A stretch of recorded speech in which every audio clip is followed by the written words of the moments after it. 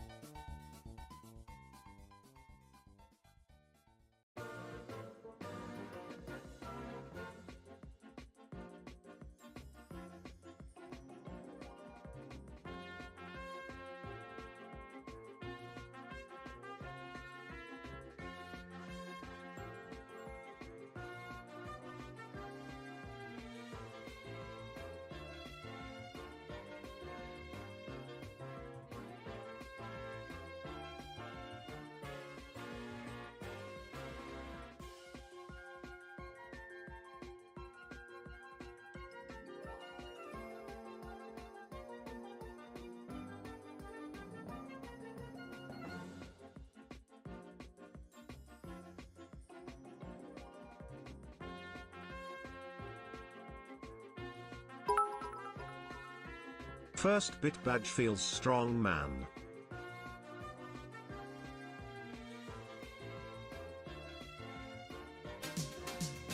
Big piss. Massive piss.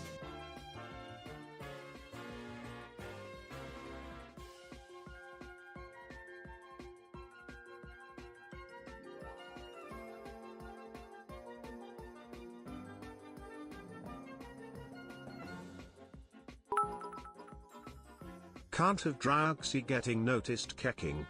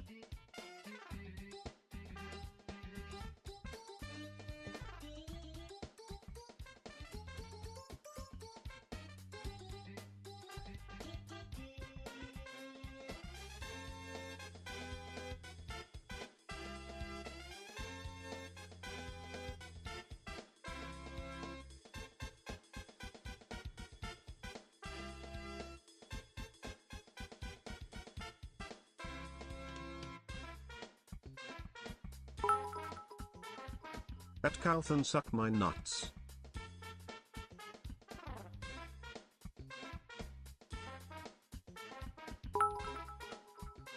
Sorry Cothan SmugAlana love.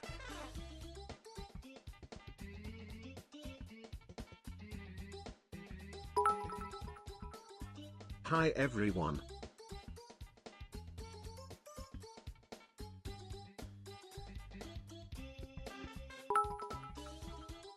You think I care about the position?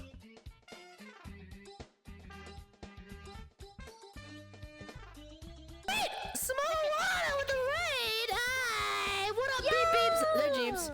Yo, I hope you had a great stream.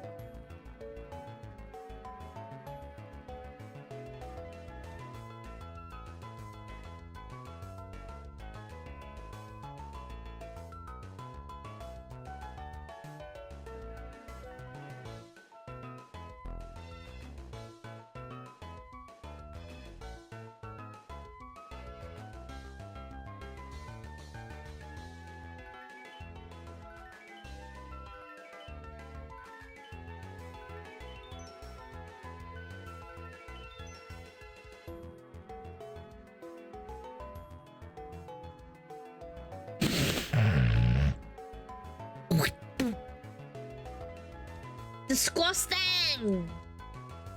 What's gonna be the excuse today? Just getting my pain pills, man. I'm in pain. I'll crank it for you. How about that? I'll crank it. I'm gonna crank it!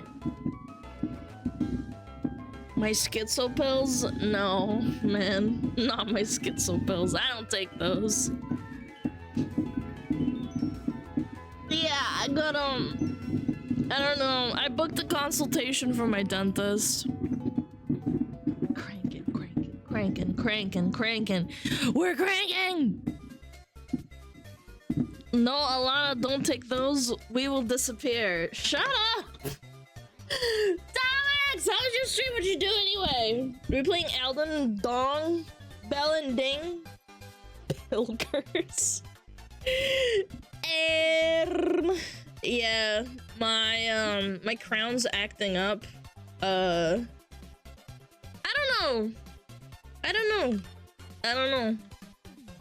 don't know what's gonna happen.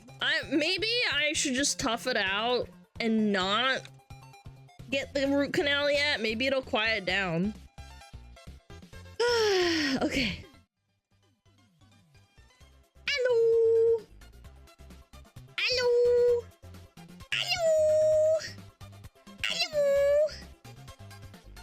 Hi. Acting up? What's acting down? My brain, chat, my brain. Hello. Let me take my pilgers. I was only getting the pilgers. I hope it quiets down, but I doubt it. Again, I don't know. I'm not a dentist, but the fact that he said, okay, maybe we should do the root canal, and I'm like, bro, fuck. Won't the root canal help in the long run? Oh, okay, hold up. They did the crown because they thought they didn't have to do the root canal. But it's been like a month and a half since I had the crown done, and it's acting up. So, I don't know. I also already paid for the crowns, though. If you're still getting paid, get the root canal? Shit.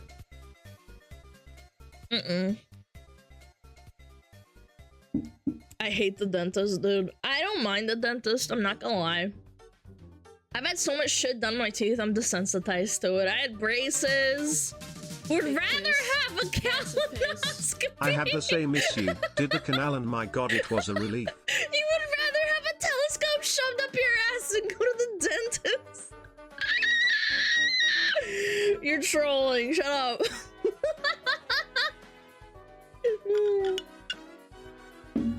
Yeah, I'll be okay. I don't know, it just acts up randomly, so I don't know. I have no idea. Big piss. Sorry if I missed Massive anything, I'm so piss. sorry! Brody, thank you 10 months, I really appreciate it. Had the same issue, did the canal, and my god, it was a relief. So you had a crown put on, and then they did the root canal and then put the crown back on? Shit. I don't know, man. Also, Jerry, thank you for the 2 gifted! Kutan!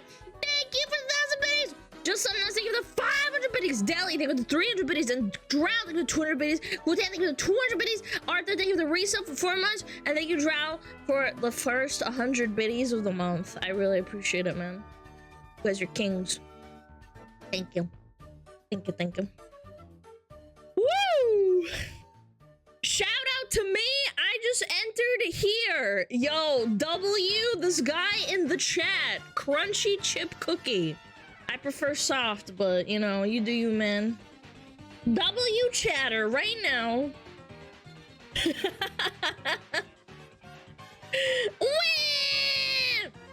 Hold on, I gotta put this on the other screen. Yep, I look goofy. I know. Hold on. There we go. I have to put it on the other fucking screen. They drill a small hole in your crown, they don't remove them? Yeah, that's good, but like, ow. That's gonna suck! My crown broke off and I let it get infected first. Then they did the canal. Oh my god. Oh, that's horrible. Yeah, my crown's fine. My dentist is really good. I just think that he probably just didn't know. Again, teeth are a very finicky thing. Do they not numb your gum? Yeah, but like afterwards, your teeth hurt really bad. When I got my crown done, my teeth spiked to around about a 9 when I got home. It was terrible. Like, it spiked for a good, like, 3 minutes, where I was literally just yelling in pain. It was like, and it was like the shooting pain to the point where you want to smash your head into a wall, and then it goes away. But yeah, I don't know. Maybe they should just do the root canal. For me, I thought maybe we should have done the root canal first, but I'm not gonna go against the fucking dentist. I'm not a dentist. I don't know what the fuck I'm looking at. But my tooth, because of the braces, was all fucking cracked up and shit. And it was pretty deep from what I looked at the x-ray, but again, I'm not a doctor. I don't know any better. I don't know what the fuck I'm looking at. I haven't had, like, cases where it's fine. So I don't know. Yo, what up, Cole? Crackhead tooth? I mean, kind of. Guys, if you can help it, don't get braces. If you don't really need them, like, unless it's like for corrective things, like my one was like pretty bad. I had like Pippa teeth. I won't be able to make the debut, so here's my taxes, SmugAlana Yeah, Morgan! Thank you so much. Don't worry, we'll have a video for it too. Yeah, braces suck. You had messed up grills. Okay, man. Okay. Whatever. British teeth? No, it wasn't British. It was more like I had too many teeth inside my mouth, and apparently my jaw is kind of small. So I don't know. I don't know. Motherfuckers here in Brazil be having problems for brushing their teeth too much, unironically. That's kind of funny.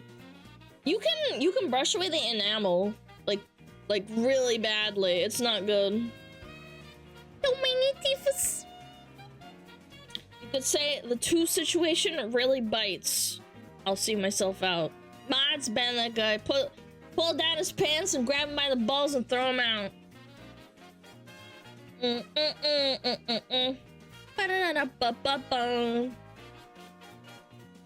My jaws are too small. They tell me if I hadn't uncrowded my teeth, I need surgery, but I don't really want it. Yeah, I had the same thing. Pippa also has a heavy brushing problem? You mean she doesn't brush them enough or what? I know she has teeth problem. She has an Invisalign on too. Poor Pippa. It's okay, Pippa.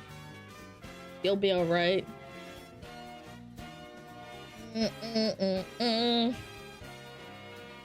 You need to brush the teeth? No, I brush my teeth plenty.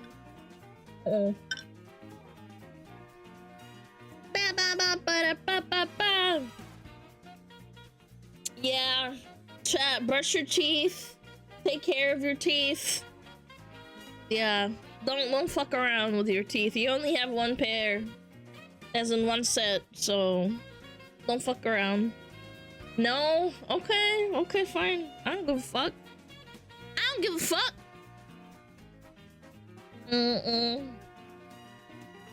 Can I have a shout out, please? You can sit in timeout for asking. Actually, you know what? I'm gonna ban you because your account's new. Go fuck yourself. Account made today. Yeah, yes you can. Get out of here. Get your plush plate. Yes, she's sitting on the desk with me. I was about to. Well, too bad.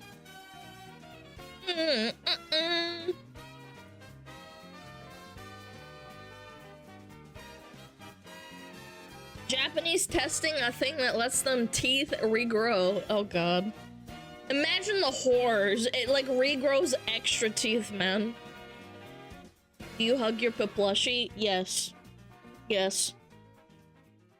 She gives me comfort. I want shark teeth. Ew! She talks to it too.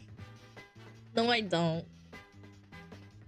Weirdo. Why am I weird? Man, you guys are fucking fried. Shut the fuck up, man. Bunch of losers ass. Fuck up, man. Yeah, you do. Pippa, do I talk to you? Yeah. Yes. Yes. Never mind. Okay. I can't deny it.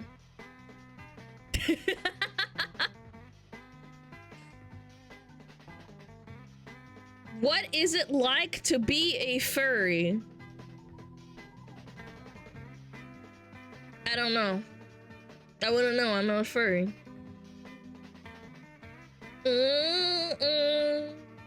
After watching Tomix play Elden Ring, I'm pretty shocked. Love you, Tomix. Man, you guys are so brutal, Speaking man. about teeth, my poor niece has some torture thing that makes her mouth wider so they grow perfectly. Honestly, I don't know if it's better than having braces, because the reason I'm having all these tooth issues is because of the braces. When they squish them together, they can form mini cracks that then become problems in the long run. So I don't know. If it's like a jaw widening thing and it doesn't hurt her, like, in the long run, I don't know. Expansion plates. I've never heard of that. Expansion plate. What is this? An expansion plate. I don't know. That shit probably really hurts, to be honest. Closer look at expanding the palate. Massive piss. Oh my god, that looks like a torture device for sure. You're right, you weren't joking. I don't have any cracks in my teeth from braces. You don't know until like years down the line. You could have them, you just don't know it. Again, they x-rayed my shit like several times, but like, yeah. Jerry, thank you for the tier 1. Hey, it's me, Goku. How old are you, Goku? Yes, it fucking hurts. Braces hurt a lot too, but still. Ugh.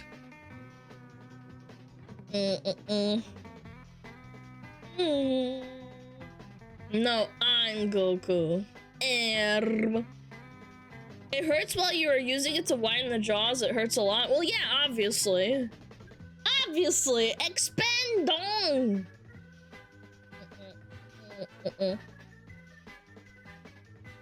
1974 in the name, clearly he's 50. I don't believe that.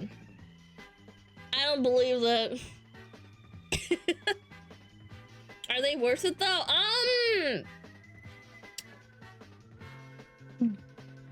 Some people have really bad self-confidence because they have fucked up like bucktooth teeth, or they have gaps in their teeth.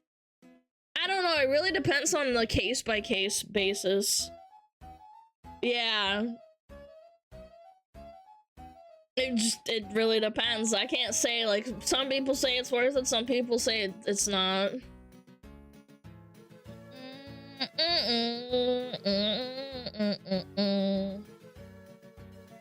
Yeah, what up, Icy Spicy? Expand your mouth. Expand your brain!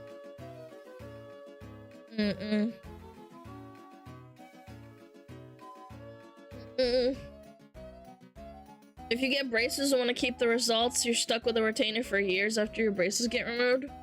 Yeah, I stopped using my retainer after like 5 years, and they did move back a little bit, but I was like, fuck it, I don't give a fuck, to be honest. Like, my bottom teeth and my top teeth are a little bit like misaligned because they like move together a little bit closer, and like they're not super perfect. But you'd have to like actually like look at them to see a difference. I'd probably have to get a new retainer done or something at this point, because like I had shit done to my teeth anyway. It's not really worth it. It's not really worth it. Green sword debuff? What? What? Are you saying I'm donut-walling you? I'm not! Yo, what up, J-Yog? Do you have a Discord server? Yes. Yes, we do. Bum, bum, bum, bum, bum, bum, bum, bum, bum.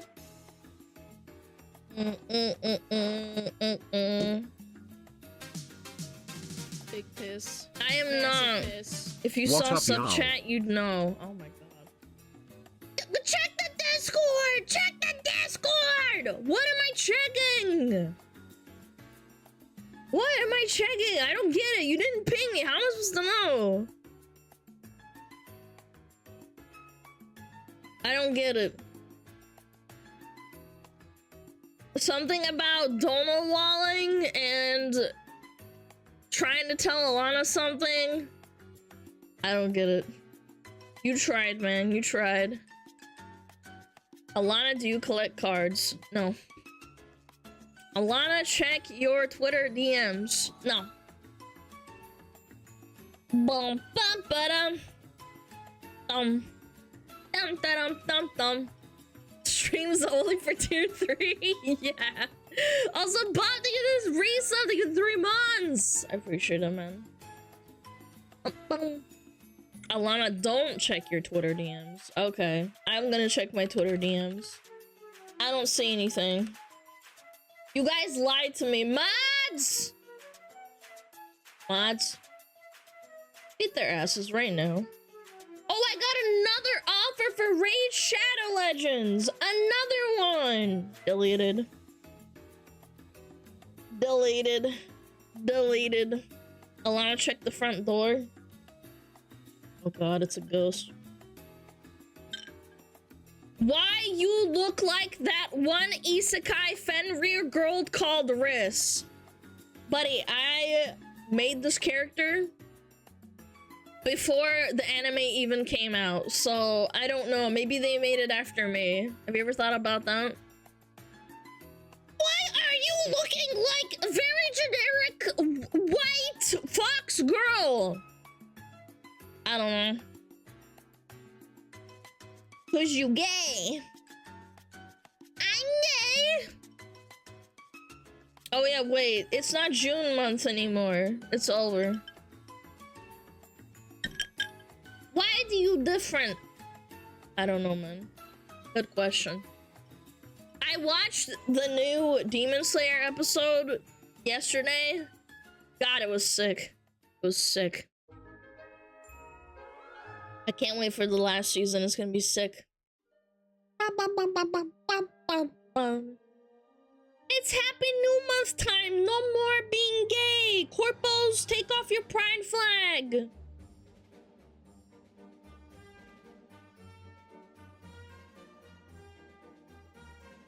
They're making the last season a movie trilogy. Yeah, I'm not surprised. Massive piss. Yo, Kutin, thank you. Niaro, you better fucking say that shit. You better say, holy crap. Holy crap, thank you so much, King. Did you draw your mallard yourself, then have the rest of the work done by someone else, or was it all commissioned? You can go in my Twitter, and you can also look at my Twitch bio. And you can answer that all for yourself. Yeah, I know. I know it's really difficult to read. You have to have this question every 2 weeks. I feel like everybody asks. I get this question asked like almost every day.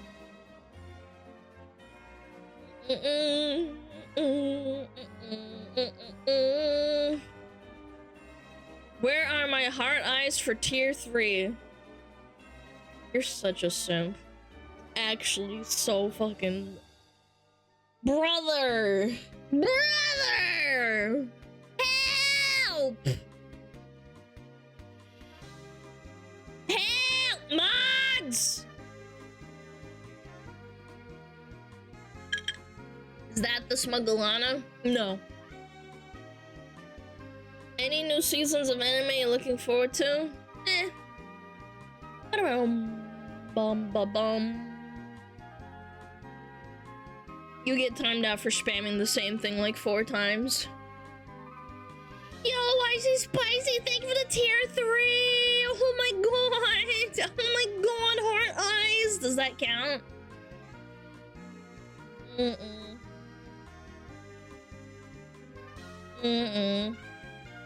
Brother, you literally subbed offline. Thank you, Tomix! Thank you. Did you see the final episode of Demon Slayer? Yes. Yes, it was sick. It was awesome. No spoilers. Big piss. Massive piss. Meh. Mach. Mach. Mach.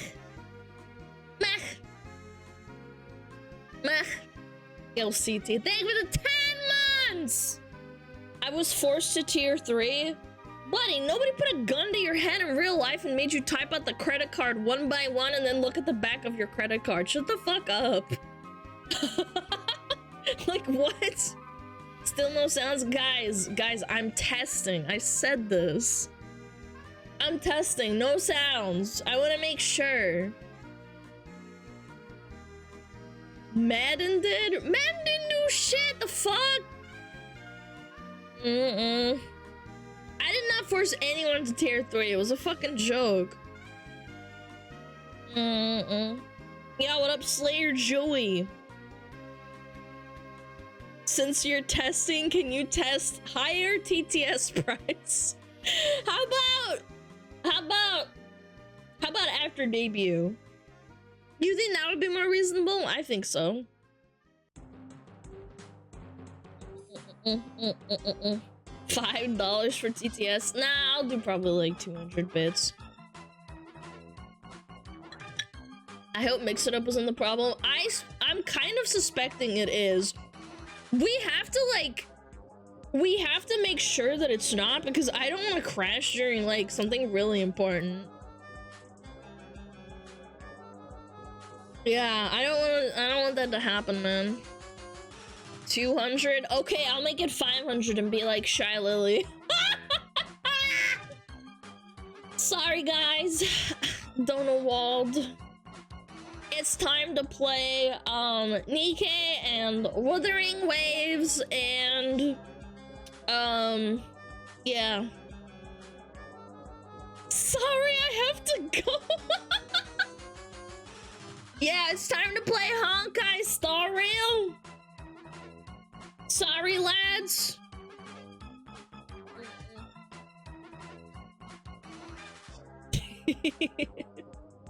Unmod. I'm kidding. I don't even like those games, I'm not gonna lie.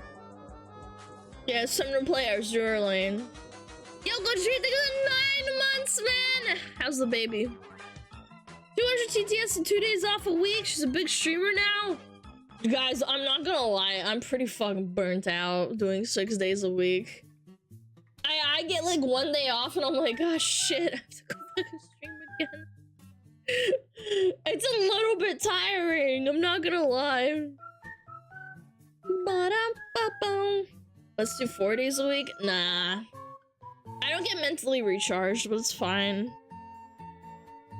I think Pippa talked about needing to up TTS prices. Yeah. Play DBD on stream, no burnout? Nah, I would still be burnt out, even if I played video games. Hey, SmugAlana. I got a newborn duck, female. You got a name for the little shit? Call her Nugget. Call her Nugget.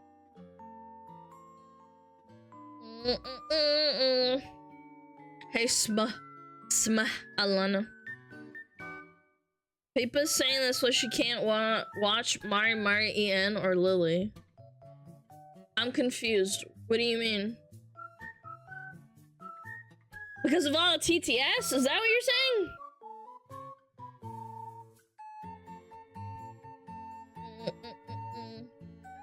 I'm selfishly hoping Sunday isn't the extra day because everyone takes that day off. No, I'm not gonna do Sunday. Sunday's a good day. I'm gonna probably do Friday, Saturday, to be honest.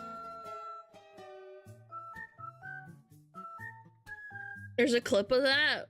I'm confused. So she doesn't like too many TTS? Yeah, I understand. Yeah, but it's not really Lily's fault. I'm not gonna lie. It's funny because Lily has hers set to 500 and even that's not enough.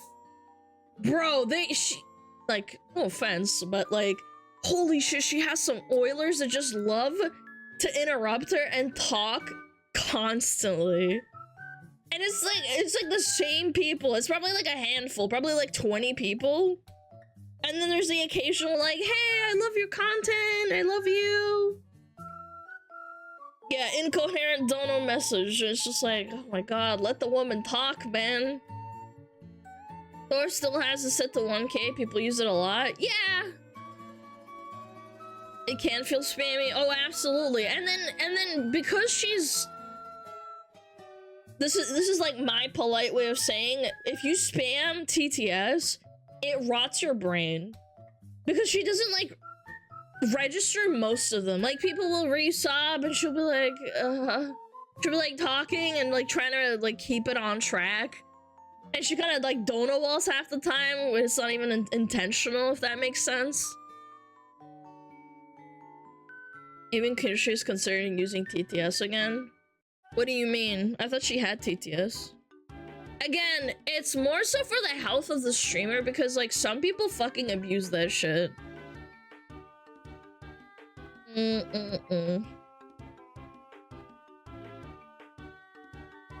Upping, they mean? Oh, upping it. Okay. Yeah. Yeah. I'm probably gonna, so for the debut day, I'm gonna have them off. Like, they'll still appear on screen. They will. Like, you'll be able to see it.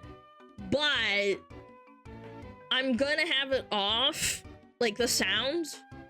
And then the day after, I'm probably gonna up it. Yeah. Hello, I'm new here. What should I expect? I don't know, man. Read the bio. Read the bio. Alana's talking about me. She's tired of my Dimsdale. No, man. I don't mind, like, silly TTSs every once in a while. I once spent unironically 2 hours cutting out TTS out of a react, and I didn't even cut out a lot of them. There were some people that like inserted themselves and it's not relevant to the conversation and they're just spamming it to like make me pause the video. TTS during react is kind of cringe. It depends on the context. Again, if someone says it just to like initiate a discussion, the problem is when other people start spamming it, and it's also kind of not their fault because TTS has a delay as well. Yeah, it's like a domino effect. Yeah.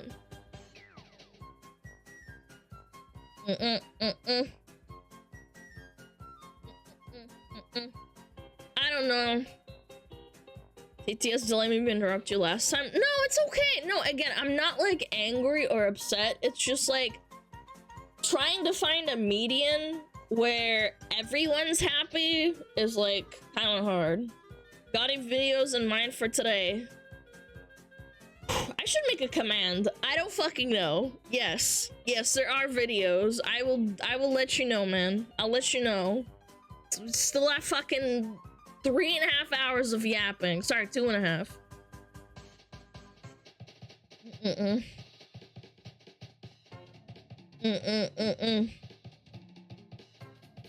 There will be videos watched.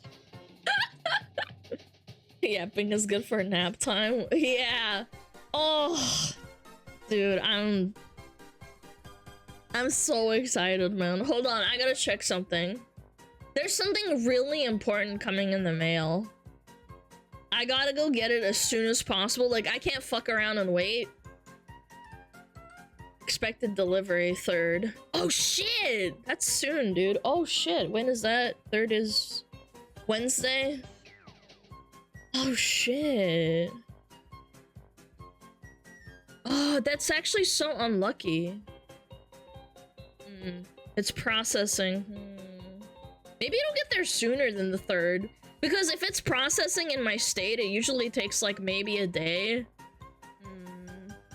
I wonder when the play button will come. I don't know. They haven't messaged me or anything. I'm really confused.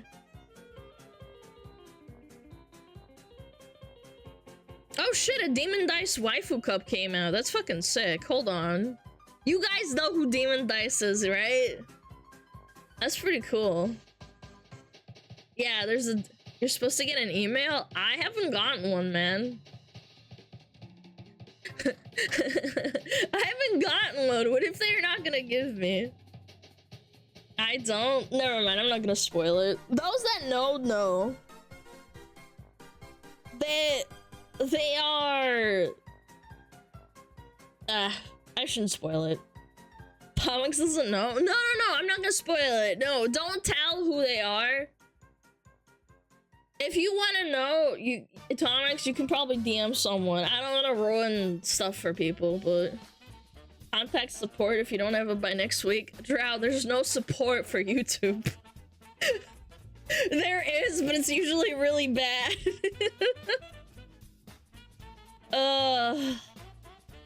When do I get my play button? YouTube. How long does it take to get silver play button?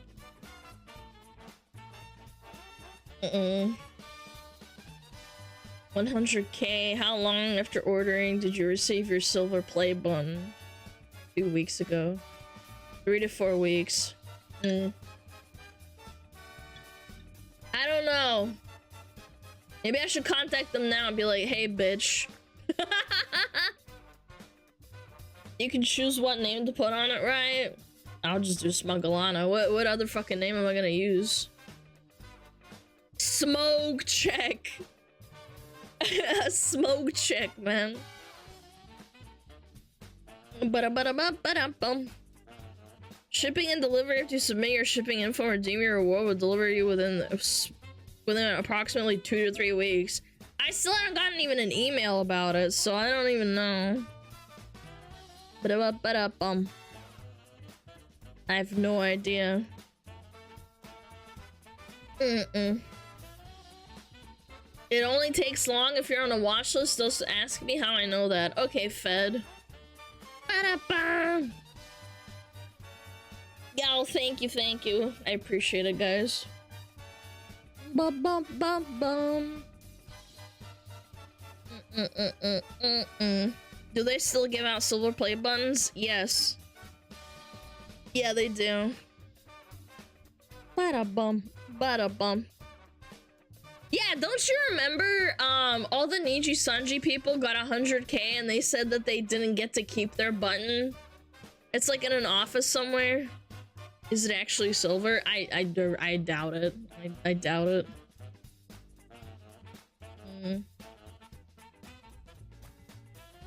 Niji keeps them. Yep. Made out of pure silver? That'd be kind of sick, to be honest. Cardboard wrapped in foil? Ew, it's not even like... Ew. That's kind of ugly. Ew. Bye, Wolf. Bam, bam. The Sake and X podcast didn't get theirs until they were already at 250k. That's ridiculous. Da-da. Hold on. I don't know. Help.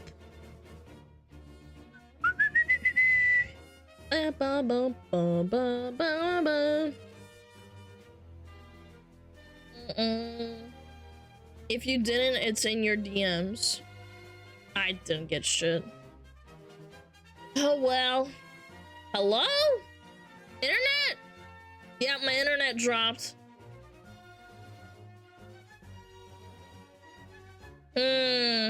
Interesting. Okay, we're back. Yeah. No, we're fine. It was just a little drop. It's okay. It didn't drop outright. Sent the link in crew chat? Oh, okay. Creator for subscriber, YouTube, learn more, get my award. Wait, that's kind of so scummy. Why do they not email you about that shit? Like, hello? Read the eligibility criteria. Let's get started. Brother, what the fuck? I love that they just don't tell you that shit. They're just like, yeah, if you want it, you gotta work for it, bitch. A bunch of scumbags. Yeah, I wouldn't have known.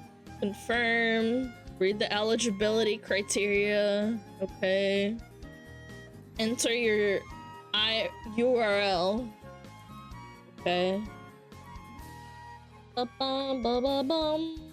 Ba-ba-ba-bum. Look at that face. Continue. You're almost there. Congratulations on reaching 100,000 subscribers for a silver award. Our teams are currently reviewing against your overall award eligibility criteria. This review can take up to 10 days. What the fuck? Unavailable. Nobody gives a fuck. Once you've met our reward criteria, we will send you a redemption code.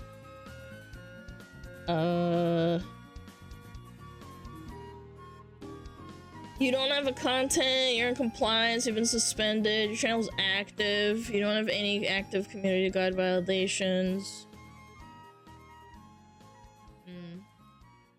Okay, I don't know. No clue. The French guy stole the play button? I don't think so. Cause like, I didn't do anything wrong. I don't know, maybe they could just say like, go fuck yourself. Imagine, dude. You're in compliance with the YouTube's terms of service. You don't have an active community guide violation and haven't received any in the last 365 days. Oh wait, it's actually over.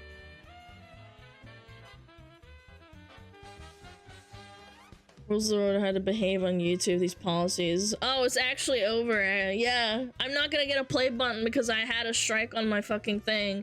But it did get overruled.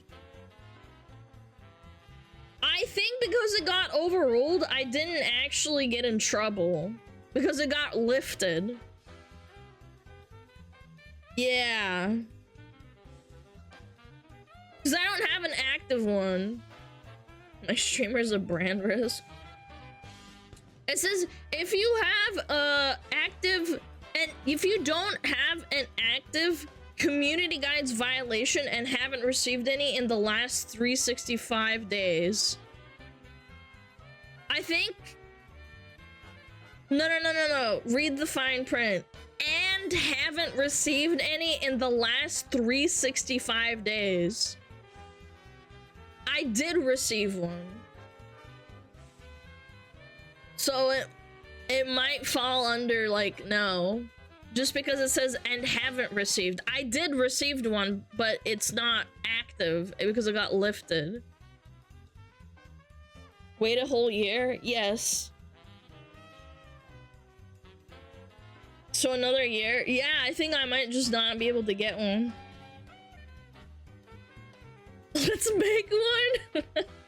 Wait and see. Yeah, probably. They'll be like, actually, you can't get one because some dumb bitch who shouldn't have copyright struck you just did it anyways, Lamau. Oh, because it's some French bitch living in France. Rat.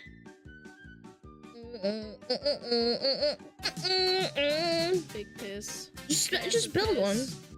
Doesn't say and, or does it say and or? I'll reread it. It says, quote, you don't have an active community guides violation, comma, and haven't received any in the last 3 days. It doesn't say and or. It says and. Dropping frames again? Oh, that's sick. I love my internet. We're back. We're back! We're back! But it doesn't say and or, it just says and, comma and.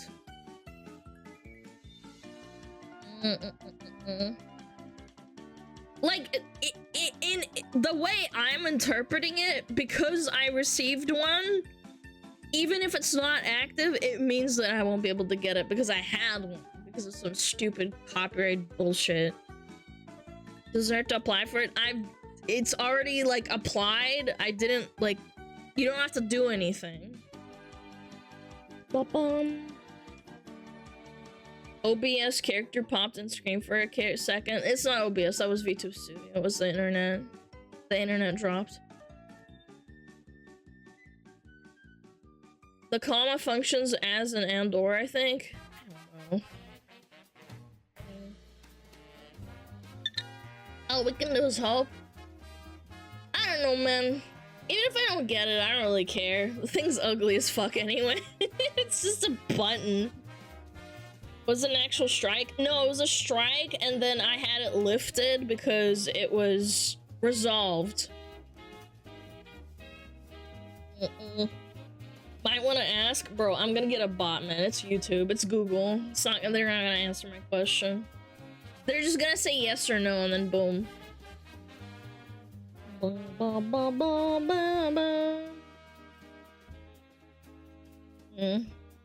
My Lily Yoga stuff is already in the country. I got mine! It's in the P.O. box! I can't wait. Go through the process? There's no process! I'm already in it! It automatically puts you in the process. Now I have to wait. In a year, we'll have the golden button anyway. Guys, I'm not gonna get 1 million subs in a year. That's insane. Alana, I got a 1400 Samsung soundbar for free. Yay me. Oh, Grants King. That's so cool. I don't know what that is. Do you wish YouTube gave us content creators more freedom to do whatever they want without having to worry about getting demonetized? Well, the other thing is like, how is YouTube gonna get its money? They're already hemorrhaging money. Even when running ads and shit. So I don't know. Tomix is bullying me? No, he's not, man. You pinged me like... Look, I get you're happy, but like... That's crazy. Like, he's just doing his job, man. First 100k, next 500k, then 1 million, and finally the world. Can you increase the price of highlighting messages? Maybe. Ba-da-ba-bum.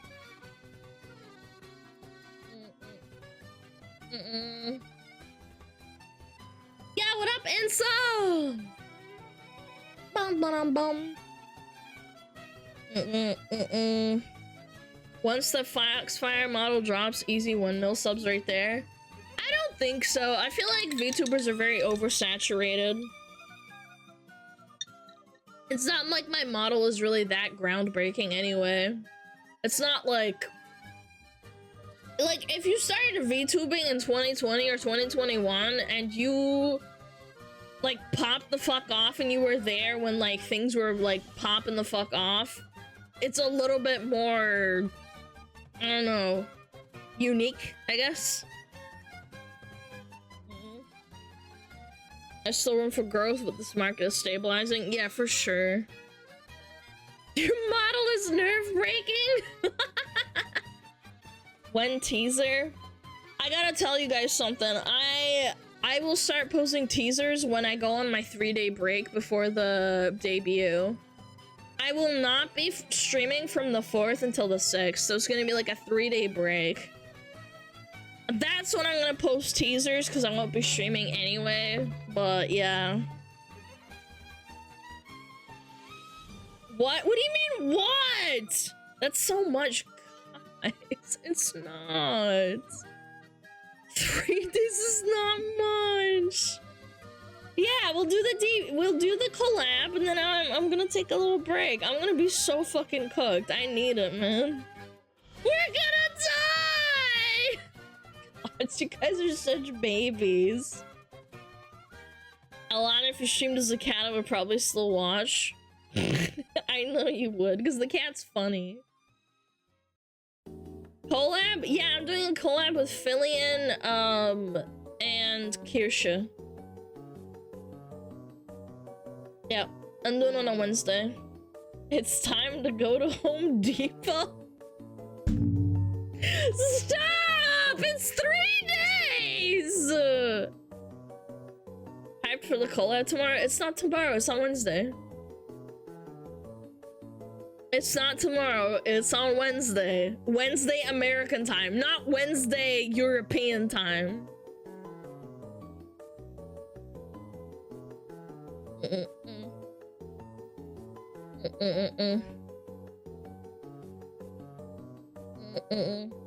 You better be having fun setting off fireworks? Maybe.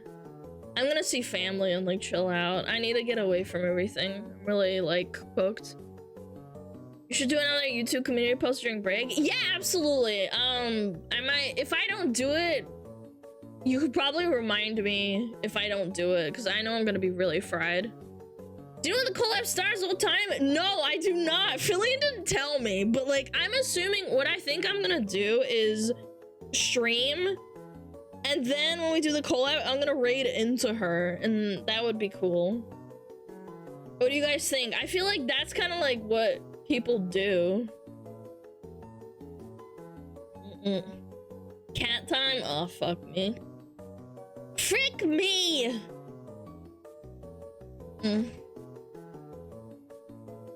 Yeah. That sounds like the norm. Yeah, I feel like what you want to do when you collab is like bring everyone together. You left planning to fill in with her Zoomer brain. No, I actually didn't. I'm putting in all the videos and stuff. Yeah, I'm gathering all the videos and shit, so I'm gonna have to put in a lot of like effort looking into everything. She said that she does have her community looking up cringe shit, but we'll see. I did put in a lot of effort.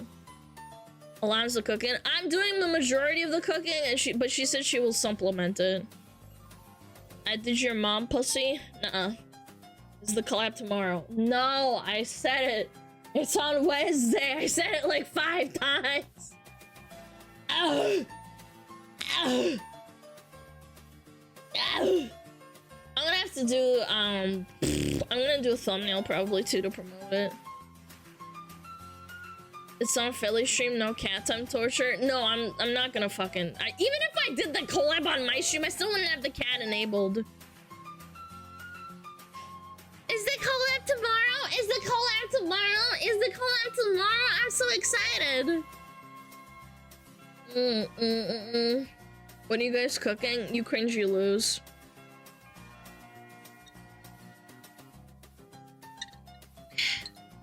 Wait, is the collab tomorrow? Is the collab tomorrow? You gonna make some pig feet? Icy Spicy, what is your fucking hyperfixation with pig feet? First of all, I said my dad ate pig ears, not pig feet. Second of all, open your fucking ears. I even said I don't even like it. Are you gonna be on Phillion's channel or your channel? Oh my god, I feel like I've said this like 5 times in the last 5 minutes. I said I'm going to stream and then raid into her. You should collab in the cat model. Total power move right there. No, not gonna do that. All my Balkan parents eat pig ears. I don't know how they do it. Yes, my fucking dad loves pig ears. He literally stinks up the whole fucking house when he does that shit. I don't like it, but whatever. You don't like pig feet? No, I don't like it. Like, the only time I've ever liked something weird was like cow stomach. Cow stomach, like there's this dish in China for dim sum, and it is it's cow stomach. You like chitterlings? They're okay. They're alright. They're not great, but they're okay. It depends on how they're cooked, to be honest. Hey, SmugAlana, is it true about Russians and bears? What the fuck? What is... I'm losing my fucking mind. What? What does it even mean? And then you at me with that, bro. What does it even mean? What is it true about Russians and bears? I can't read your mind. Grilled chicken hearts? Eh, they're okay. Dim sum cow stomach. What is it called again? Oh, it's ginger scallion tripe. Yeah, that shit's bussin'. Chinese dim sum beef tripe. Yeah. That's good. That's good shit. It doesn't taste bad at all, and it's a texture thing. It tastes so good. The bear is Russian spirit animal. Yeah, man. For sure.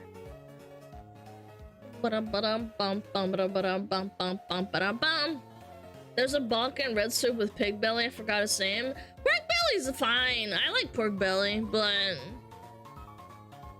menudo. Have I had menudo? No, I have not had menudo. That looks good though. Oh yeah. No, actually, you know what? I would totally eat that. Menudo. Menudo sabroso.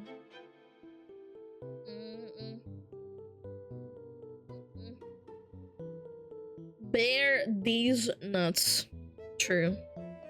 Fried Jollibee. I don't have Jollibee where I live, I don't think. That's a pretty, like, rare, like, fast food chain in America. There's only, like, what, 20 of them in the entire country? Yeah, there's only 15 in the entire country, bro. And most of them are... Actually, it's kind of split down the middle. There's one in Texas, one in Las Vegas.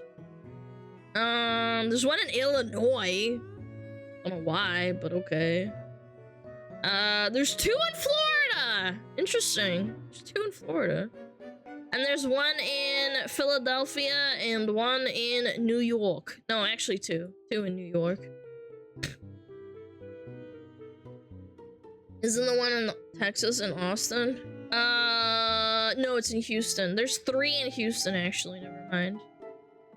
Oh, okay. So there's actually, like, more than... There's 2 in Canada. Holy shit. It's kind of sick. Maybe I should go to Canada for some Jollibees. There's, like, 1, 2, 3... Wow, there's only 1 in LA. Chicago! Yeah, I've heard Jollibee's pretty good.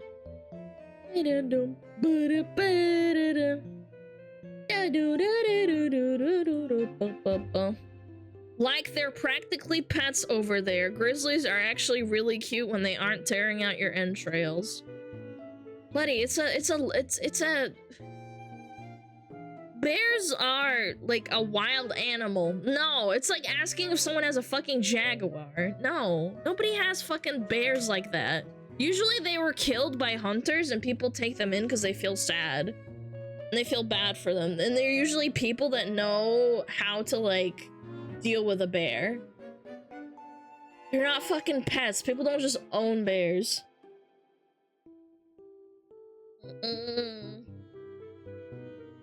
Mods! Break his balls. Cat time's been over. Aw, oh, thanks, man. Thank you. Bum. Have you ever heard of Shoney's and Lee's Famous Chicken?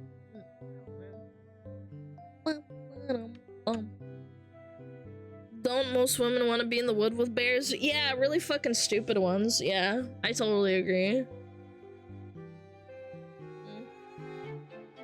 An animal rescue of a bear does not mean they keep them as pets. It's like, people see people on TikTok, they're like, so everyone that speaks Russian has a bear. It's like, yeah, and every Floridian has like a jaguar for a pet or a tiger. It's like, no, that's not how it works, man.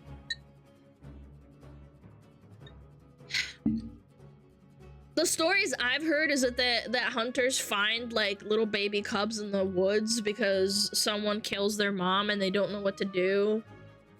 Yeah. I thought they ride them.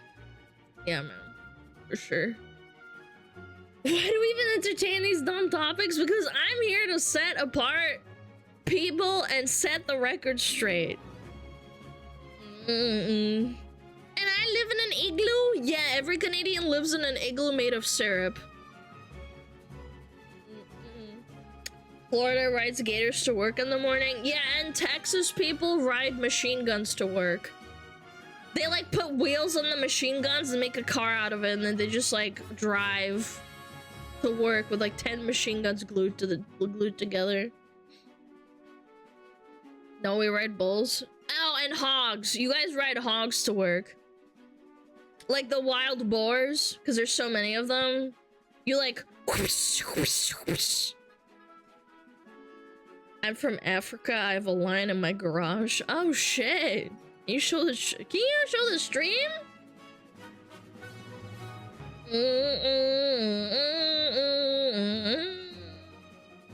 And I'm cranking my hog. Thank you. Thank you for sharing with the clothes. Whoa.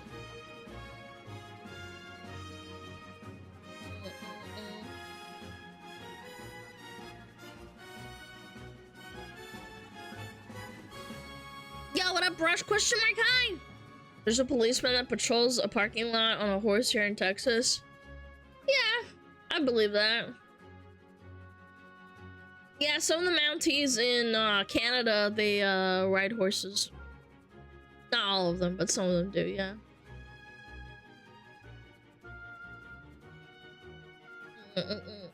We Brazilians have capybaras. Dude, capybaras are adorable, but they shit in their fucking water. It's disgusting.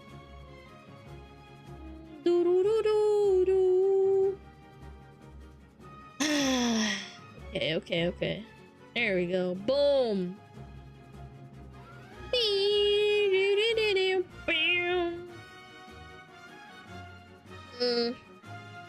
Have you seen the movie Right Here, Right Now? Fipper the Band Ghost. No.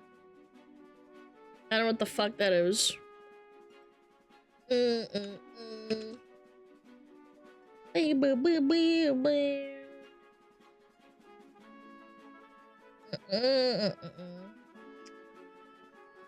Damn, all these girls love going to VR chat now, huh?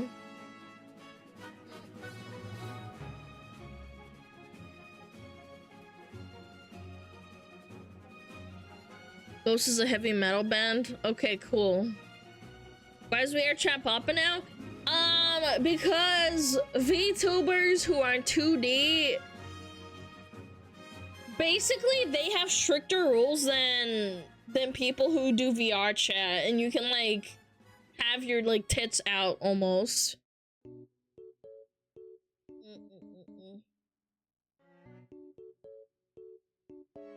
VR chat is streamed to Second Life. Well, you can stream it too. That's the funny part. Examples?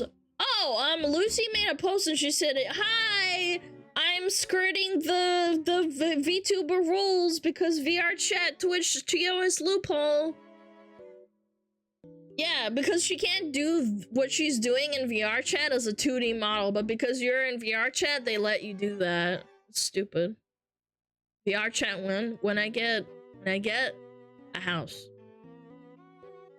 When I get a house, man. I'm moving to one. Do-do-do. Do-do-do-do-do-do.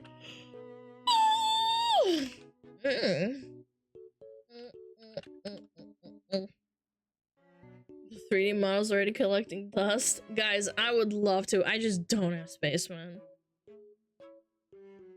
I would break like my computer, my microphone if I bumped into shit.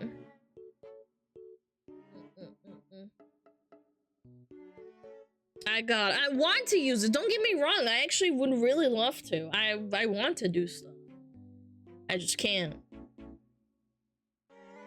Walk into a wall? No, I'd probably walk into my computer.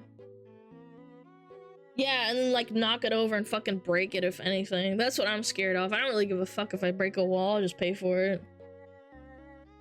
Need the Amish to build you a house? Need the Mormons, man. The Mormons and the Amish combined. How much for one of those VR floors? I don't know. Probably a couple $1,000s if I had to guess. It's pretty new technology. I don't know.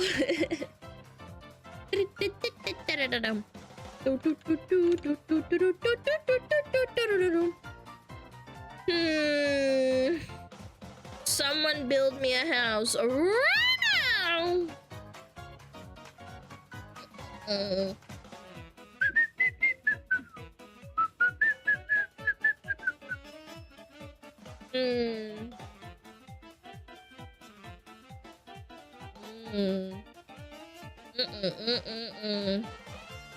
VR floor mat cost. They don't have it, man. I think that's like a special technology that they don't have yet. Yeah, I don't think you can actually buy that shit. Do you still need the YouTube counter in the corner? Is it really that distracting? I was aiming to just keep it up because it's cool. The VR tiles? No, it's not a VR tile. It's like a mat that moves like with you. It's not available to regular retail users? Yeah, I figured. Because I tried to look it up and it didn't come up anywhere, so... XD. XDX! XDX!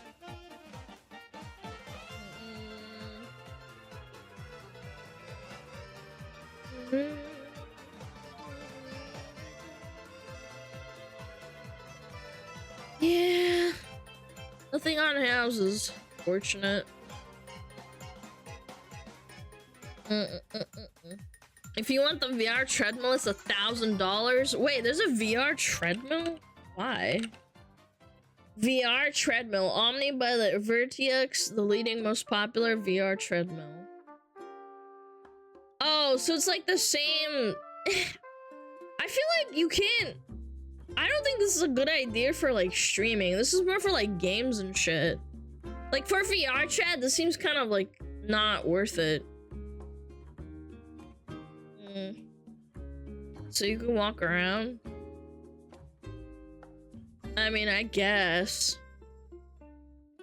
Where's the VR earthquake machine? Bro, Asian Bunny doing that? That was insane. The VR earthquake machine, just jiggling your ass. Everything is worth it in VR chats to flex on the poor people? Nah. I don't think this floor thing is necessary. You just need a big enough room. Like, who cares? If you're playing a VR game, yeah, that's like worth it because you're like moving around so much.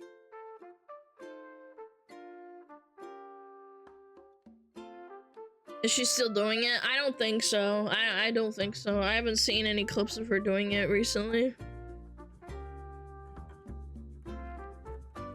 What's the hardest video game boss you've ever had to fight?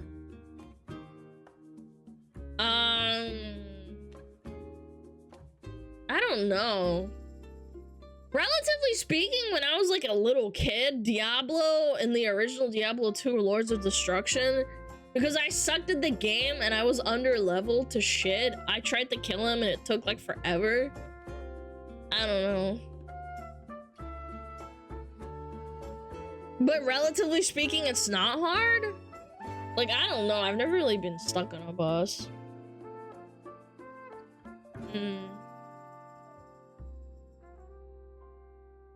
Maybe Melania, I guess, because it took me like 90 tries. I don't know. Hard to say. Like, everything's kind of relative. Like, is Elden Ring hard? Yeah, but you can like use summons. I didn't use summons for Millennia. Melania. Any WoW boss? That's not a good indicator of a hard boss. Because you're playing the game with other people. Summons are for pussies. But if it's for pussies, then why is it in the game? Big piss. Massive piss. Yo, son of a beach! Thank you! Son of a bitch! Son of a bitch! Thank you! Thank you so much for the 10 gifted. Wait, Sana! You changed your name! I was like, what the fuck? It's Sana, dude! It's so funny. I was like, why'd you name yourself son of a bitch? Mythic Archimon took my guild extra 3 months because people keep quitting on the end of WOD. That's still, I don't think that that boss is hard. It is hard, but like having to have people relearn the fight and then dying because they don't know the fight that well, I don't feel like that's not, I feel like it's not a good indicator, in my opinion. WoW boss is only hard as a raise people's skills you're with. Yeah, exactly. It's the beach arc, Sana. Yeah, it's summertime, so they had to change their name. Beach.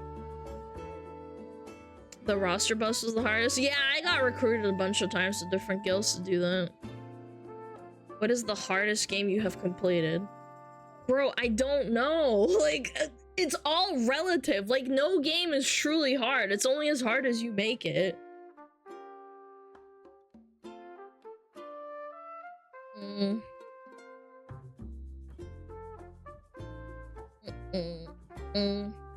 Have you played Bloodborne? No, I don't own a PlayStation. I don't know. Again, let me look through my Steam library. I don't know. Hardest boss ever. I don't think I've ever encountered something that I didn't beat. That I was like, wow, that was tough. Like, Elden Ring was hard, but like, again, I only made it tough for myself because sometimes I'd be under-leveled, or I wasn't using summons, so like I was making it difficult for myself. Hardest boss I've been is a Huntress VPNing from Brazil. True. That is like strong.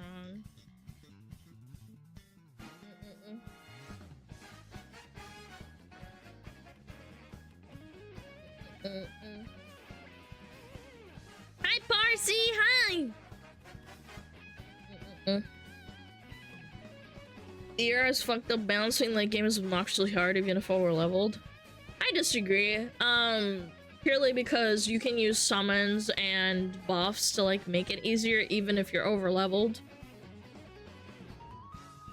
Like, they give you all the tools and everything, like it doesn't really matter.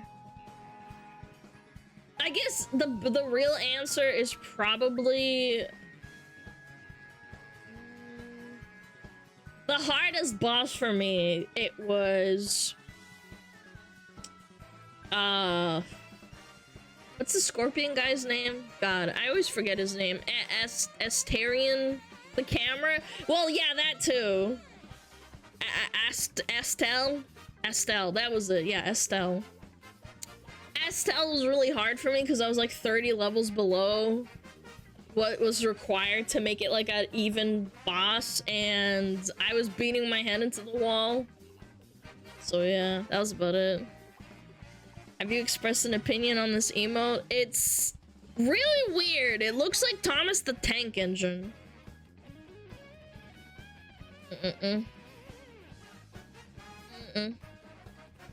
Cameron listed the hardest bosses. I thought that the worst boss by design in Elden Ring was the fucking Elden Beast. Holy shit. Like, the camera boss on that was strong. Bye, Earl. Good night. Did you enjoy Diablo 3? I did. It was okay. It was fine.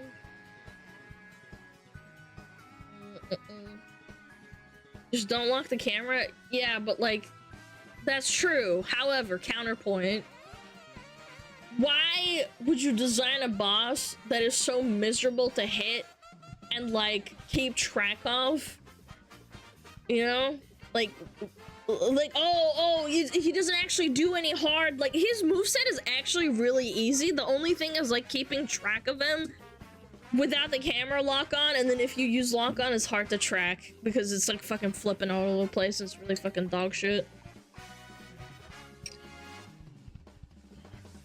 I don't know. It's artificially difficult.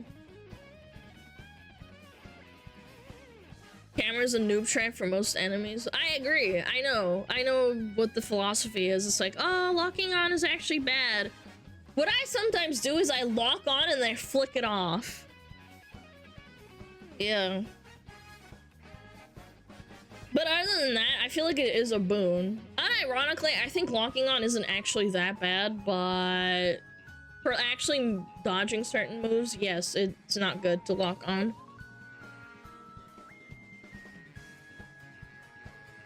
That's what the MLG souls per day toggle. Yeah, because you're locking on and then you toggle it off and then you do like whatever. And it's actually easier to dodge shit.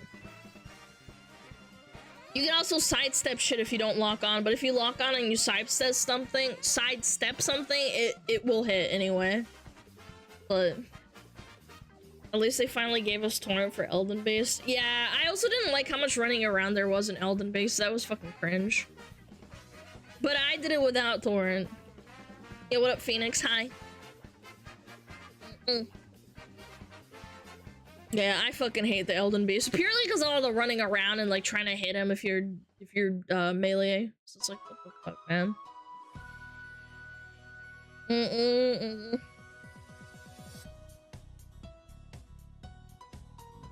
You can use torrent for the Elden Beast. Yeah, now you can. They recently added that. My children!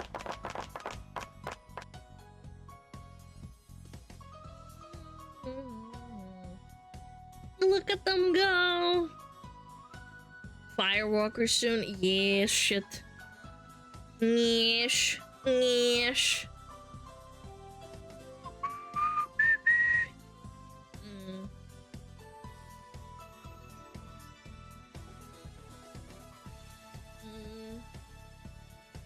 Are they your and Tammy's? Nah, they're Tammy's children.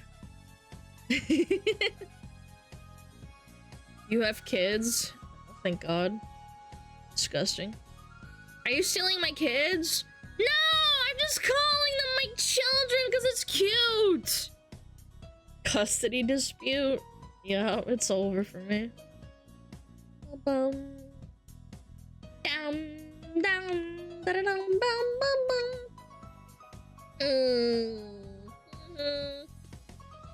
I'll allow it. Damn right! Are you feeling better, Tamby? Tamby Wamby?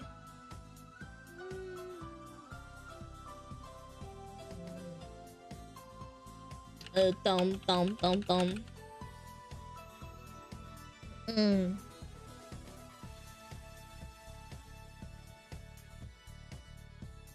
Ugh.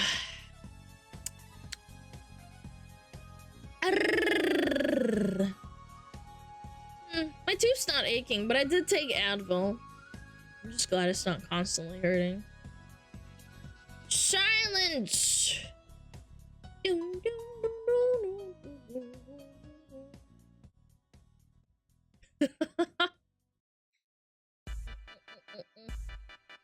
Earlier, I posted a clip from a mini boss combat in the gaming channel. Literally, all the fight is no deflecting and camera lock. I believe it. Ibuprofen addict. I'm not an ibuprofen addict. I'm in pain, man. My tooth's been aching, man. Again, I don't know what I'm gonna do to the. I'm gonna get with the dentist. Maybe I should just suck it up and see if it'll go away in a month. And then do the surgery, but I don't know. I have to, like, study my pain, I guess.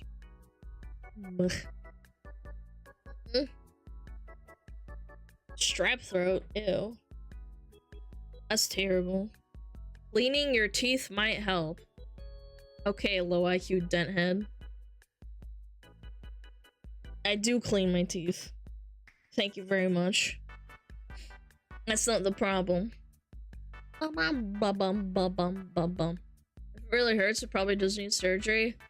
It's like the pain's on and off, but the worst pain it gets is like, it's like after I drink cold water and it accidentally swishes on that side.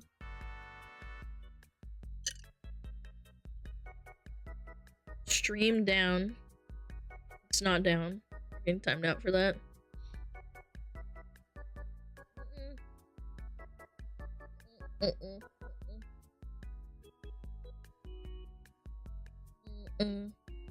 Best not to leave surgeries off. Well, it's not. Maybe it is. I don't know. I'm gonna listen to my doctor. See what he wants. More reason to stop with the cold water. That's not the issue, man. I want to drink cold water. Like, what? It also acts up when I drink hot water. It just takes longer for it to take effect. Still able to chew on that side? I can, but then the pain flares up. Like, it doesn't hurt when I actually bite, right? Like, if I put my thumb and I chew, it doesn't hurt. It's when I drink room temp. Oh my fucking god. What part of, like, drinking any water on that side makes it flare up, no matter what? When I drink cold water, it's just worse. Is the gum around it tender? No, it's not tender at all.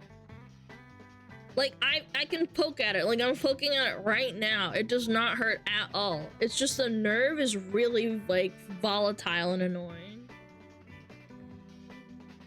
Drink tea. Ah! It's not gonna help, but thanks. Go to Facebook mods for home remedies. Yep.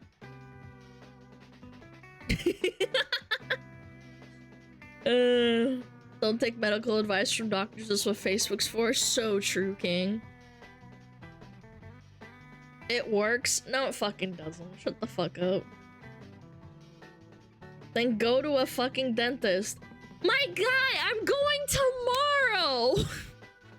Was it tomorrow? Let me double check. I literally booked it right before stream. I'm going to get a consultation. Yes, I'm going to stream probably for an hour and a half, and then I have to go and do my dentist. I have to go to the dentist.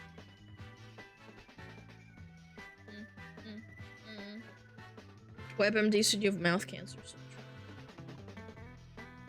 Da-da-dum.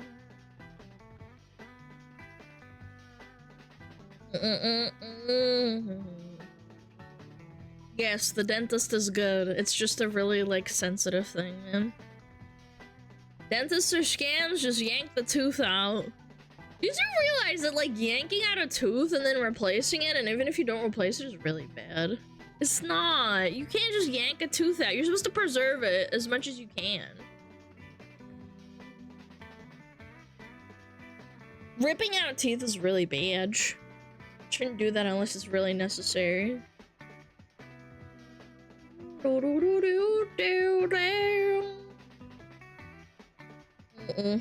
Yank it out with pliers like Ron Swanson. That guy's hardcore, okay? I can't do that.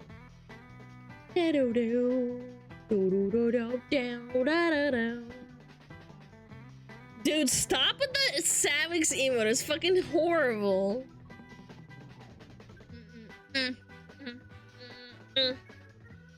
Yeah, I'm gonna go to the dentist tomorrow. So I'm gonna stream probably for like, hold on, let me do the math.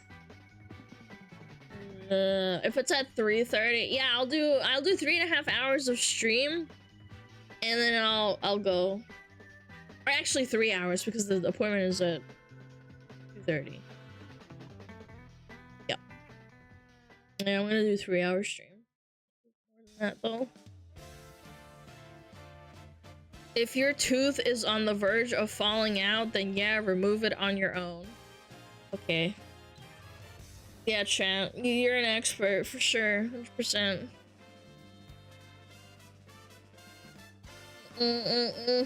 Can we get an Alana version of that ugly emote? No! Here we go. Off If I listened to chat, I'd probably be fucking like dead by now. No cap. No cap on a stack. Ba-da-dum, ba-da-dum, bum-bum. How long have you been streaming? Over a year.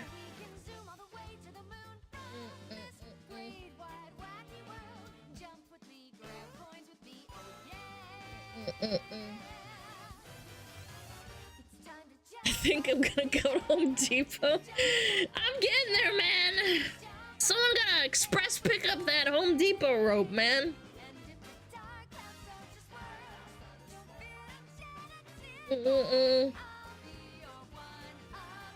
We're all dentists, physicians, lawyers, and professors, and what is it called? Institutional scholars.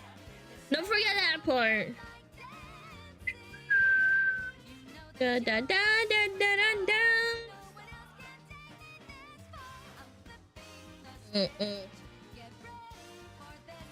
Take a string and tie the end of your tooth and the other end on a doorknob and slam the door. Yeah, thank you for the amazing advice. Definitely will work, and it's a good idea to do that to your actual adult tooth. You're definitely not gonna bleed out and fucking die from the hemorrhaging. Good idea.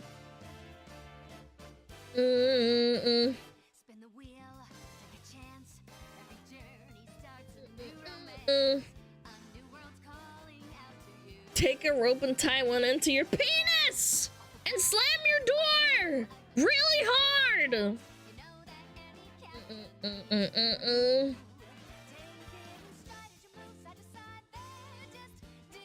Yeah, just get curb stomped real quick. Chat, who wants to volunteer? I'll get curb stomped with you, but you gotta do it first.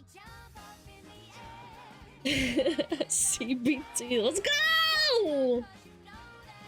Alana, how do we fix brain damage? Stop watching VTubers.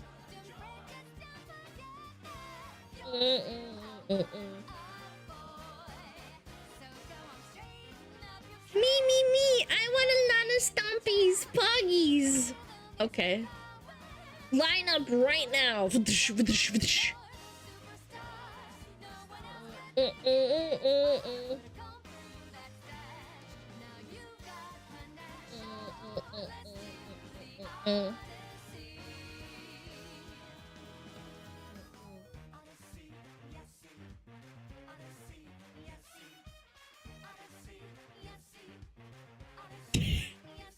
Back from work got curb stomped, 0 out of 10 would not recommend. Nah, gee, Willikers, I wonder why. You guys are fucking cooked, man.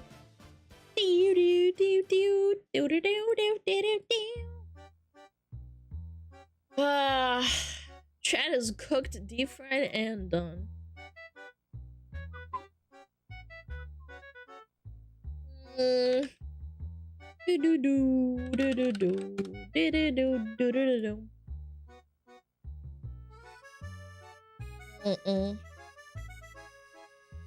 Are you doing song requests? Absolutely fucking not. If you do, you're gonna get banned!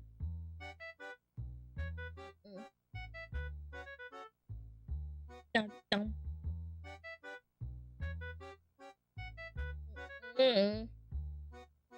My dong is made out of iron. Gotta use the bare feet. Ew! What does that even mean? Are you doing ban requests? Yes. If you want to get banned, type 1.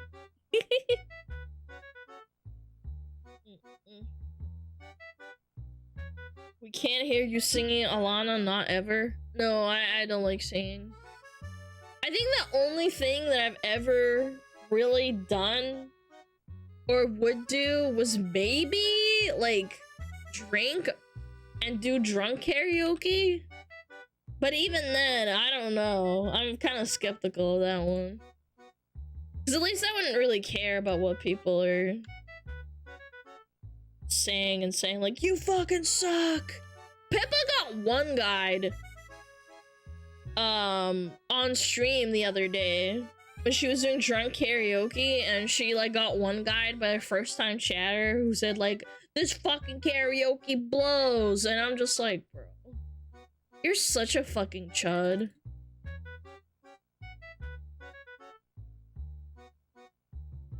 What is your favorite song to sing on karaoke? I wish people like opened their ears when I talked, I swear. I wish, man. Wish.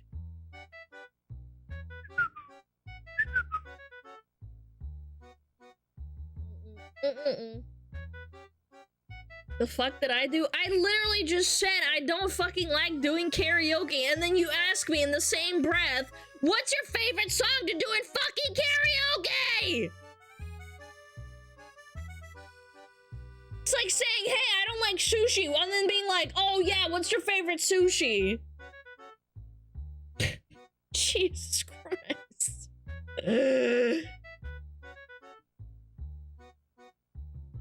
Attention's rarer than gold these days. So true, gang. So true. I'm in Spain without the S.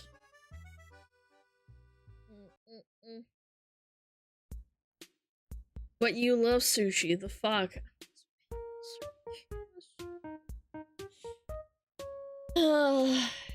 Wait. My favorite type of sushi is probably mackerel. And tuna. My favorite. Ooh, I've been playing Dave the Diver. You get to make sushi. It's pretty cute. I like that game. It's really cozy. That game's so good. I know. I've been playing it. It's fun.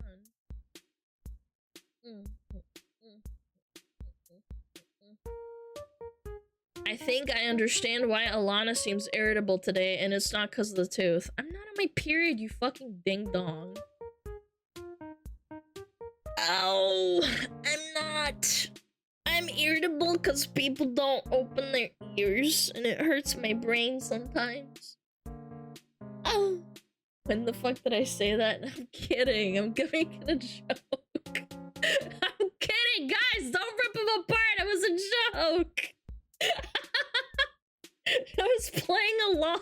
Remember, because yesterday there was a guy. Okay, so yesterday we watched a video and the guy hired a TikTok girl who basically said something along the lines of like, hey, I'm on my period. I can't really like record TikToks. I'm not feeling too good.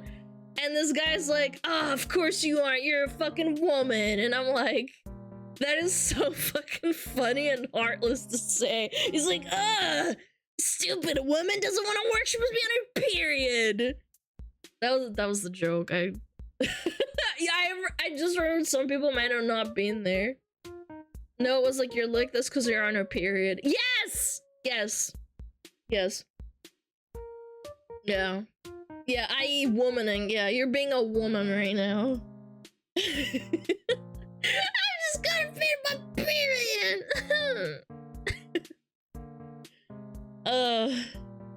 I'm not though. I think I'm a little bit cranky from the tooth. A little bit. A hag on the rag. Okay. Rag is such an insulting thing to say. Hag tuber. Hag on the rag. You shoved up your cooch.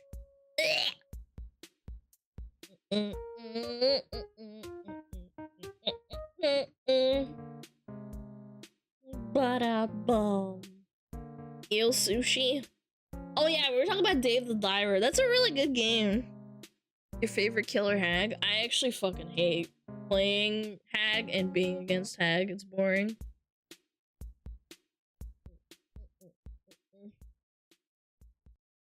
Bum bum bum bum ba bum bum bum bum bum bum bum bum.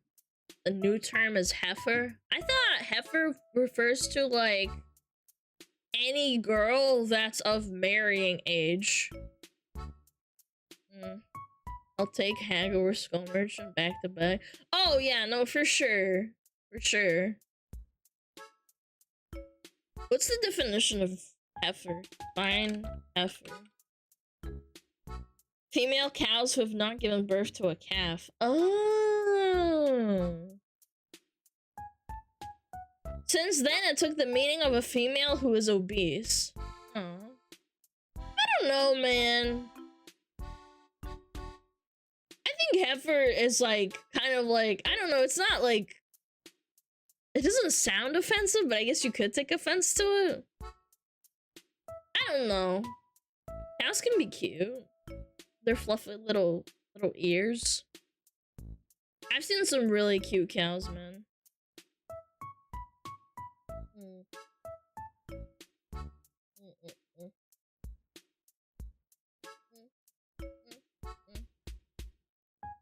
Means thick women. Well, I'm just reading Google. I don't know what the fuck it says. Boom, bing.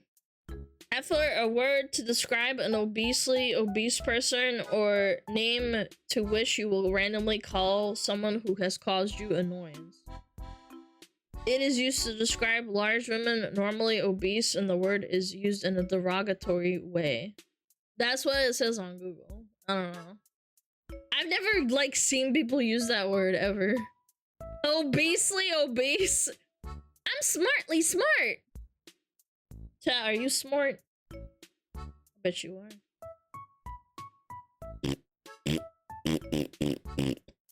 Oh, I should message one of Fillion's mods.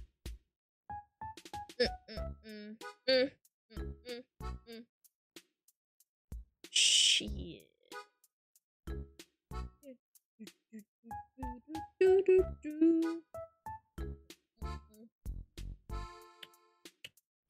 I wish one of Fillion's mods would be willing to talk. Sit up straight and keep your hips big on the chair. My guy, I am standing. I'm not even sitting. I'm gonna message him.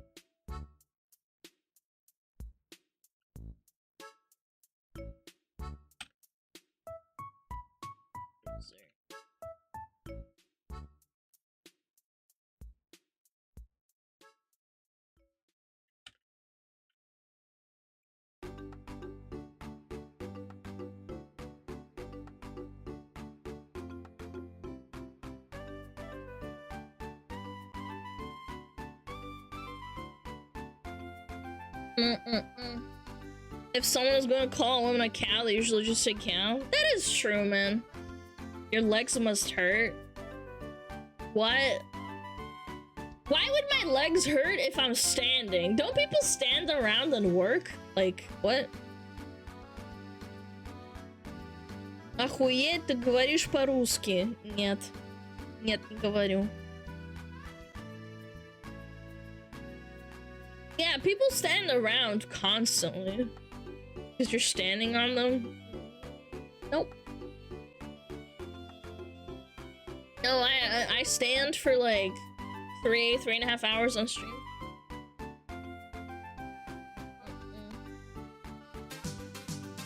Big piss. Massive piss. Yo, Polly, I'll take the prime! As long as it's not more than 8 hours straight? No, absolutely not.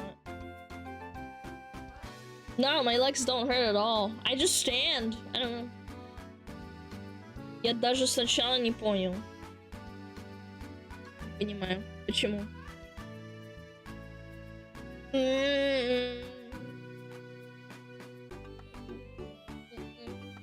You're gonna get flat feet. But what? How? What? Standing around doesn't make you have flat feet. What are you guys waffling on about? What? How does standing give you flat feet? Aren't you born with flat feet?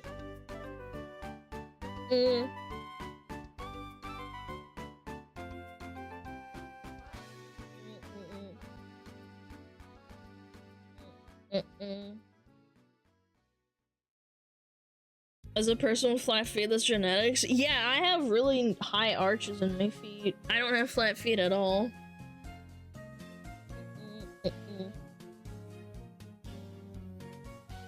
If you only walk around in slippers or shoes, you can get flat feet. I'm barefoot. I don't know.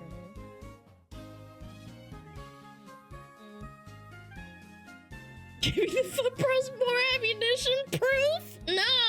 man. That's cap. Okay. I can say whatever I want. It true. I used to work at a factory. I was saying 10 to 12 hours a day. I think when you stand around for more than 8 hours, yes, you probably will make your feet really tired, but no. Does it mean sleeping all the time will give you a flat ass? Yes. Don't show the feet, please. Malachi's gonna get excited. I'm not gonna do that. We can't have chat and all the foot people getting excited. If your circulation is bad and you stand a lot, these weird looking veins. Okay, who cares? Like, what's the point? I don't understand. Hi, Gunhead, what up? It doesn't really matter, like, okay.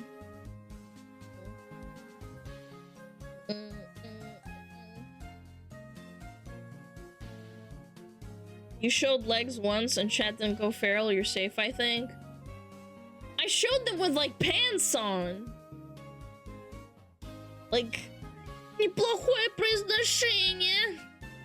Prophetic, why are you so mean to me, man? Why are you so mean? Is my pronunciation that bad? I know I have a little bit of an accent. What do you mean?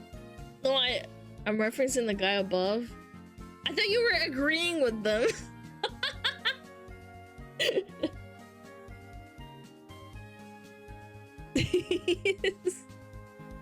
I said clueless? Oh, okay. Yeah, I don't think I have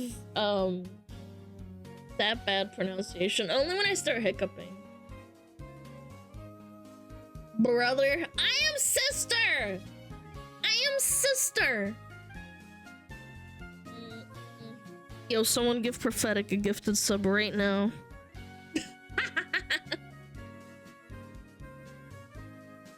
Show proof? Oh, okay. Sister Alana, mashallah! Inshallah, I will strike you with a shoe.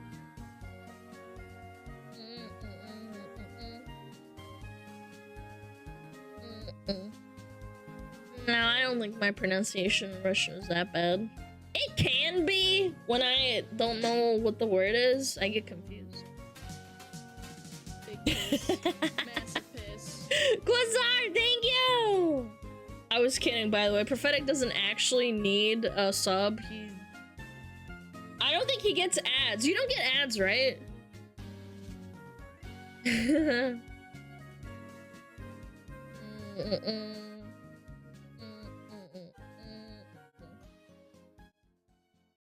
Why did you learn German? Why the fuck not? Like... Ah! Why did you learn a language? I don't know. Because I wanted to.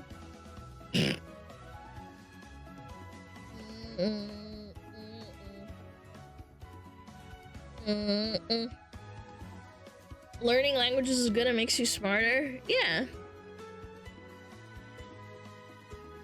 Oh wow, English or Spanish questions? Yeah, we're running out of things to talk about. Whose side are you gonna be on when World War III happens?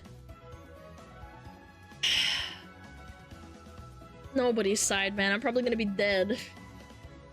Poggers in the chat. Native German here, can't recommend German. I disagree, I really like German. Can I ban them? No, I think it was a joke, man. I think this was a joke, man. It's okay. They even added a little Pepe. I don't think they were serious, okay? We're gonna take over Gary. True!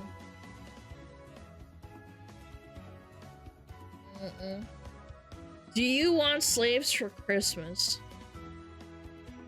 What are we smoking today? You're gonna get a 30-minute for that one. What the fuck was that? Like, that was like so out of left field. I'm trying to relate it to like what we're talking about.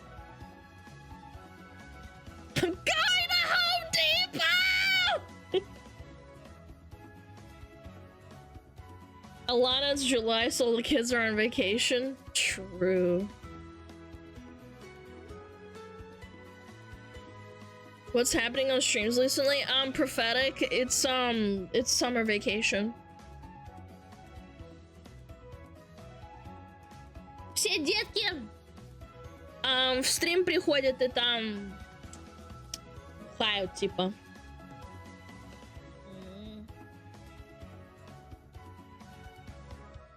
I saw Tomix deleting his own question. It was so megalo. Oh, it's because he asked it, but I already answered it in Discord. Favorite thing you remember from the year 2003? I don't fucking know, man. I was a kid in 2003. What the fuck? I don't fucking know. Бухают? Да, бухают. Родители не смотрят, теперь бухают. И типа там на стриме: "Oh, your boobs are very big. Your boobs, they're very nice. I'm going to come."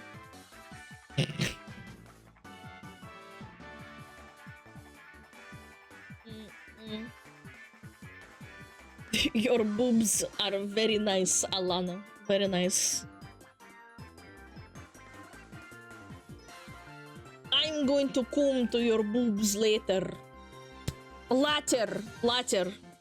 Not later. Later. Soulful childhood. Dude, I love it. I don't know how to do a Russian accent, but I know when to do it when I read it in Russian. It's so good. It's like a fucking hack for my brain. I don't know why that is. I can't force it. It's so bad. Piss. Massive piss. 7th month with the Spearmint Fox people happy. Yeah, Phillian fan, thank you so much for 7 months, man. It works all A-time, comrade. Yes, very nice. It works all A-time. All A-time. Meow. Very funny. You're hilarious. Yeah, I know. Yeah. Because you can't say the. Russians can't pronounce the. They have they have horrible trouble learning the and, like, saying it, apparently. I don't know why. Mostly probably because they don't know. Like, we don't have the. Z. Yeah, they say z. My mom, so she was teaching English to a Russian woman, you know, because she's like a tutor, and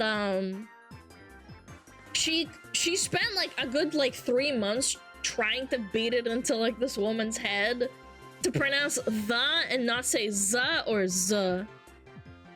She just couldn't do it. She's like, I can't do it. I don't know how. I don't understand. What the hell is that? Yes. Like, anything with the, it's too difficult. It's like not something that Russian people pronounce. A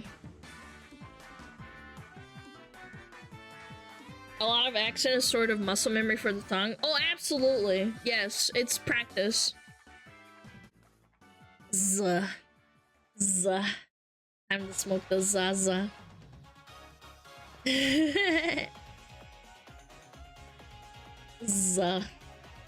Hello, very nice. Nice to meet you. I am from Kazakhstan. I had a friend from Kazakhstan. I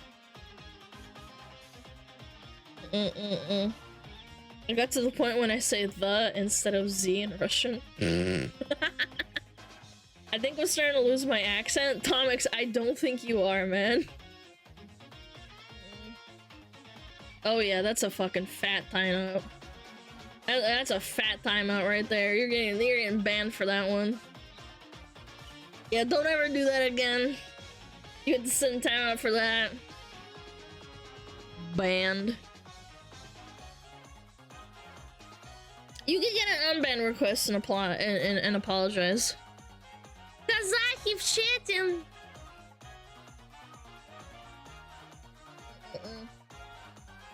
When you get tongue-tied, it's your tongue getting amnesia.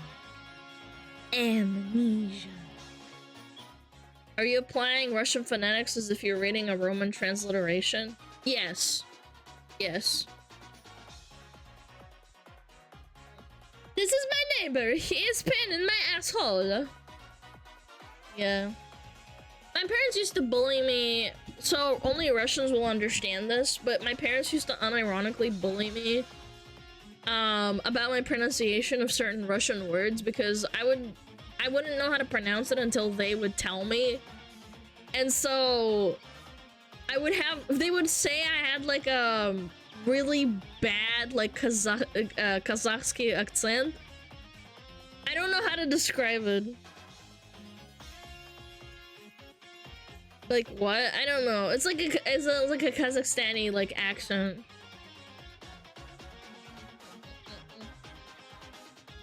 You just read English written with Russian letters.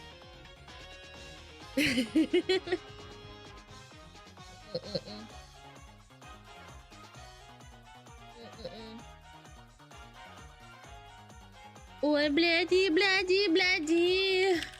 Where's that? That really funny video. Ой, бляди.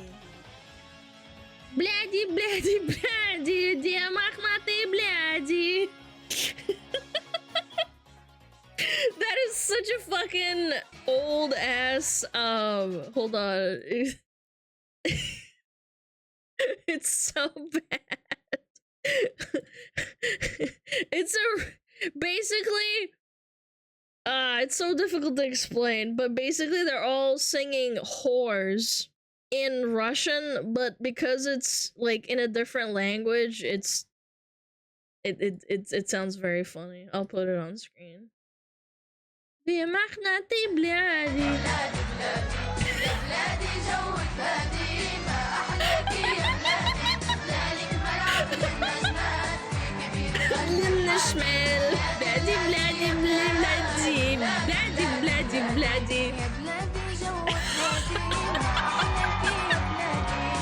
is so old.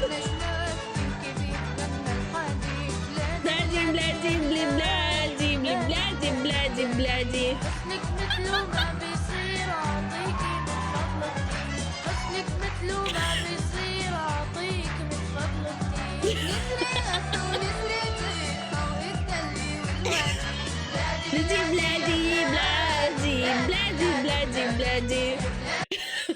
It's so bad. I don't know. They're singing in a different language, but in Russian, it sounds like they're saying whore, whore, whore, whore, whore, whore. Alana, that's Arabic. I completely understand. I totally get it. But in Russian, it sounds like they're saying whore, whore, whore, whore, whore, whore, whore, whore, whore. Like over and over, and they're little kids, and this is like a really old video, and everybody laughs at it and says like it's really funny. Bloody means my country. So they're singing about their country, and in Russian they're singing about whore, whore, whore.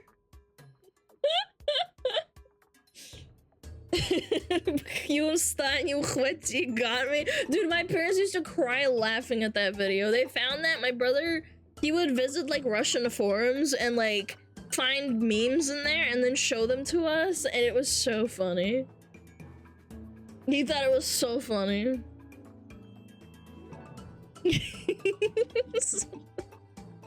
Ironically, it's all in Arabic and it's not related at all. Hi, Conman!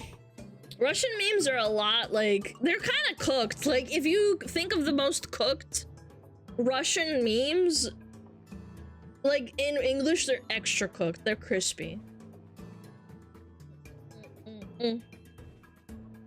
You're singing about their love to the country, meanwhile in Russian. Dude, I just remember my parents rolling on the floor laughing at how funny it is.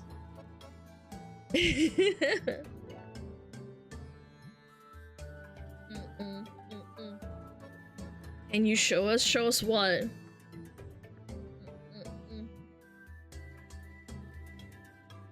Hooked and hard to explain? Yes, like in Russian, memes are intranslatable usually. It's really hard.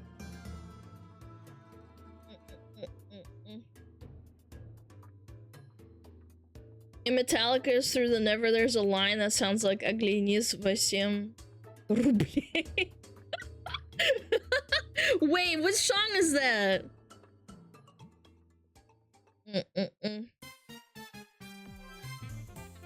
Which song is that? Show us. Through the Never. Oh, sorry, I'm cooked. I didn't read that part. Through the Never. Metallica Russian.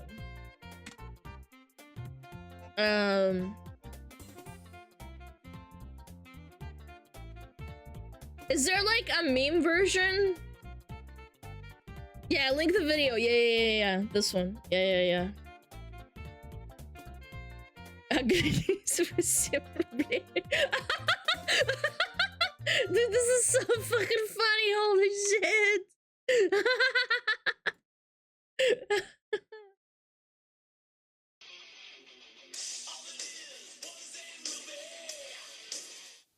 Спасибо. Спасибо.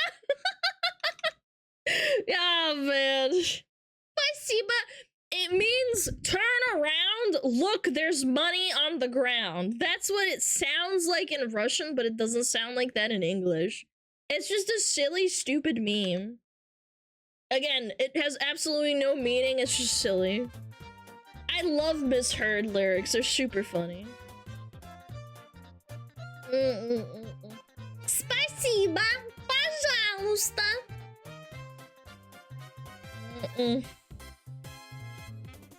Yeah. Alanas 8 рублей! There's an 8-minute video of English songs sound like some Russian phrase. Yeah, there's a lot of them. I've seen them, yeah. I'm pretty sure my brother was like looking at forums and like talking about it. My favorite is teaching people in English. If you want to say vomit, you say blue water, but say it in a Russian accent. Blue water. It sounds like vomit in Russian. So if you ever want to say you're feeling like you want to vomit to a Russian person, you say blue water, but think like a Russian. Blue water. Yellow blue bus. Yes, yellow blue bus is yellow blue bus. Yes, that's also a good one. That's an old one. Yo, Nyan, what's up? Hi! Is there an ad coming? Might go to the bathroom.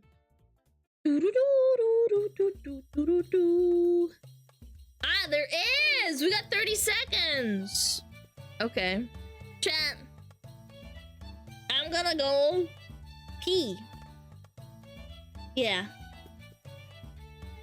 I'm gonna go pee.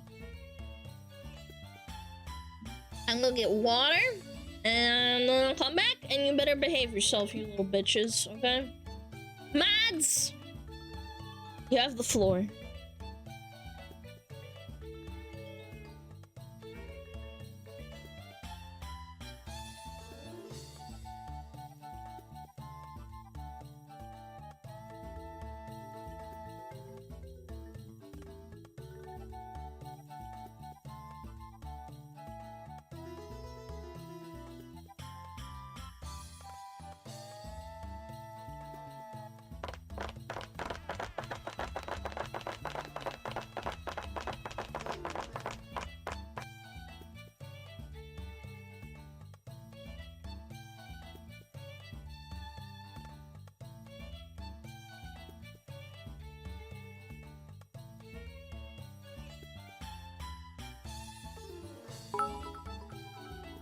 Chat, just in case nobody's already told you today. You're doing great, by the way. And looking quite dashing, if I do say so.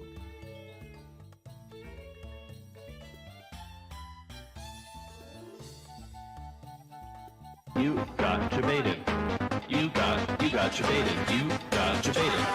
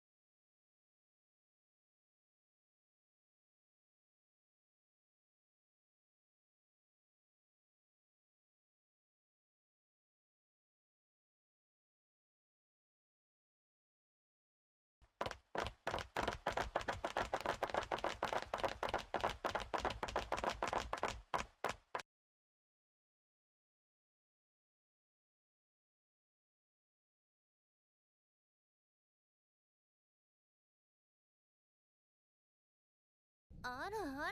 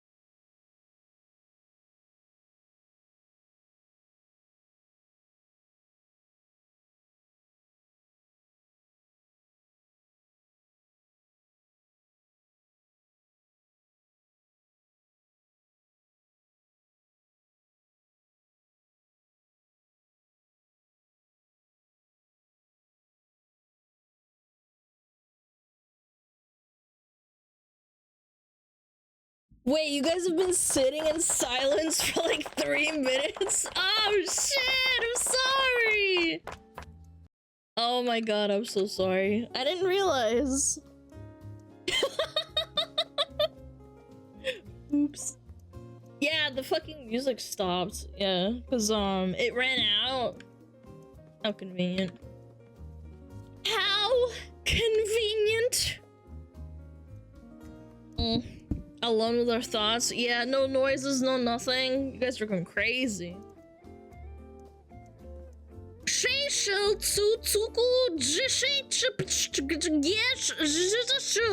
Ой, блядь!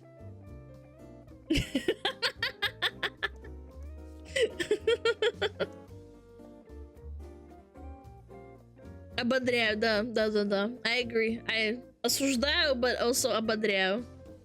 Ободряю! Осуждаю! Ой, блядь! Abadri this. Wow, you are so fucking rude, man.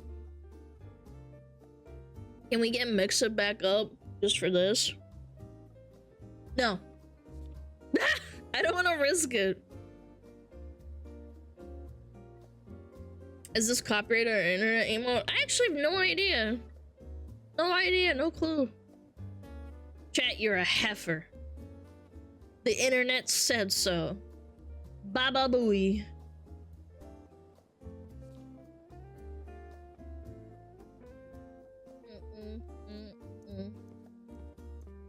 Da, da, da, da.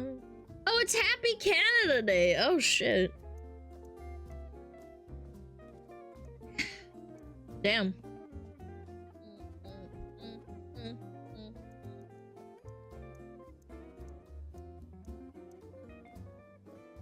Yo, what up, Ragey? What's up? A fucking leaf. Yeah, why do you have a leaf as your freaking flag, man? You guys are so fried. Do, do, do, do, do.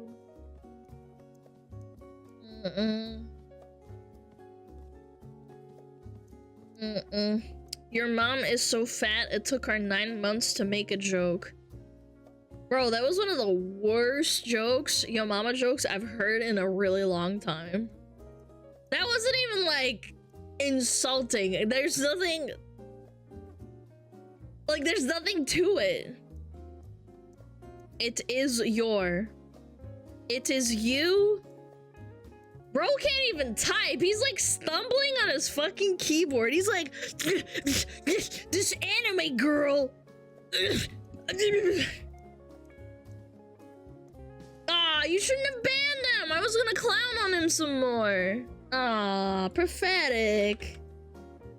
Pathetic. You're so quick to ban. We were gonna like fucking play around with him a little bit. You know, let the cat fucking pounce on the mouse a little bit, you know?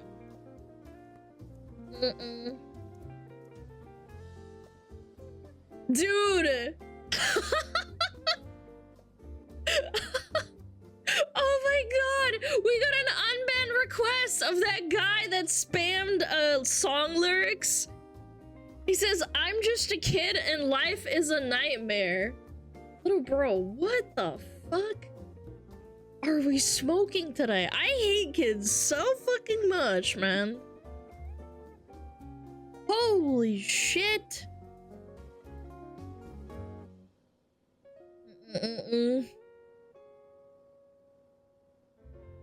Unban just to ban again? Yeah. He's got us sitting there for a long time. Bum, bum, bum, bum, bum, bum, bum.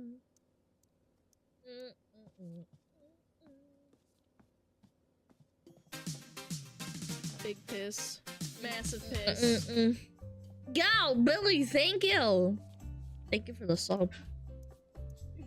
What the fuck are you doing? Hey! Hey!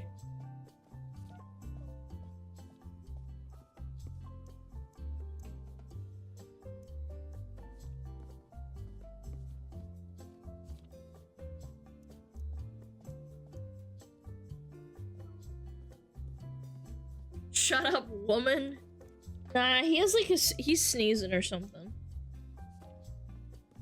Which is a 13+ website if I remember correctly.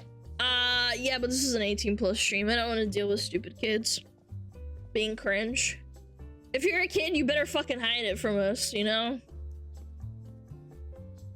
That's my issue. It's like, the funny thing is like there's people who hide their age, but then they get bold and then they start saying stupid shit that makes it like really easy to like point out that they're probably a kid. I'm just saying, I don't have a way to confirm if you're underage or not, but still, like, you're fucking cringe. Kids at me and type your age to have a tier 3 sub. You like Kirby? Like Kirby games, yeah. Alana didn't listen to Simple Plan. I don't really like Simple Plan. They're okay. I'm just a kid and my life is a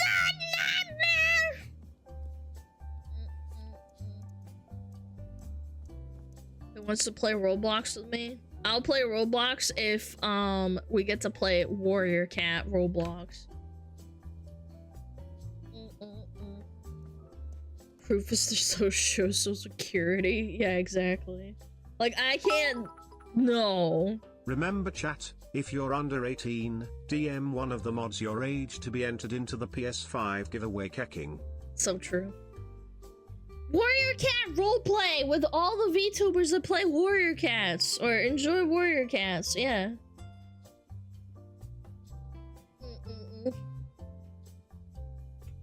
Let's play Tarkov on Roblox, Alana.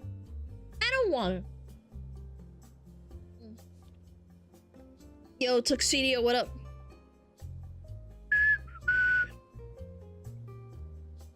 If you get Warrior Cat Roblox, we get Marbies. Oh, easy. Then I just want to play Warrior Cat Roblox. Easy clap. Oh,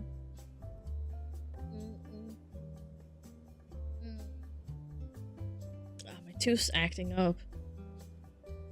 Fuck. Shit.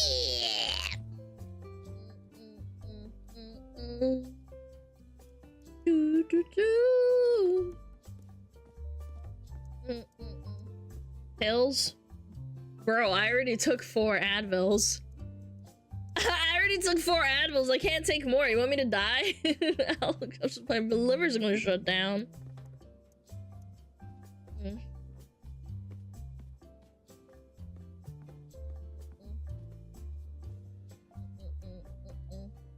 Don't take more. I'm not going to.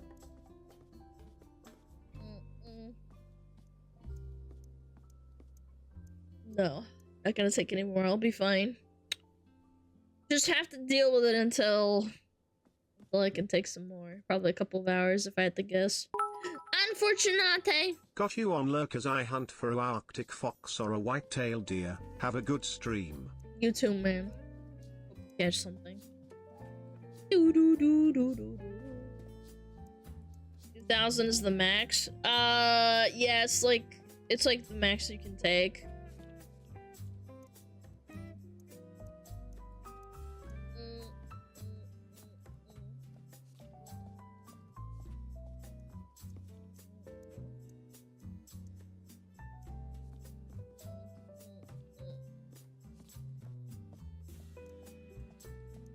I'll be fine. It's just a little fucking ache.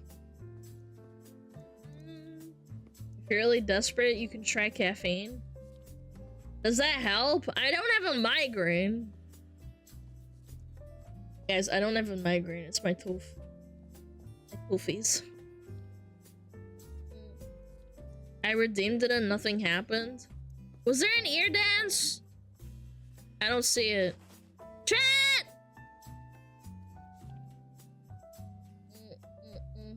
Yes, okay. Ba ba ba ba ba ba ba ba.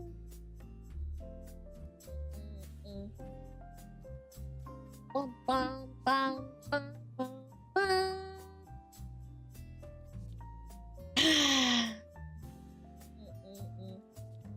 If it's around your forehead, eat a peppermint and it will go away. Thanks, man. I'm sure you're a really good doctor. It's not a migraine! I said it 100 times! God, I should just not complain when I'm in pain on stream. People just give me like the most fucking redacted advice ever. Just eat a peppermint, you're gonna help. Then what is it? I said what it is! I have a toothache!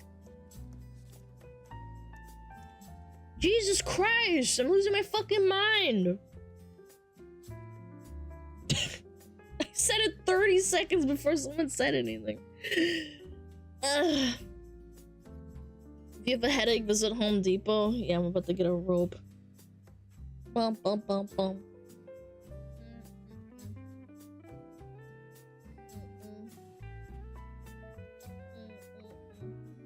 Feel like asthma and crush your tooth with pliers? Yeah, that's about it. Like I said, start consistently brushing your teeth. Oh my fucking god. Yeah, I'm gonna fucking time you out for that. It's like the third time you said that. I brush my teeth. It's not me fucking not brushing my teeth. It's a literal fucking crack in my tooth from fucking having braces. But you're the expert, man. You're the expert. Ugh. Ugh. Ugh. You have braces? No. No, I don't have braces. I had braces when I was younger. When you have braces, there's a chance you can form a crack in your tooth because they squish them in together. Invisalign for the win. It's the same thing, man.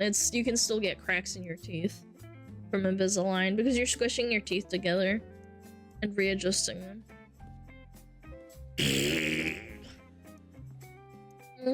Actually, if you brush your teeth, then it'll go away. You're right. Totally.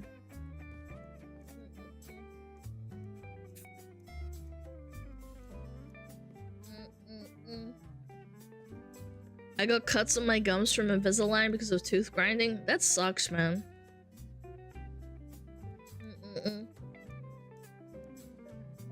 Floss too? I actually do floss. Yeah, I floss. I have a gap in my teeth from, like, I have a little, tiny little gap in between one of my teeth that sometimes gets food stuck in it, so I do floss a lot, actually, so that it doesn't, like, you know, develop into anything. I'm very healthy. I'm a healthy fox.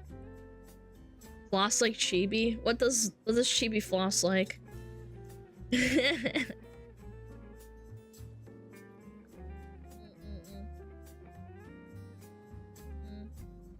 They'll scrape your tongue as well. Yeah, I have one of those tongue scrapers too.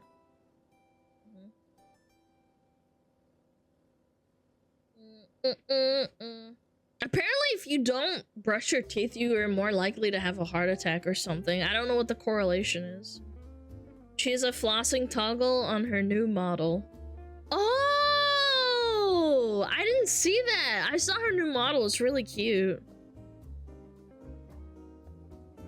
Did you get your tonsils removed? No.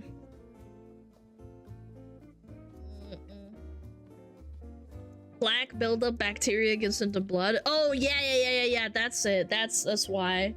That's why you should also really brush your teeth, because like the bacteria buildup can affect you physically.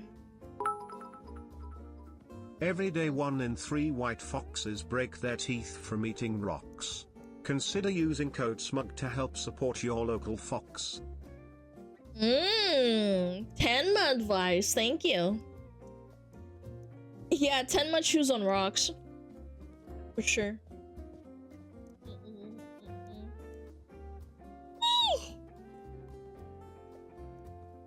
Yeah.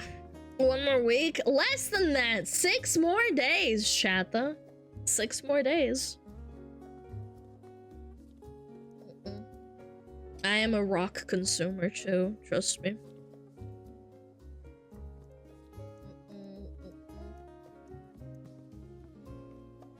I had teeth removed because it was an extra, and now I have a small hole between my teeth. Yeah, that's why my doctor or my dentist said that like you really should only resort to like pulling out a tooth is like a last resort kind of thing. You shouldn't like pull it out if you can still save the tooth.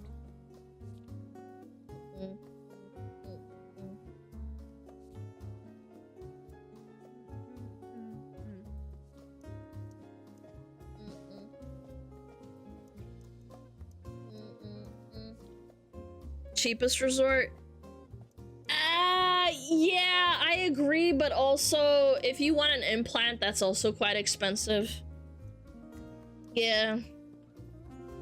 That can be a contribution. Yeah, there was a woman that basically only drank soda and all her teeth were basically rotting out of her face because they were so, like, fucked up. Yeah. So Pippa... Don't you dare say that about Pippa. I'm gonna fucking hug my plushie. You're so mean. Pippa has beautiful yellow teeth. Yeah, we love Pippa.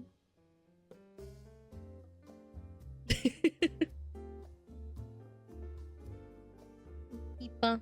Beepa. Tenma's my Oshi. She listens to Russian Gachi. Yeah, I like Tenma too. She's cool. Your plushie arrived? Yeah! Yeah! I've had it for like... What? Yeah, like 4 days now. Peepa! Peepkin Peepa! Beep, beep, beep, beep, beep, beep, beep, beep, beep, beep,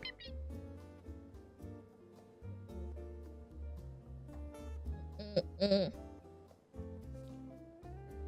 Pipakistan. Yapistan and Pipakistan are in alliance.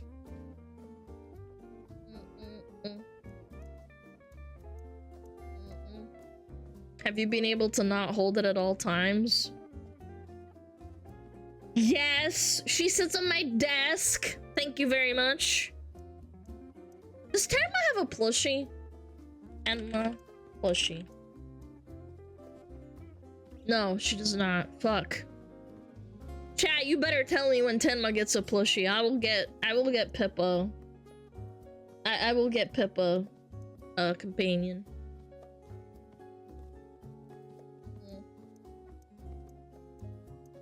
There's the Bean plushie that's a year overdue. No, I want like a proper one, like a YouTube's one. Yeah, little friend. If it won't be in Gachi outfit, I don't want it. Hey, what the fuck?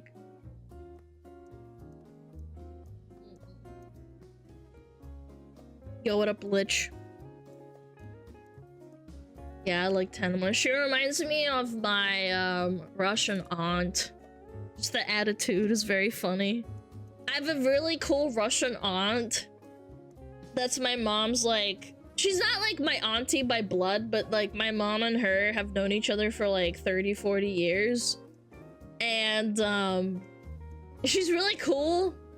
And like she's old, but she's like hip still. She's a hag, obviously, but she's still cool, and she lets me like do cool things when I was a kid. And she reminds me of Tenma. Especially when she talks in English. She's like an accent. Hag maxing. Gay as shit. Tenma's a regular Russian CS player, so I kind of get it. I did not know that. Wait, Tenma plays Counter-Strike? A babushka? No, she's not a babushka. She's an auntie. Tyocha. Tyocha is auntie. Babushka's like when you're like a grandma. Like she's not. She sounds like a Russian CS player. Yeah, I think Japanese accent is when people learn English, if they are Japanese, they kind of have the same cadence and pronunciation of certain words as a Russian person. It's really funny. I found this true. Not all, but some.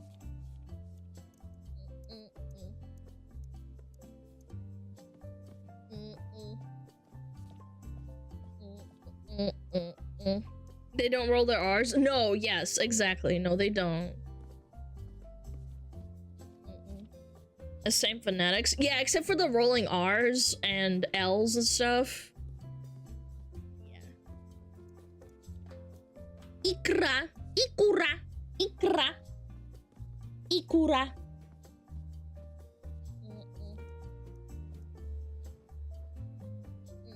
What up, Plasma? Ikura. In Russian, ikra, but in Japanese, ikura.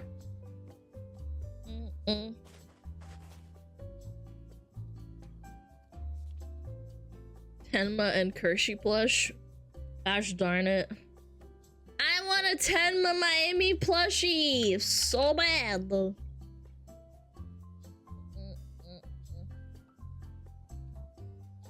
It does not exist though, sadly. Madge. Smadge.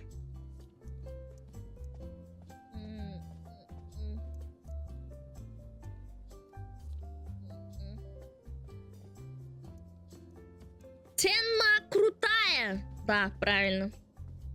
It should be Vanma. What? What's Vanma? Oh, you mean oh, gotcha. Yeah. Okay, I understand.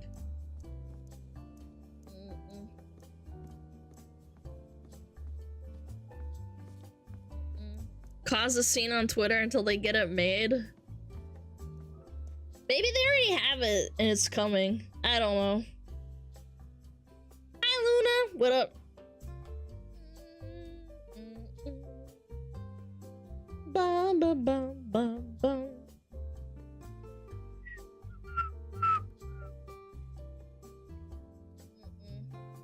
The Cinder plush. Yeah, the Cinder plush is cute. The Pyro Pups.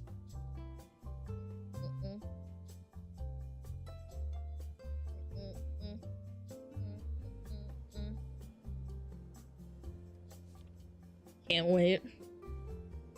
La la la la la. Oh yeah, I did order the Henya plushie too, but that's coming like next year, unfortunately. Pippa's gonna be a little bit lonely for a while. That's okay.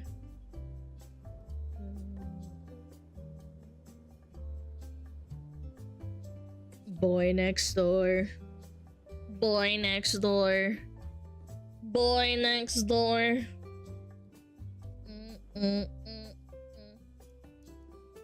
Plushie collecting your thing? I wouldn't say collecting. Soon Alana will have 5 plushies to talk to. I would have to learn how to pronounce things like Tenma. And then Pippa and Tenma can have conversations through me, and I'm totally not schizophrenic. They will have conversations. Why are we not listening to Russian gacha mixes? Because it's copyrighted, man! I don't want to get DMCA'd.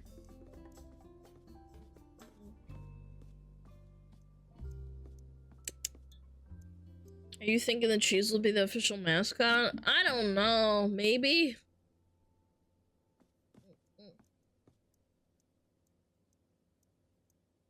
Have you ever been stuck in a snowstorm? Or any kind of storm before? There was a windstorm a while ago that was really, really bad. And my power went out. And it was in the middle of winter, like in January, so it was really, really fucking cold outside, and it was windy, and I had no electricity, and the only thing that worked was gas, and it got so cold in my apartment. I brought over 4 blankets onto my bed, and I had both my animals using their natural body heat to like keep me warm because it was so cold. I put a hat on underneath as well because my head kept getting cold as well. Yeah, like it was like a bad power outage. Can you react to Reggie's new Fallout video? Guys, for the love of God, yes, just like give it a rest. I know.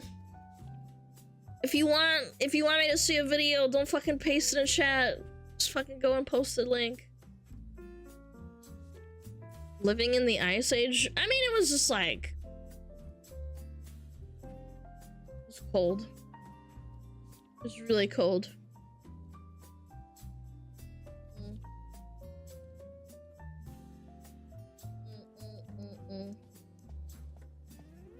Not like an actual snowstorm though, it was more just a windstorm that was really, really cold. I remember my dog had to go outside and he needed to poop and pee. And he knew the situation. He knew what he had to do. I carried him all the way outside, and then he pooped like in the open grass, which he hates doing. And then I carried him back inside after he was done pooping and peeing, and there was like a really bad gust of wind, and my dog was like, "Oh, it's so cold," and he went, "Oh." And it was so pitiful because I'm carrying him all the way inside because I don't want his feet to get really cold. And yeah, it was really pathetic. Have you reacted to the fat Elwick tuition? Why would you react to fat Elwick tuition? carry me, peasant. I just felt bad because it was really cold outside and yeah. But yeah. My animals kept me warm. Some dog shoes. Nah, my dog fucking hates that shit. I actually have dog shoes, but I don't really put them on him because he fucking hates it. Like, he unironically, like, rips them to shreds. He like, refuses to walk. He starts getting mad. Putting them on is horrible. So no, I wouldn't recommend it. I'd rather just carry him. It's fine. He's only 30 pounds. It's not really that much of a pain. Hi, SmugAlana!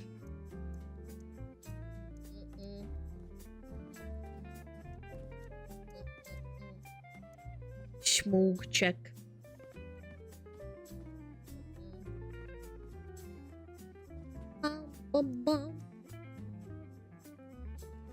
How's Juju? He's chilling. He's just wandering around. I remember ice rain in Moscow. It's pretty scary. Oh, I've had ice rain before too. It's really annoying.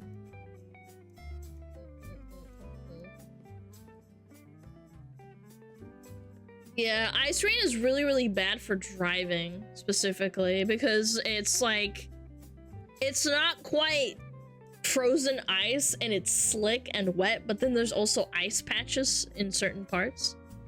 It's pretty bad.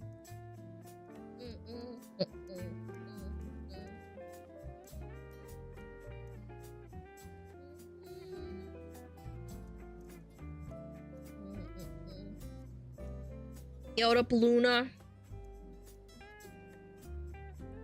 Ice rain is horrible for crops.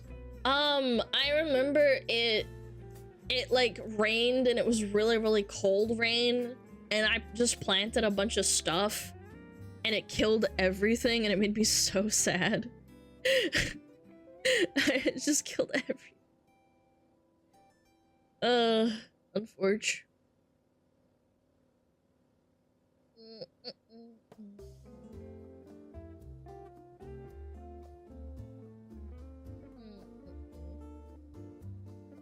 I would highly recommend bundling up with your animals if you ever get really, really cold. Because my dog and my cat slept with me the whole fucking night, basically. Like, they did not move. They refused to move. Big piss. Massive piss. Yo, Anonymous, thank you! And the best part is that the whole time, they just didn't move. Like, they didn't get out of bed. The only time my dog got out of bed was to get, like fucking water.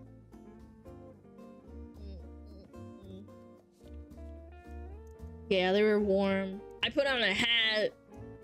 They were warming my body. And I also had, like, 3 blankets on top of us as well. My cat's fluffy. She's a little space heater. Yeah, my dog is pretty fluffy for a Shiba. My husky sheds too much. No, I'm talking about like in a survival situation. Just put a bunch of blankets on top of them. They know it's really cold because my cat usually moves. Like, if I make a lot of movement, my dog will usually leave, and so does my cat. But that time when it was really cold inside of the apartment I was in, I was like dying. Like, if you poked your head out without a hat on, it was so cold. But my dog and my cat kept me warm the whole time. It was amazing.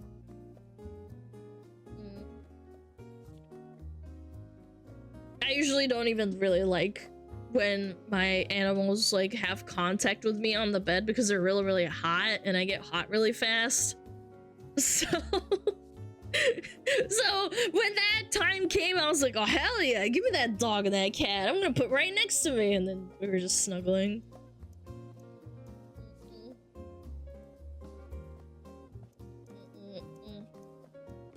Portable space heaters, yeah. They're like baked potatoes.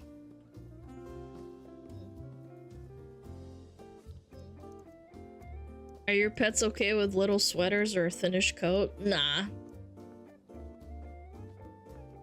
My cat doesn't really go outside. I let him out on the balcony to like look around and stuff.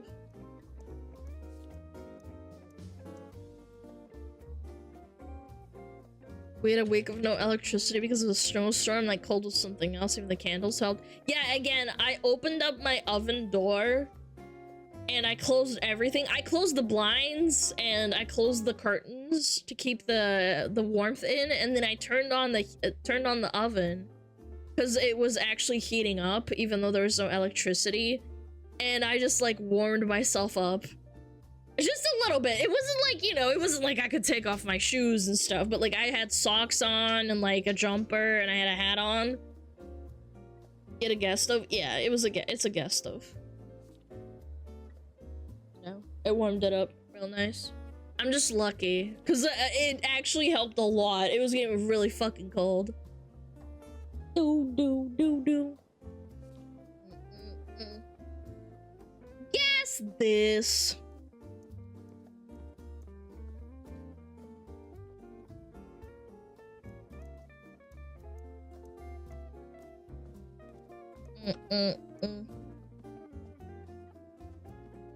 Cold sucks, I know. We had no gas, so lived on an island. Oh, that sucks.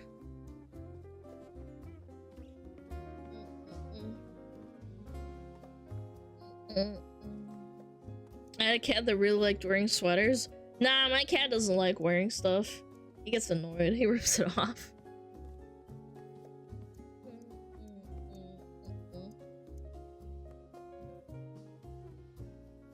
I slept in my bathroom once and turned on the hot water heater was down. Oh shit! No way. I mean, I was thinking about sleeping next to the oven at one point, but I was like, nah, I'm gonna like bundle up in my bed with like 4 blankets.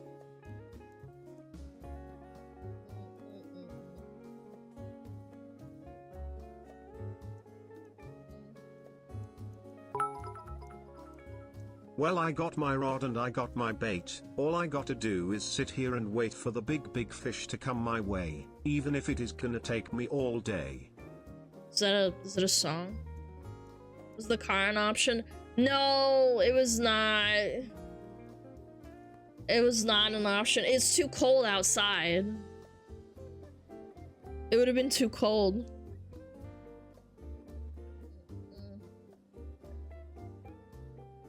Hi, Alex. Hi. Hi. Sleeping in the tub sounds dangerous. No, not when it's not with water. Like you sleep next to it, I guess.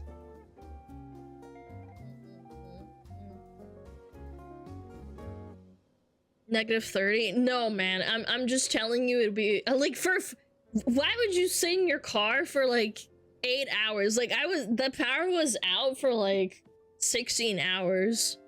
It wasn't like, you know, like 3 hours where I just, you know, could turn on the car and sit there. Yeah. Bra cap. What are we capping? Did the big barrel drum fire in the apartment? Yeah, go full like Left 4 Dead mode.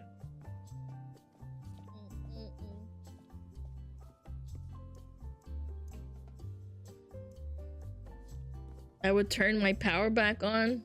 I don't have a generator. I live in an apartment, man. There are people who had generators running nearby in the houses, but like I don't have one. I live in an apartment. I have some friends that have like gas-fueled generators. Just for instances like that.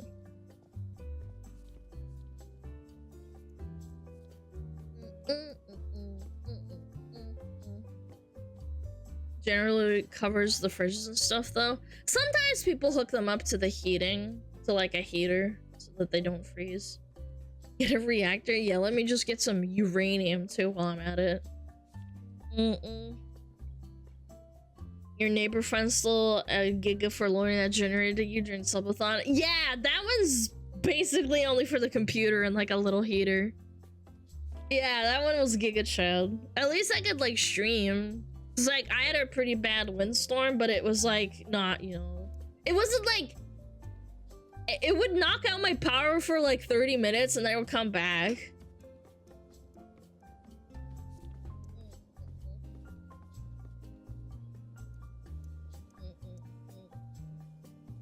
Generator for electric heating is brutally inefficient.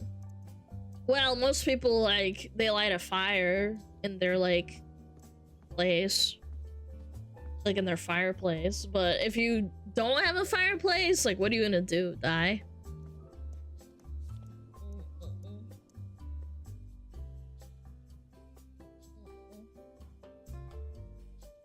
What up, Zeno? Get a fireplace house? I would want that. Yeah, if I had the option, I would want a I would like a fireplace. Check out Echo Flow battery backup. Nah, I'm good. I don't need to. I have like a little backup battery for my computer. If I ever get into like a windstorm, I can always borrow it again.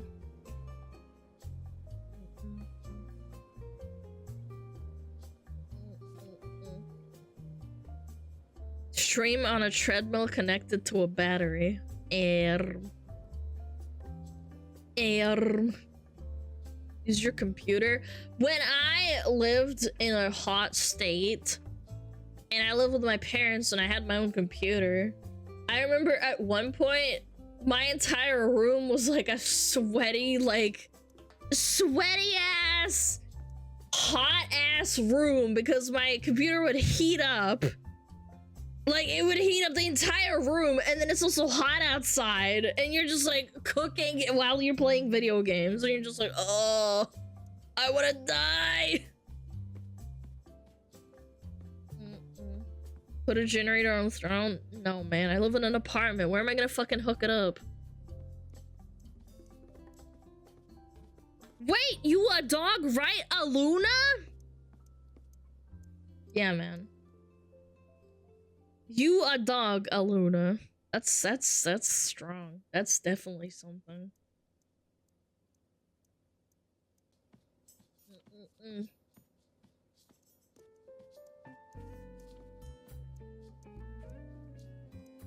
Have a dog? That still doesn't make any better.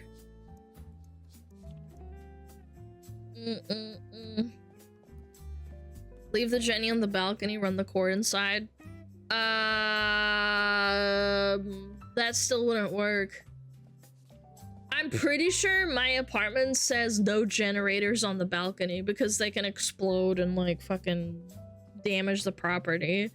You're not allowed to, what is it called? You can't have like fire grills on the balcony. You can only use gas.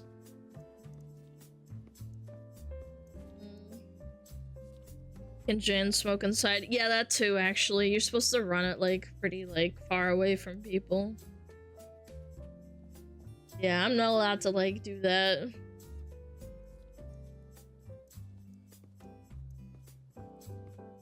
Besides, someone could steal it if I put it downstairs. Hi, kitty! Oh, he's right here. Hi. You heard me talking shit about him. Get a really fucking long extension cord. Everyone's an expert. Like, I've never thought about these kinds of things before. Where are the mimmer emotes? I'm telling you! He hates having pictures taken of him.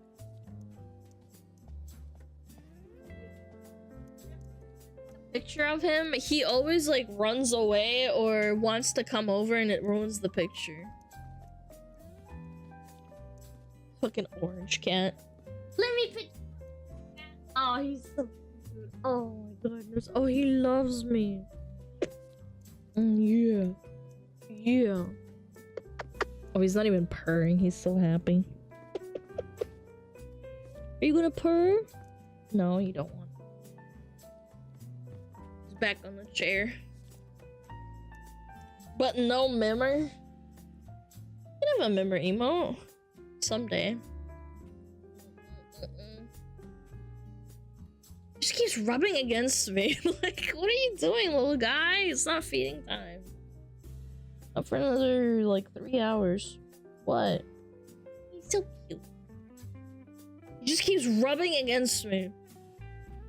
You need a plan for emergencies? I have a plan. I have a, like a big ass oops for my computer. Oh, kitty, what are you doing? You're just ruining everything. Oh my goodness. Oh, now he's purring. Oh, he's really loud. Oh, he's super duper loud.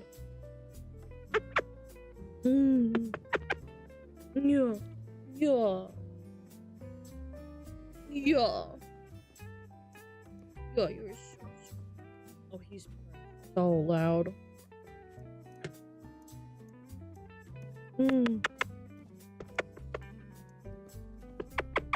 He's... Well, you freeze? I'm not gonna freeze, man! I'll just put on, like, fucking... outdoor clothing.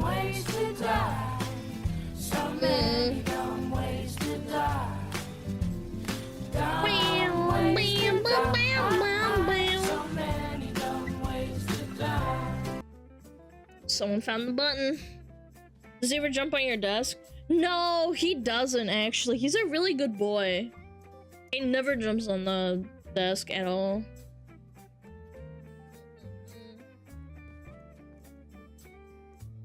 She also takes off 3 days before debut. Yeah, I'm not gonna be streaming from the 4th until debut day.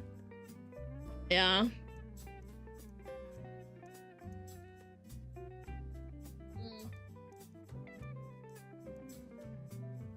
Yeah. When is debut day? Oh my phone. Hi, Snake. Please shoot me in the head. It's not like it's everywhere or anything. I never heard of it.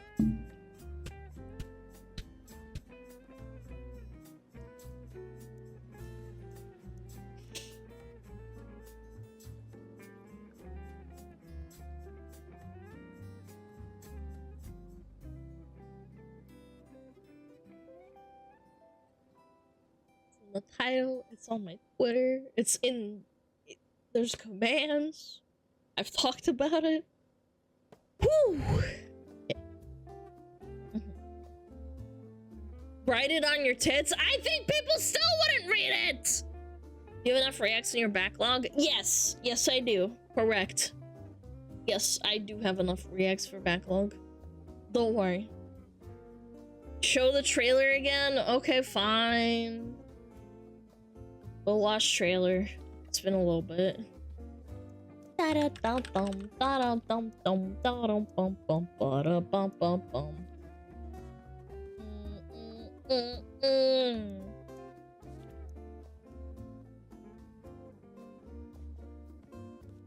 Wasn't there a collab today or next Monday? No, it's on Wednesday. It is on Wednesday.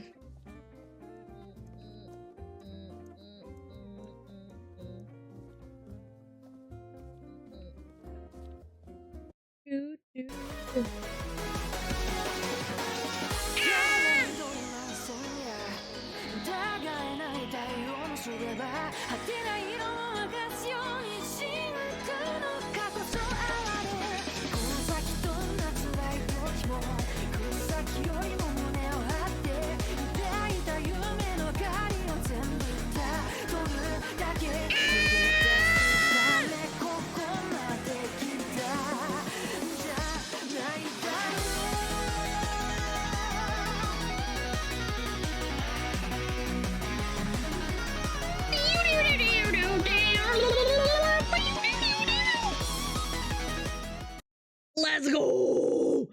Yeah! Vrrr, vrrr, vrrr.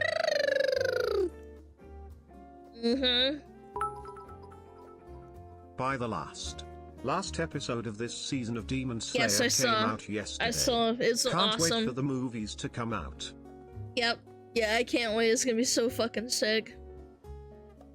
Save leave that tree, guys. You're so cringe. It's not a tree. Alana. Yes. Yes, what is it? My comrade. Watch this. What? What is that? Oh my god, it's so ugly. It's so ugly. I love Alana it. the It's forest super product. duper ugly. Holy shit, that is an ugly ass emote. Thanks, Pixo. I love it. It's so hideous. Do I have any more slots for emotes? Hold on. I gotta double check. I think we're running out of space for like non-animated emotes, unironically. We need more animated ones. Oh, 22 slots. Yo, Pixo, can you like DM that emote for me? Unless it's not the right size, but like, I want to add that. It's so ugly.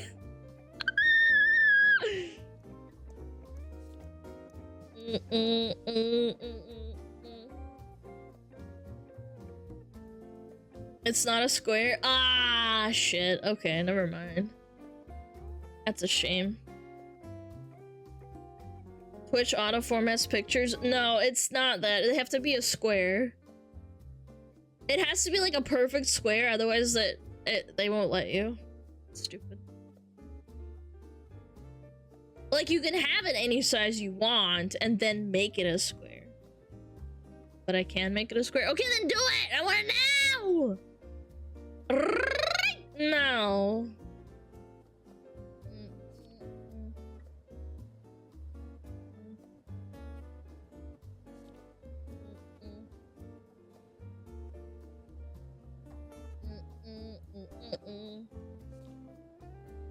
You're a square, you jive turkey. Damn, you're so mean to me, huh?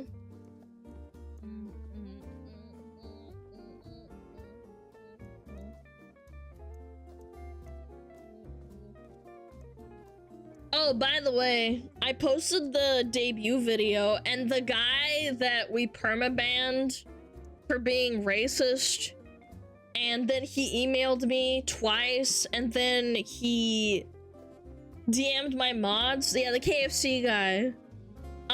He made a comment underneath my pinned comment on YouTube asking for an unban again. So I just like banned him off my channel. Like, he thinks that he's typing in my channel, but he's like, it's hidden. He can just like go fuck himself. KFC guy, he said some racist shit, and then he lied about being over the age of 18, and then he said, okay, I'm sorry, I'm racist, but like, can you like please unban me? And I'm just like, bro. Look at that ugly ass emote! Oh my god.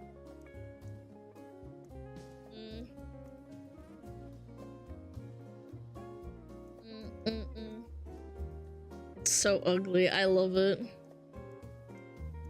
Even I wouldn't ask for an unban. So fucking stupid. And then he had the audacity to say, look, I'm not 24. I actually lied. And I'm like, okay, cool. I didn't ask, but it doesn't matter. I remember that dude's first time message was, can I say something racist? Yeah, you can say something. It's just you won't say anything else afterwards. Duh. God, that emote is so ugly. I love it. It's hideous. Hi, Kitsune!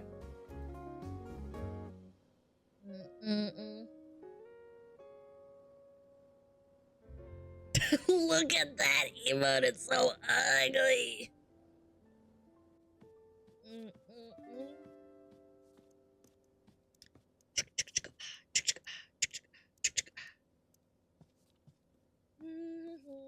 The acolyte's kind of shit. Yeah, what a surprise. Why does he vaguely resemble Shrek? Because he's all green and shit.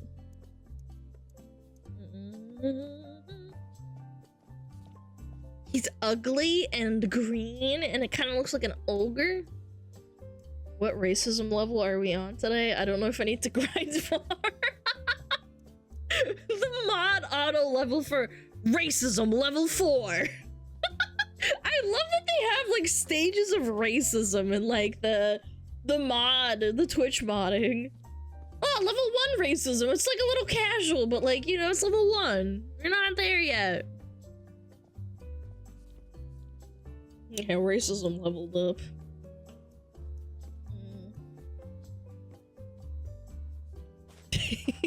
I'm at the end, air. Level 4, you can't say neckbeard? Wait, why is that racism? What? Wait, I don't understand. Excuse me? Neckbeard is like for everyone. I'm so confused. How's neckbeard racist? I don't know. I'm confused. I'm just as confused as you are. Someone make a clip and title it neckbeard. You can't, bro. It's like calling someone like a gross fat geek. Like it's not. What? Neckbeard meaning. Neckbeard is a pejorative term that describes a physically unkept man, so named because of his facial hair. So how is that racism? Excuse me? Like, it's a term for all men. What? I'm offended by that? Yeah, it's over. Isn't the expression redneck? No, redneck is completely different. That's a different term entirely. Like, it's not the same. Just Twitch employees? I guess so. Actually, affect them?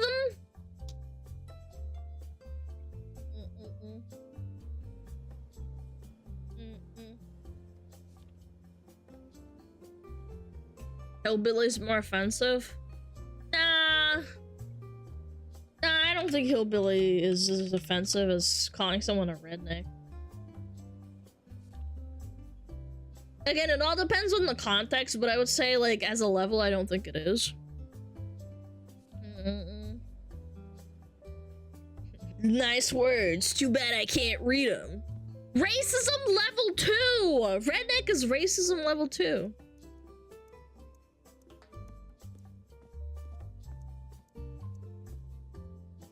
Hillbilly is worse? No, it's not, man.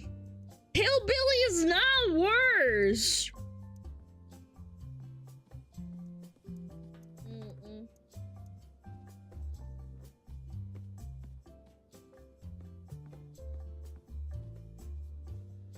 Ask me how I know. Yeah, but behavior, apparently, there's a killer in Dead by Daylight called the Hillbilly, and everyone calls him Billy.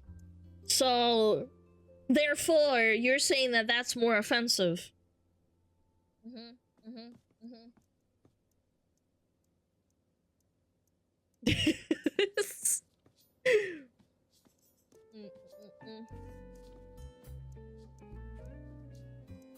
Racism level 2. Most rednecks and hillbillies wear that title with pride. That's racism level 2, chat. That's strong.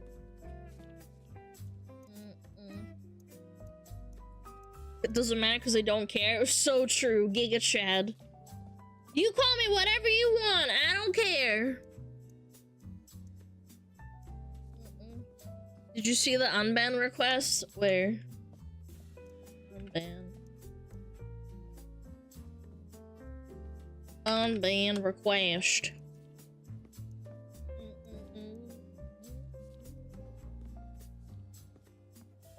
Yes, the I'm a kid and my life is a nightmare. Yes, I saw that. Very, very stupid.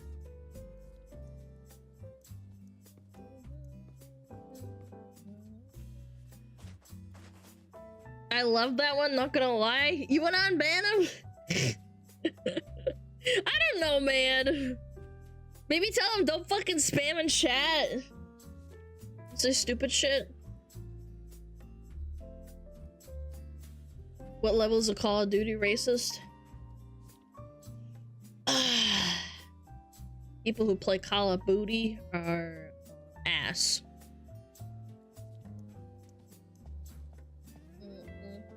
Give him until the unbound request video? Fine. Is there NG plus for racism? Yeah. It's called hard mode.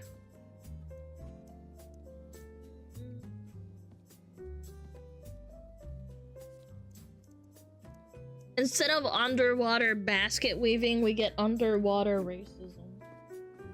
Speedrun style. Big piss. Massive piss. What the fuck? G.I. Joe, Jabba, they use the tier 2s, 10 of them. Holy shit. Thank you so much, man. Thank you, thank you, thank you. Jabba. Da. G.I. Joe Jabba. Thank you, thank you, thank you. If you got a gifted sub, please say thank you to G.I. Joe. How do I rank up my racism? You don't. You just are.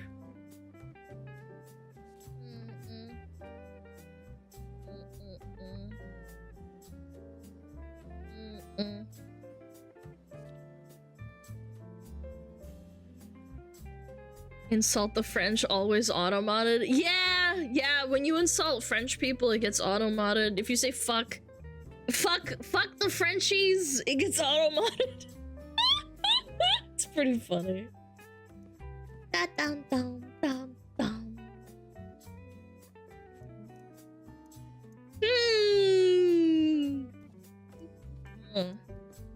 Oh shit, okay. Let me save this thing so you can use it outside of stream. I'm gonna add this emote real quick. And then we can do react. React! React!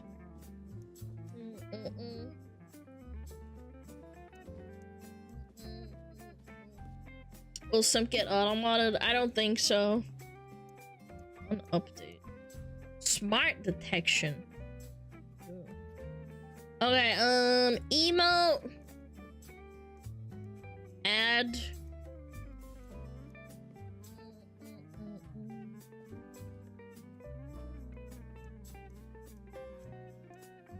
SmugAlana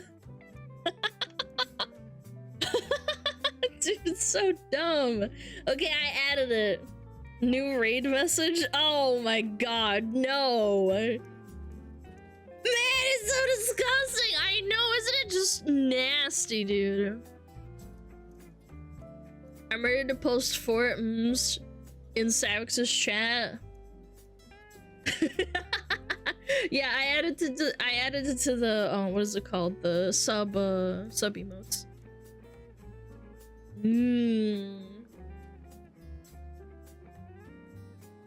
How are you? Great, man. Hi, Tomboy. Hi. Is love. Is life. HD. Do do do do do do do do. All right. I'm pulling out the document. Maple flavored Coke. Ew! Ew, maple flavored Coke? I can't imagine that tastes very good. It's too sweet, like, I don't know. That sounds good? I don't know. Like, Coke is already really sweet. Wait! What is that? Wait! Wait, I feel so fucking attacked by this. Wait, I gotta show you guys this. Hold on. What the fuck is this? What is this? No!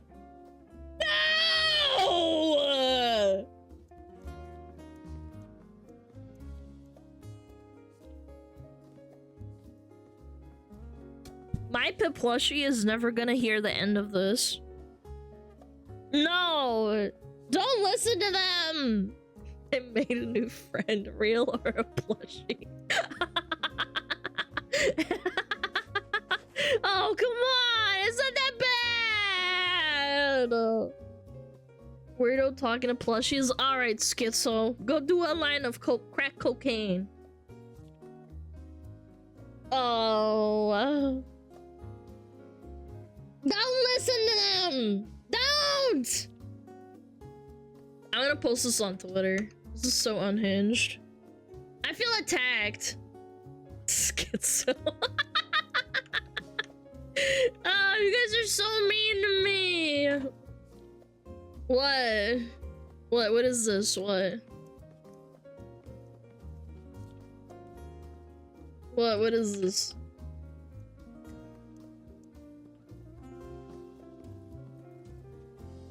Gotcha. What is this? What? Him holler earlier.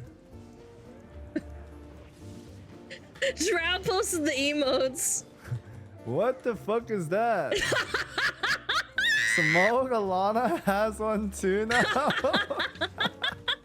He hates it. Dude, we started a trend with this thing, man. Wait, I gotta post it in this chat. Hold on. Smug check. Hold on, I'm gonna post it. Sergeant Purr, you will not die. Wait, SmugAlana I'm. Wait, it's not updated for me. Ah, mine's broken. SmugAlana I'm. Ah, it's fucking. It's fucking broken for me. It's up, I know, but it's not for me. SmugAlana I'm. No, it's still busted for me.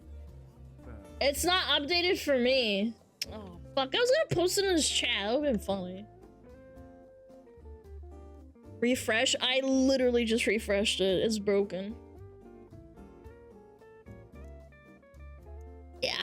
Oh well, fuck me. Yeah, I guess we'll have to wait. But I'm gonna be right back. I'm gonna put some ice in my water. Try native venue. Fine. I'll give it one more try through the native menu. Emotes. My emotes. I have way too many. Holy shit. Where is it? SmugAlana. There it is! Wait! Wait. Hello. Like, this itself is already nasty. Small's version is more nasty. It's like auto breathe. And it has a nose, man. SmugAlana. Yours is the ugliest version. You're ugly. Dude, it's not ugly. Dude, it's not ugly. She's ugly. She says you're ugly. That's the only comeback I hear. You're ugly, man. Stop hating. Dude, this is pot of greed. Pot of greed?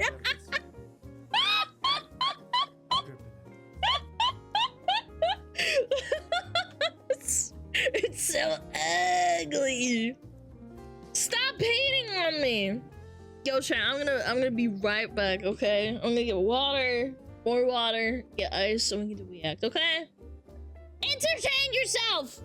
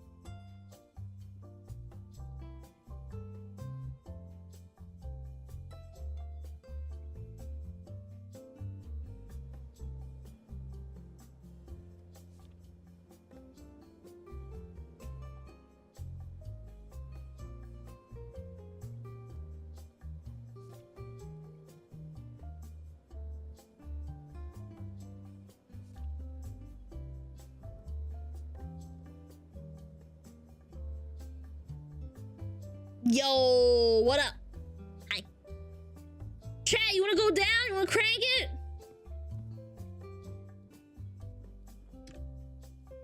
Блять, ну какой ты ёбаный в рот, какой-то придурок.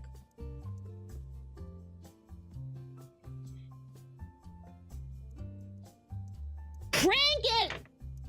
Yes, crank it.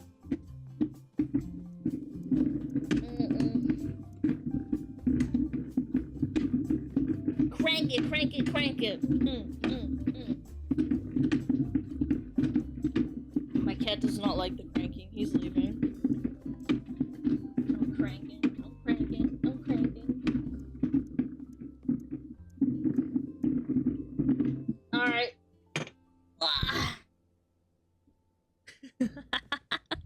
Dude, my cat heated up my seat, dude. It's all hot. Good evening. I have come to inform you that I am in Spain without the A. So your spin? Yeah, he's a little seat warmer. He's cute like that. Why is Leader Boy not playing? Because it's copyrighted. I wanna play it. Crank it. Crank it, crank it, crank it. He's saying Soldier Boy, not Soul Leader Boy. He's trying. Chad, he's trying.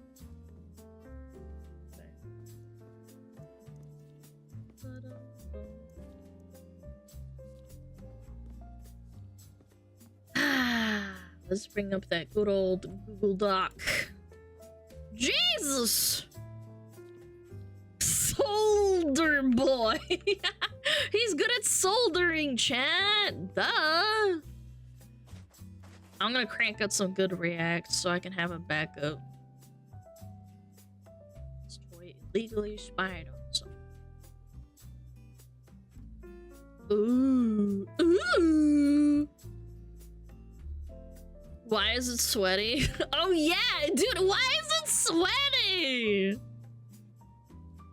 Ew! Dude, that emote is so ugly, you're right. Make a Twitter post.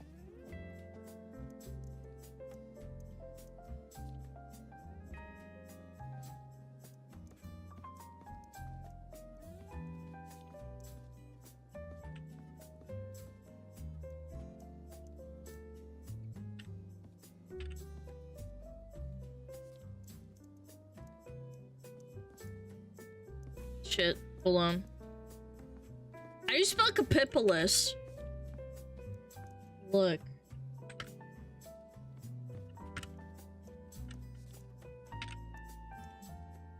Capipalist? Is that how you spell it? Capipa? Capipalist? Capipalist, yeah, Capipalist. There. Capipalist.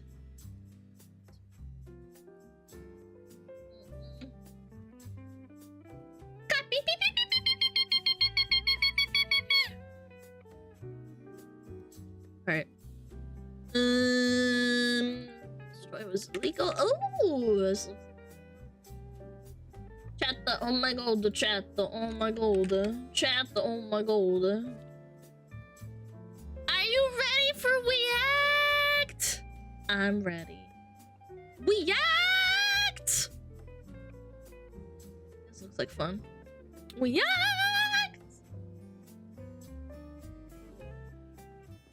Dude, I drink way too much water. Alright. This toy illegally spied on 6.4 million children. That's just like real life. I get spied on by the NSA and kids get spied on by a toy. Yeah. Is Peppa ready for React? Sure, she gets in my lap. Oh, right. I'm ready. I'm ready. I'm ready. 3, 2, 1, boom. A kid's electronic toy maker, VTech, admitting tonight it's been targeted by hackers. This latest hack Oh my god! 5 million people worldwide have had their data stolen. Why would this hacker want, you know, hundreds or thousands of photos of children or whatever else that they're collecting? For... Never mind, I should probably not say that on stream, huh? Well, let's find out today. So to understand this story, we need to take it back a year. So it's Christmas morning, and you just bought both of your kids the brand new VTech InnoTab 3 learning tablet. And man, your kids are stoked. So behind the screams of joy, you know deep down they're gonna be safe on the web. But more importantly, they're gonna learn. Now, maybe you're not super tech savvy being a boomer and all, but at least with VTech, you can send your kids videos. The minion Facebook Those photos, pictures, all from your smartphone. But don't worry, it's all age appropriate. With VTech Kid Connect, you get the comfort of hearing each other's voice. I love you, Mom. Anywhere, anytime. And for you, this tablet is just another device to add to your Wi-Fi network, like your smartwatch, your smart mug. And VTech tells you that all of your data is going to be safe. But connecting everything we own to the internet opens up an... I wouldn't trust a toy company to have safe security. I'm gonna be real. Like, do you really trust them? They make toys, man. Like, come on. New can of worms for us, because this toy isn't designed for security, it's designed to have fun. And what VTech failed to tell you was how much illegal data they would collect on your child, and even worse, how unsecure it all was. Love that. Now, hacker can kind of be a cringe word, honestly. We often think of black hoodies, green text, Adderall, Anonymous! That's more of a Hollywood trope. You see, real hackers are interested in making a system do what it was never intended for. Hackers look for exploits. And when a group of hackers found this new VTech tablet, they did what they do best. Online forums sprung up dedicated to just hacking the InnoTab 3. One guy figured out how to run Doom on it, of course he did. Another guy popped it open and was able to get root access in the Linux operating system. And pretty soon, this children's tablet had its own little thriving hacking community all online. Now, Slipstream was a 21-year-old security researcher working for Malwarebytes, which is pretty impressive, honestly. And he knew a bit more than your average Joe when it came to finding exploits. So when he stumbled upon this VTech hacking forum, he became fascinated with the community. So he picked one up at his local store. So after a few weeks of messing around with it, he discovered the tablet talked to a website pretty often, planetvtech.com. Now, there's really nothing out of the ordinary with that, but when he checked the site, he kind of noticed a pretty big problem. Planet VTech. It's not secure at all because it's made for children, and why the hell would you why the hell would you hack a kid's website and then boom, was using Adobe Flash for its login form. Let me put this in perspective. Flash has been banished from the internet in 2020 because it is riddled with exploits and vulnerable to SQL injections. Now, for those that don't know, SQL injections are like one of the biggest security threats for a website online. But what is it? Now, let's say you fill out an online form, and instead of typing in your name like a good boy, you're a bad boy this time, and you put a piece of malicious code, a SQL injection. Now, once you hit enter, the site will take that piece of code as a command for the database. Oh no. Rather than just a piece of data. And this allows the hacker to steal, modify, or add data to the entire database of that site. So we're talking emails, credit cards, phone numbers, passwords. Now today there's lots of tools to protect yourself against these attacks, but at its most basic level, well, getting rid of Adobe Flash also helped a lot. Perform a SQL injection, the website must have a vulnerable input page. And in that case, Adobe Flash is honestly probably the worst thing you could possibly have. It's funny because when I was a little kid, I remember learning how to like make a page using Adobe Flash, and I was like, this is so easy! Little did I know we would never use it again. So seeing how vulnerable the site was to SQL injection, Slipstream looked through his own scripts that he had to execute SQL injections. And he could try one on the site, though if he was, he'd be committing a federal crime, and he would probably risk his pretty good job that he had. But he thought he probably shouldn't even try, because VTech has to have their security on point, right? Nope. As a 21-year-old kid with his brain not even fully developed, he loads it up and hits enter on the script. Bam! Holy f***, I have root. That was easy. What can I find? AKA Slipstream, a 21-year-old kid, had complete access to VTech's network. And he couldn't believe it, a $2 billion company with an open door to their backend. Now, at I totally believe it. I like to make the metaphor for if you are good at making something, if you delve into something that's completely unrelated, that's where things can go really, really wrong. In my opinion, honestly. Pisces, thank you! Like, for example, my best allegory for this is that what is it called? Corsair makes good keyboards, but they don't make good headsets. what is it called? Logitech makes good mice, but it doesn't mean they make good headsets either. I don't think there's like an overlap in products, but it doesn't mean that it's a one-to-one. It doesn't mean that it's the company's bad. They're just not good at making one thing. They're good at making one thing, but it doesn't overlap into the other thing. Like expertise, like also like going from cybersecurity from making toys for kids, like it's a little bit of a fucking leap. Let's be real.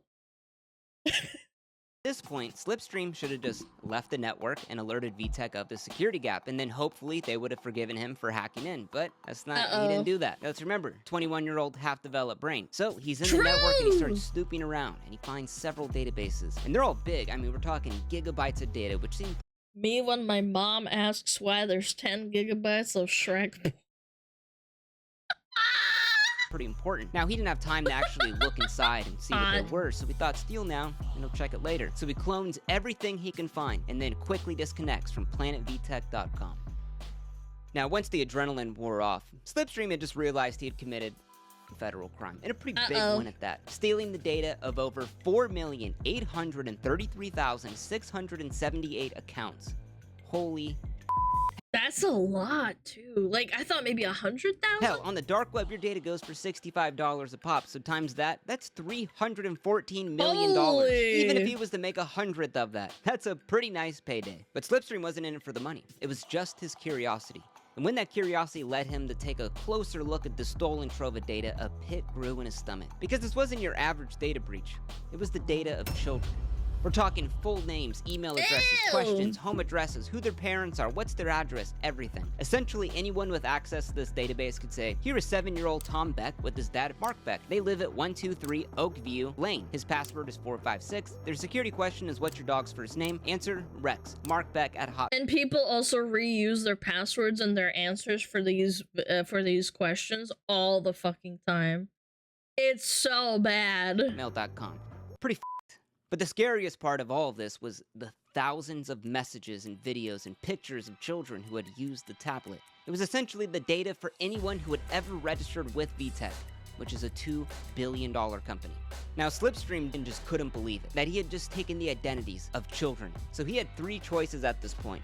Number 1, sell the data. Number 2, tell VTech about the security gap and maybe they'll fix it. Or number 3, tell the media about VTech's security gap and then they'll have to fix it. Now, weeks later, Lorenzo, a reporter at Motherboard, receives an encrypted message from an unknown number. It was a hacker who wanted to remain anonymous and hand over the database of 4.8 million accounts. This guy's for real! VTech. Now, this hacker had made it clear that he had never sold or was going to sell this data. He said, quote, I just want these issues made aware and fixed, he said. But he could have ruined so many people's lives and he decided not to.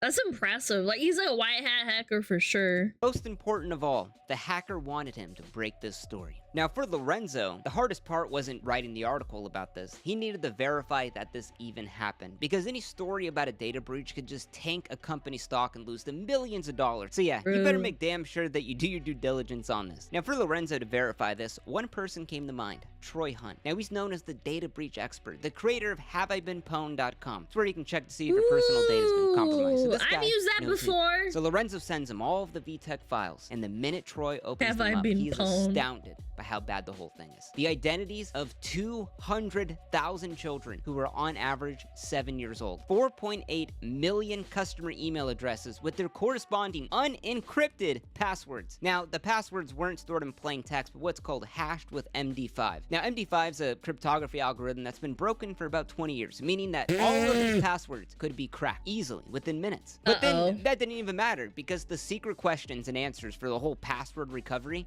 were stored in plain text, meaning anyone could just reset the password and use that information for other accounts tied to that email. Now, this was bad, but he needed to make sure, how was this data even real? Because there is a thing as fabricated data breaches. Now, Troy's website, Have I Been Pwned, allows users to notify them when their email's in a data breach. Now, this is like a massive repository of every data breach that has ever happened. So he cross-examined the VTech database, the Have I Been Pwned database, and he finds 18 emails that have been in both. So he reaches out, and it's a pretty big stretch, and he emails them asking for some help, if they'd be willing to verify some non-sensitive data, you know, where they live at and if they had a VTech account.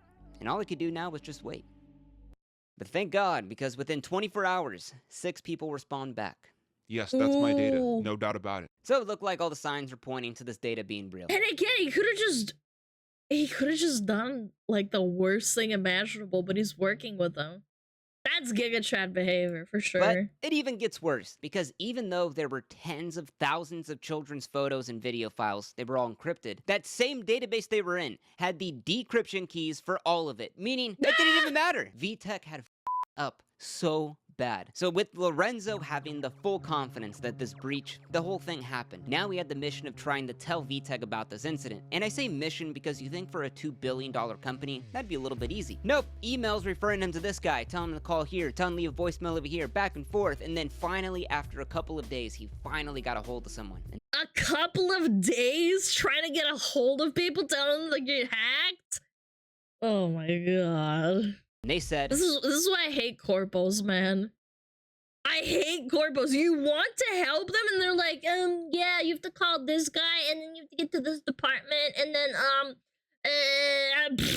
diarrhea. On November 14th, an unauthorized party accessed their VTech customer data on our Learning Lodge App Store customer database, and we were not aware of this unauthorized access until you alerted us. Wow, that's how bad it was. They didn't even know that it even happened. So just days later, November 27th, VTech then sends out this super watered-down press release telling everyone about the hack, but they never mentioned how many accounts were compromised, that nothing was even encrypted, or that even their kids' data was involved. But thank God, because the next day Motherboard releases their article about the breach and reveals what actually happened. And man, people were pissed. The hackers took names, personal details, pictures children had uploaded, and chat messages between them and their parents. The only good news is the hacker doesn't seem to want to publish any of it. Photos in the chat What a logs, good which is really guy, man. unsettling information. What's the one thing that parents should know about this hack? Probably everything they have given VTech has been compromised. Front page news around the world. Everyone was running the story. They were just dumbfounded that a children's toy company could make such a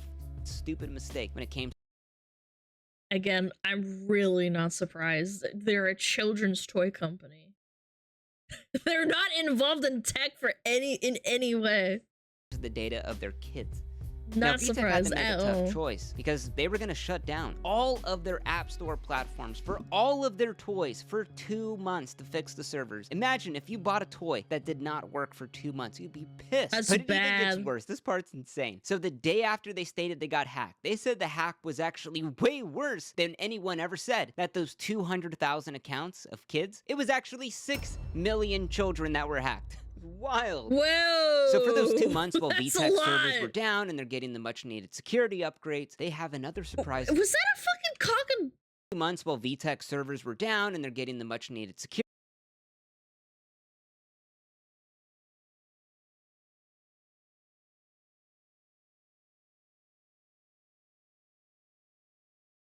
Did he really have to include that part, man?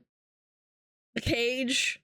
The cock cage? Security upgrades, they have another surprise in store for all of the parents. They update their website terms of service. God, this is so bad. You acknowledge and agree that any information you send or receive during your use of this site may not be secure and may be intercepted or later acquired by unauthorized parties. Dude.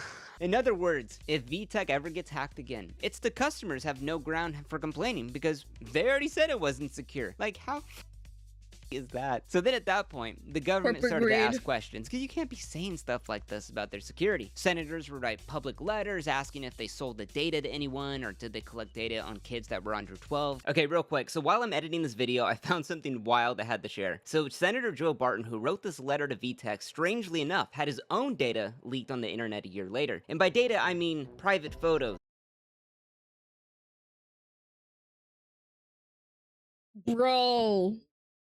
Bro, you can tell from the blurring that this is like a bottom up shot of his like wiener, bro. There's not enough blur for that picture. Dude, he's looking down at you. Who is he sending this to? Maybe it was his mistress, Chad. And text messages. God, he's a big... I want you so bad right now. Deep and hard.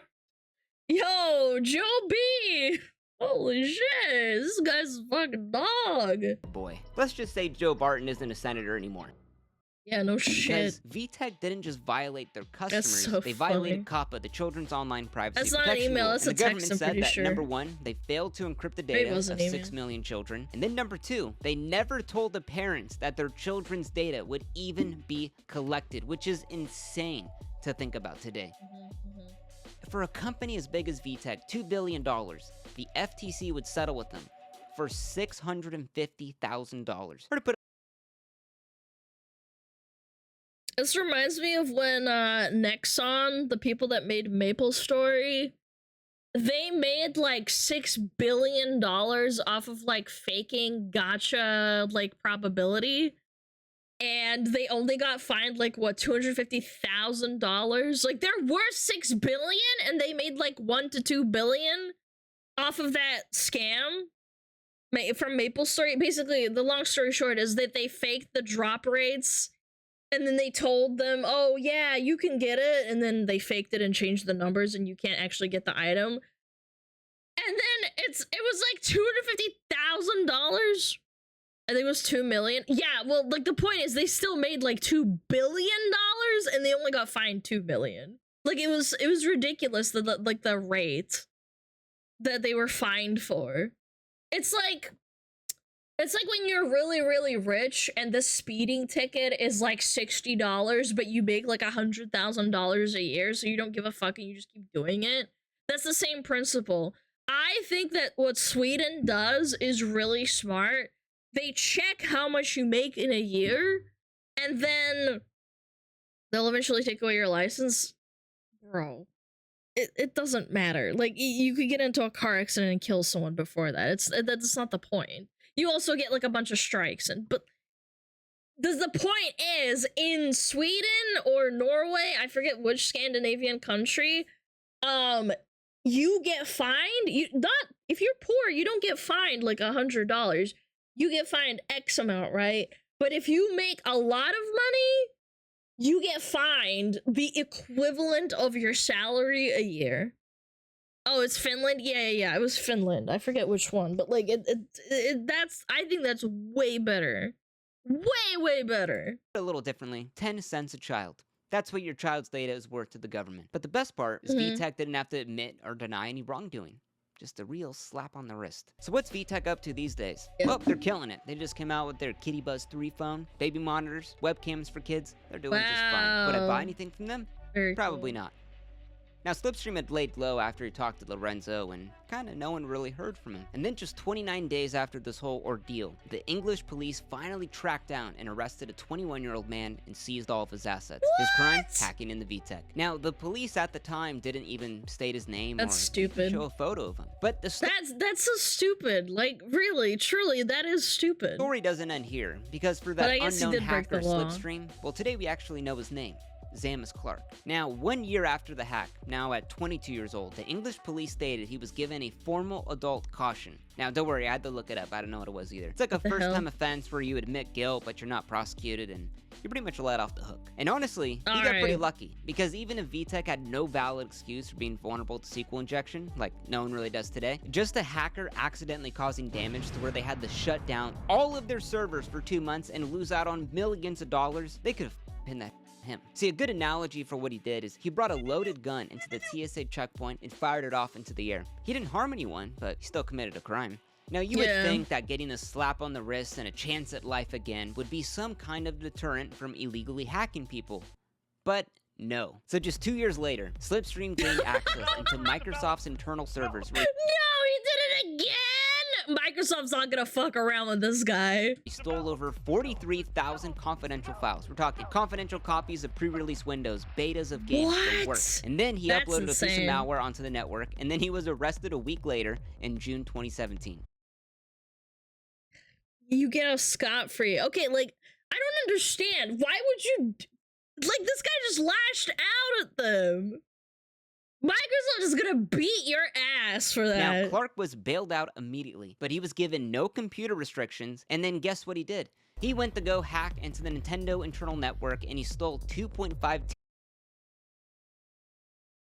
I can't tell if this guy is really, really stupid or just really, really lucky or both. I don't understand. Like, Microsoft gave you a little slap on the wrist, and then you go and fuck around with Nintendo? This guy has an ego or something, I don't know. Terabytes from Nintendo. We're talking linked games, source codes. It is the biggest leak ever to happen from Nintendo. Wow. But the craziest thing is he was never incarcerated because he's autistic and they were concerned of that making him a target while he was in prison.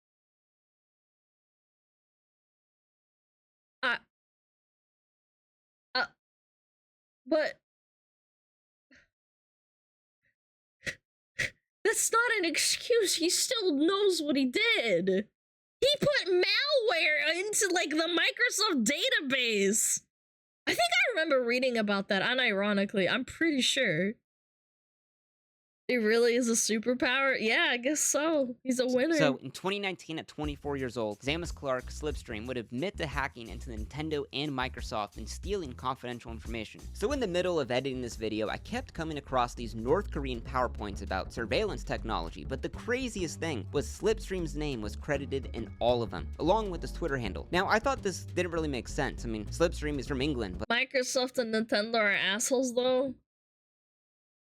That doesn't mean people should suffer. It's like going to BMW into the factory and planting some bombs in there, and then the people driving out of there and buying the cars get blown up. Like, did they deserve it? Yeah, no, probably not. They're just innocent people. It doesn't matter. He put in malware into the system to hurt people. like, what the hell would he know about North Korea? So I contacted one of the researchers on this PowerPoint, and they led me to an article from 2015. Now, a North Korean news agency interviewed Slipstream, and you may be wondering why. Because Slipstream hacked into North Korea in 2015. Now, he didn't just hack in. He went in and he stole the only version that we have ever seen of Red Star OS, which is like their operating system that they have. Now, let me put this in perspective on how absolutely insane this is. People had only seen screenshots of this operating system. No one had ever seen a copy until Slipstream hacked in and stole it and put it out there for everyone. This guy's a genius of like I can't, what? I managed to get a hold of the North Korean Linux distro.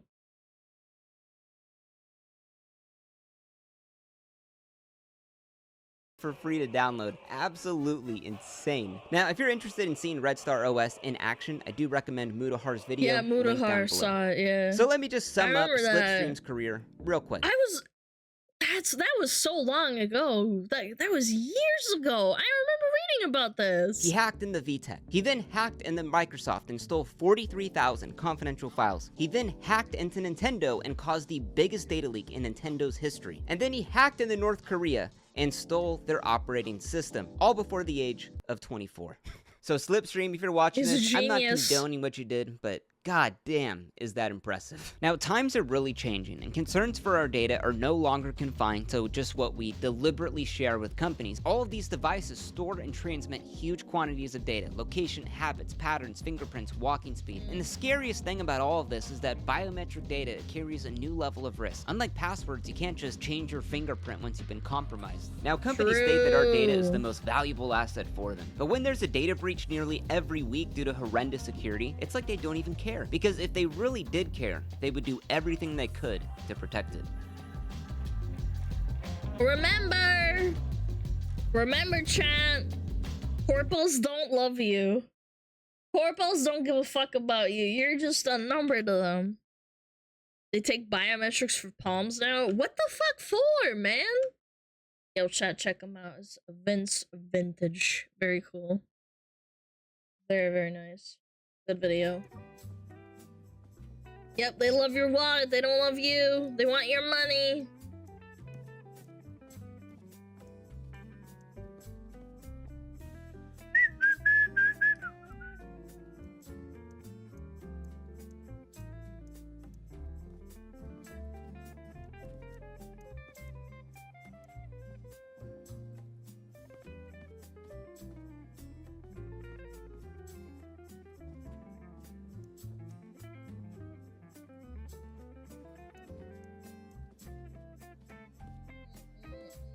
Sorry.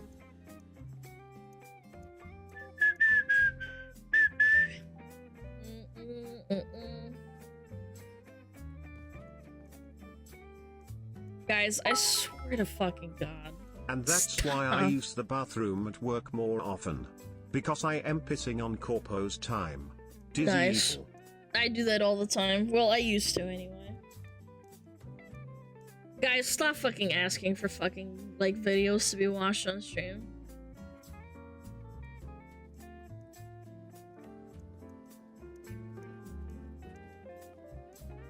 Can you watch the Super Bowl? Yes. Yeah, I could watch the Super Bowl, but only once. Your opinion on Finland? Fuck, we are cooked today. We are cooked.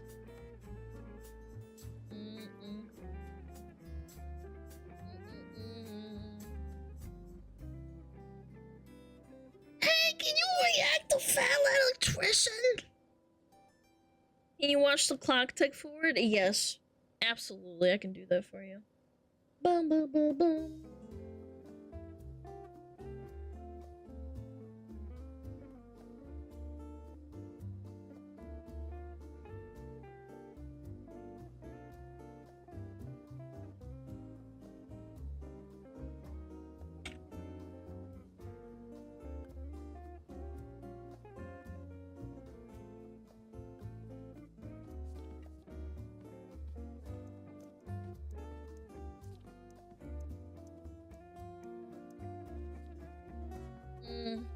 Sorry, I'm messaging Phillian's bots because I wanted to ask a question. I'd rather they answer it, like, now. Can we watch 8 hours of DBD lore? Yes. Absolutely. Okay. 1 second, I gotta tick up.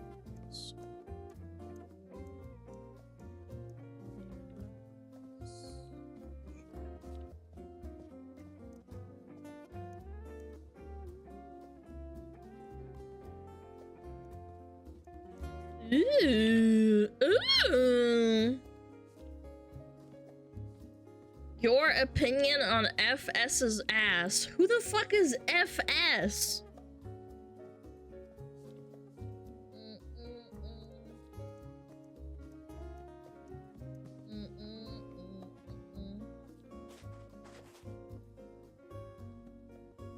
What is your opinion on grilled cheese sandwiches? They're okay. They're okay.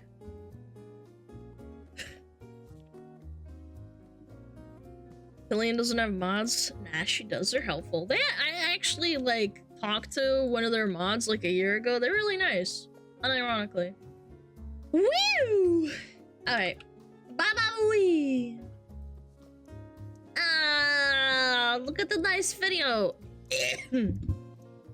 It's Canada Day? Yes, it is Canada Day today.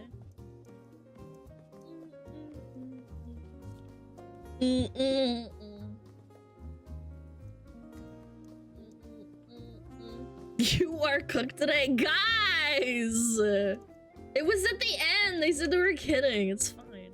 Anyway. Alright. I made hermit crab armor, then released them. Wouldn't that be really heavy for them to carry around? You have to make them pretty light.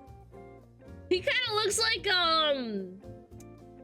what's that game? Crab Souls? The Crab Souls game? That was cute as fuck. Yeah. Yeah, he looks like little Crab Souls. It's cute. Alright, 3, 2, 1, ba-boom. How you going? Australian animals have developed some pretty cool and creative ways of protecting themselves. Like echidnas. It looks like a dick. Magpies. Excuse me? Stingrays. I don't know, man. If I was a kid, I would have fucking punched that bird in the face. The late Steve Irwin. No! And hermit crabs.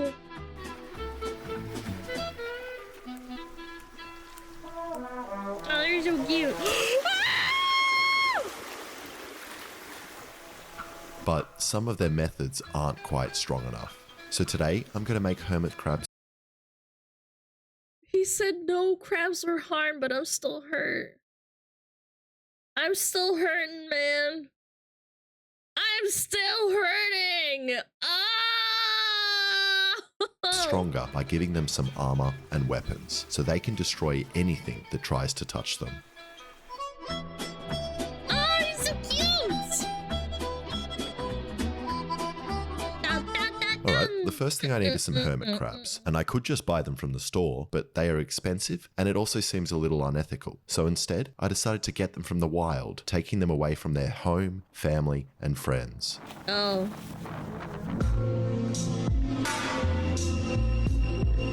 I've seen hermit crabs before, they're cute.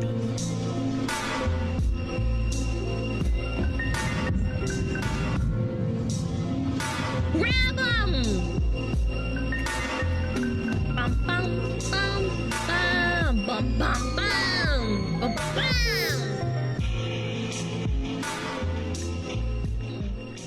Now I want to find a crab that is around 3 centimeters in diameter, so I brought my tape measure and began to measure.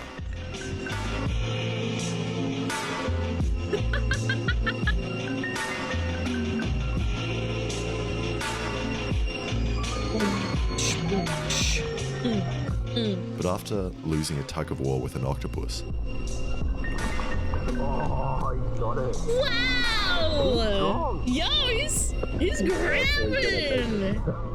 I gave up on the measuring gripping and that, started man. searching for any shells I could find. But unfortunately, all the shells were either empty or occupied with snails, which I crushed up for the fish, who started to get really friendly with me, almost too friendly.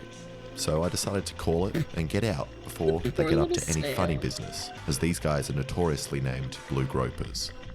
So I started looking in the rock pools, creeks, and just anywhere with water, until eventually I found this guy. I saw this rock moving before. He's moving! Cute.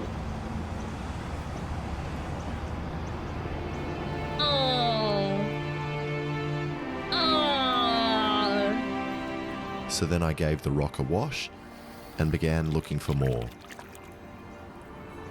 Oh, he's so And after searching cute. some more in this area, I found 2 more hermit crabs. Let's call them Sandy, Randy, and Handy. And I made them this home, which is filled with sand and random Lego pieces, but more importantly has a heat mat that emulates the warmth that a hermit crab is used to getting from heat mats that exist naturally in the wild. Okay, now I just need to make the metal shells. And the first thing that comes to mind is casting their shells out of aluminium. And I can do this by 3D printing some shells with some cool designs like this, and then taking a cast of the 3D print and then pouring metal in to fill the mold. And I want the crab's armor to still look like shells, but also have a Mad Max style to it, with stuff like armor plates, some That is spikes, so sick, buzzsaws. So I 3D printed all my shell Buzzsaws. designs and baked them in the sun to harden up. Then cast one in plaster with some arms for the molten metal to run down and left that for a couple of days to dry. Now I'm hoping that when the molten metal enters the holes, it will instantly melt the resin and styrofoam, creating a void which the metal will fill. Oh. So next thing, I invited the Dumbass. neighbours' kids over for a 24-pack. Classic Australian behavior. Fucking baby! We're not leaving until you finish. This is so aggressively Australian. Fucking baby, mate! Alright? And then collected all the cans, which I melted down in my furnace. And while the cans are melting, it's the perfect time to tell you about today's sponsor, KiwiCo. Wow! Which is a much better thing to get for your kids instead of drinks. KiwiCo is a subscription service Except if where you you're get the STEM Australian. project in the post once a month. Everything you need is there in the box, meaning you don't need to go to the shops for batteries or anything. The crates teach science, art, and engineering and are designed to spark a child's curiosity and creativity. I was really impressed by this domino machine and this walking robot, which both teach awesome engineering and design concepts. I really enjoyed this do-it-yourself air hockey kit, I didn't know if you pump it, it gets so big. It gets so big when you pump it. which is aged 5+, so is perfect for me and my friends. KiwiCo has heaps of different crates to choose from, and each monthly crate is designed by experts and tested by kids, so it really is the perfect thing for you to get for the kids in your life. And I really wish I had KiwiCo to play with as a child, instead of what my mum gave me. So, If you want to try it out and support my channel, click the link in the description and get your first month free. Thanks to KiwiCo for sponsoring the video. Thanks, KiwiCo. Okay, now time to check on the cans. And when they seemed liquidy enough, I poured them into the mold. Mamma mia, that's a spicy meatball. Bro, he's so strong. Dude, and he's straining too, so that means it's really heavy. Dude, he's like a gorilla. And I don't think there is any chance that this worked. So I gently cracked it open to look. Gently, yeah. And that didn't work at all. The aluminium didn't run into the hole, and I could try again, but the bad thing about doing this with plaster is the mold is not reusable and takes a very long time to remake. So instead I decided to make a mold out of high temperature silicone, which I've used before to make high temperature flashlights.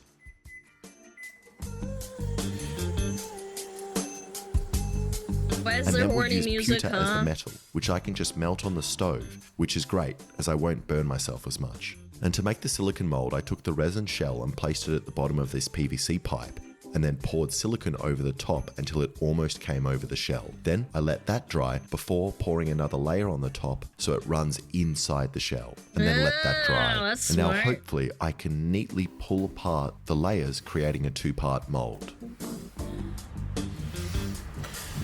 I still don't understand this music choice, man. Join together. Which didn't work. So I made another one, this time used graphite powder so they would separate. Now comes the pewter, which is this metal here, which makes you feel incredibly strong, which I just cut into chunks. And then melted it down in this little saucepan.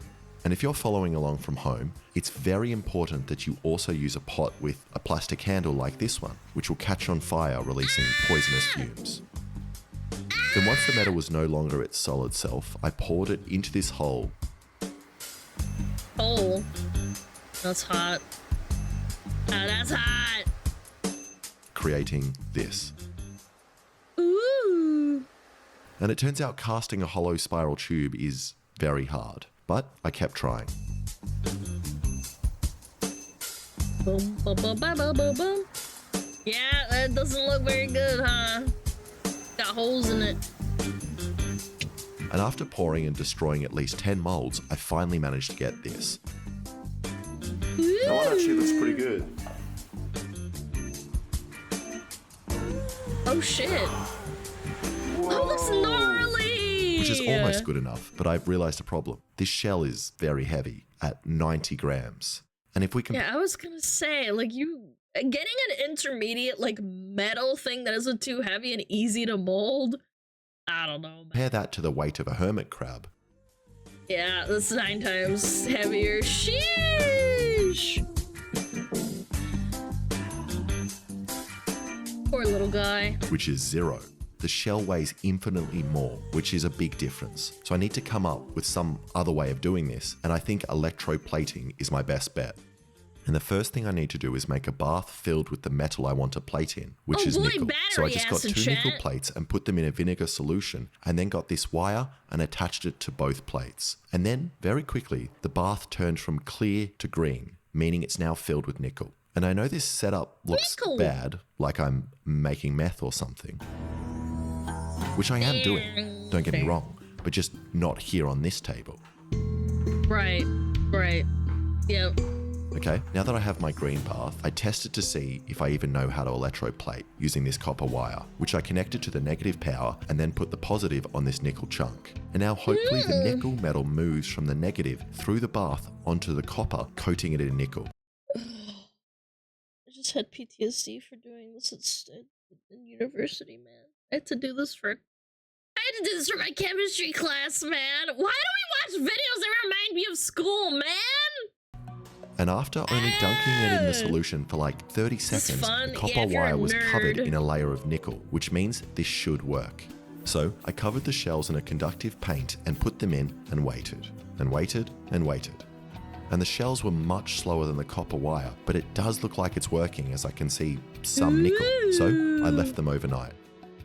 And this doesn't actually look that bad at all. It's kind of shiny and is also very light, while also having the added strength from the metal. And best of all, it makes this noise, which is good enough for me. Nice. So I coated a bunch of different shell designs, sizes, and then also did some in copper, which looks I like the one with the saw blade and that's sick. awesome, and has this crystalline metal growth on the end of the spikes, which makes the copper almost look organic. And then put all the shells in the tank for the hermit crabs to choose. And this is the annoying bit of the video for me, as I have no idea how long the crabs are going to take to pick a shell. And after watching them for a week, nothing happened. Although I did learn a lot about the crabs, like that Sandy loves to eat fish, Randy loves digging in the corner, and Handy, well, he loves... yeah. What? But more importantly, I learned that all of them are liars. And despite what a hermit crab tells you, they are not actually crabs at all, and had been lying to me for 2 weeks before I discovered they were actually something called a decapod crustacean, and I have no idea what that means. Oh, but in the end, it doesn't really matter, because it looks like something has finally happened. And I came back to the tank one night to find this empty shell, and Randy in his beautiful new home. He's crying. I bet that took forever to film. He's got up. Oh my god, he's gasping. Oh my god, it's so cute. Awesome. Oh my god. Oh my god, look at him scuttle. And personally, I would have picked the larger shell for myself, as he barely fits in the thing. But it seems fine, as he can still do all the things he loves doing, like running, digging, and climbing. It's also really awesome seeing Randy dig under the ground, as when he's under, it's just the spikes on top of the shell poking out in a similar way to an echidna, which would really hurt if you stepped on him. And That's I really so didn't think adorable. this would work at all, so I am Crab very souls, happy with this man. result. And I could wait longer to see if the other crabs also adopt their new shells, but I've been doing this for 2 months now, and I feel like I'm really pushing my luck, and I'm going to be responsible for the death of a crab soon. So I just decided to call it here and release the crabs back into the wild. Aww. Andy and Handy in their boring shells, and then Randy in his beautiful armor. Okay, buddy. So hopefully he now lives a long, happy life, destroying the It's pretty cool that, like, he's probably gonna pass down the shell to other people, or not people, other little hermit crabs. ecosystem he lives in. And the crabs aren't the only thing I'm releasing. I've got 3 leftover metal shells, which I've placed on beaches all over Sydney As soon for as it you gets to some find. contact. Here are some clues on where to find them. With water.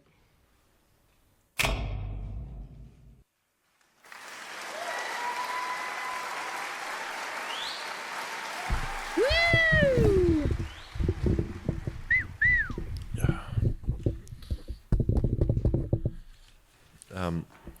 I've written a poem. At this beautiful point, you'll feel like a man. So just climb down this gully and follow my plan. When you get to the ledge and look That's around, Shakespeare. you'll find the shell where I peed on the ground. Ew.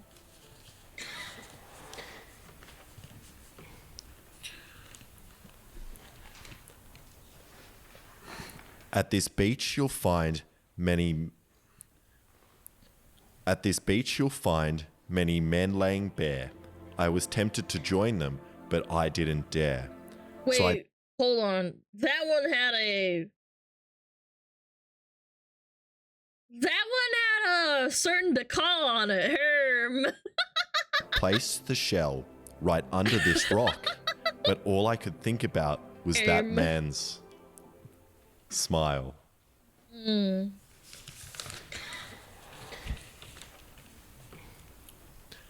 Where the planes land, you'll find this beach, and I've placed the shell just out of reach. If you come first and want to flex, make sure you leave something for the person that's next. Oh.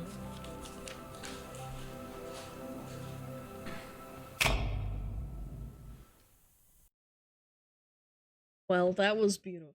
I appreciated that video, even though that thing's gonna rust instantly with water contact, and that hermit crab's probably gonna die. That was still a good video.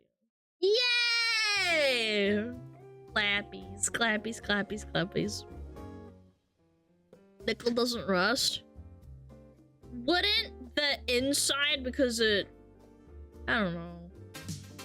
Yeah, he did, like, plate it with nickel, so I don't know. Maybe it won't rust. Again, I am not a science expert, but...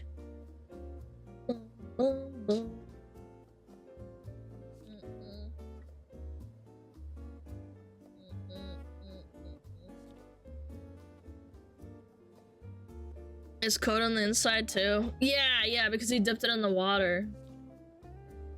Yep. Well, I just hope it doesn't destroy the environment. I care about the environment. Clearly. Imagine being abducted just to get dripped out in a turn. W. True, honestly, yeah.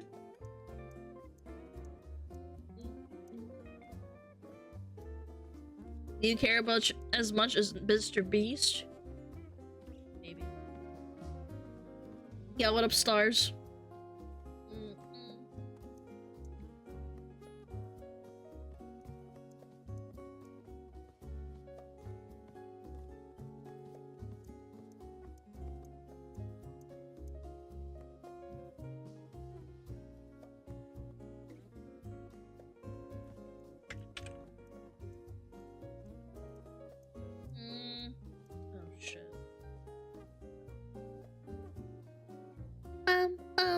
Bye, Ozzy. Bye. All right.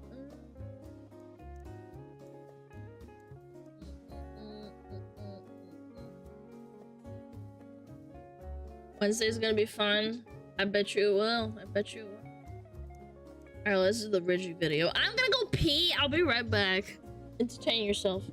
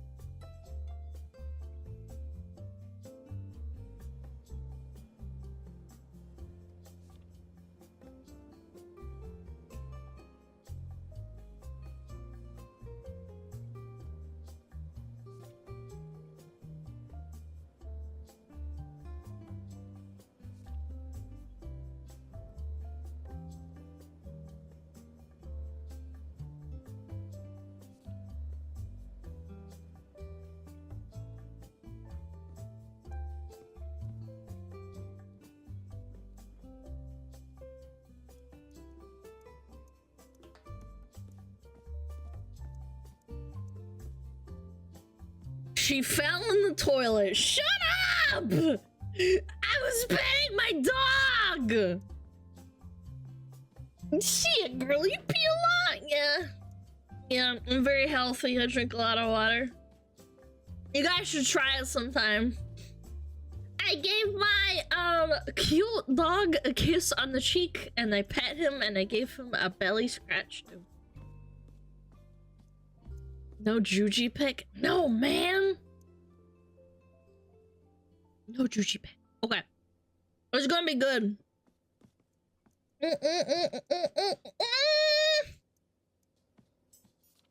There he is. My glorious Juja. I still can't believe that some guy called my dog Juja. My dog Juja. Wonderful.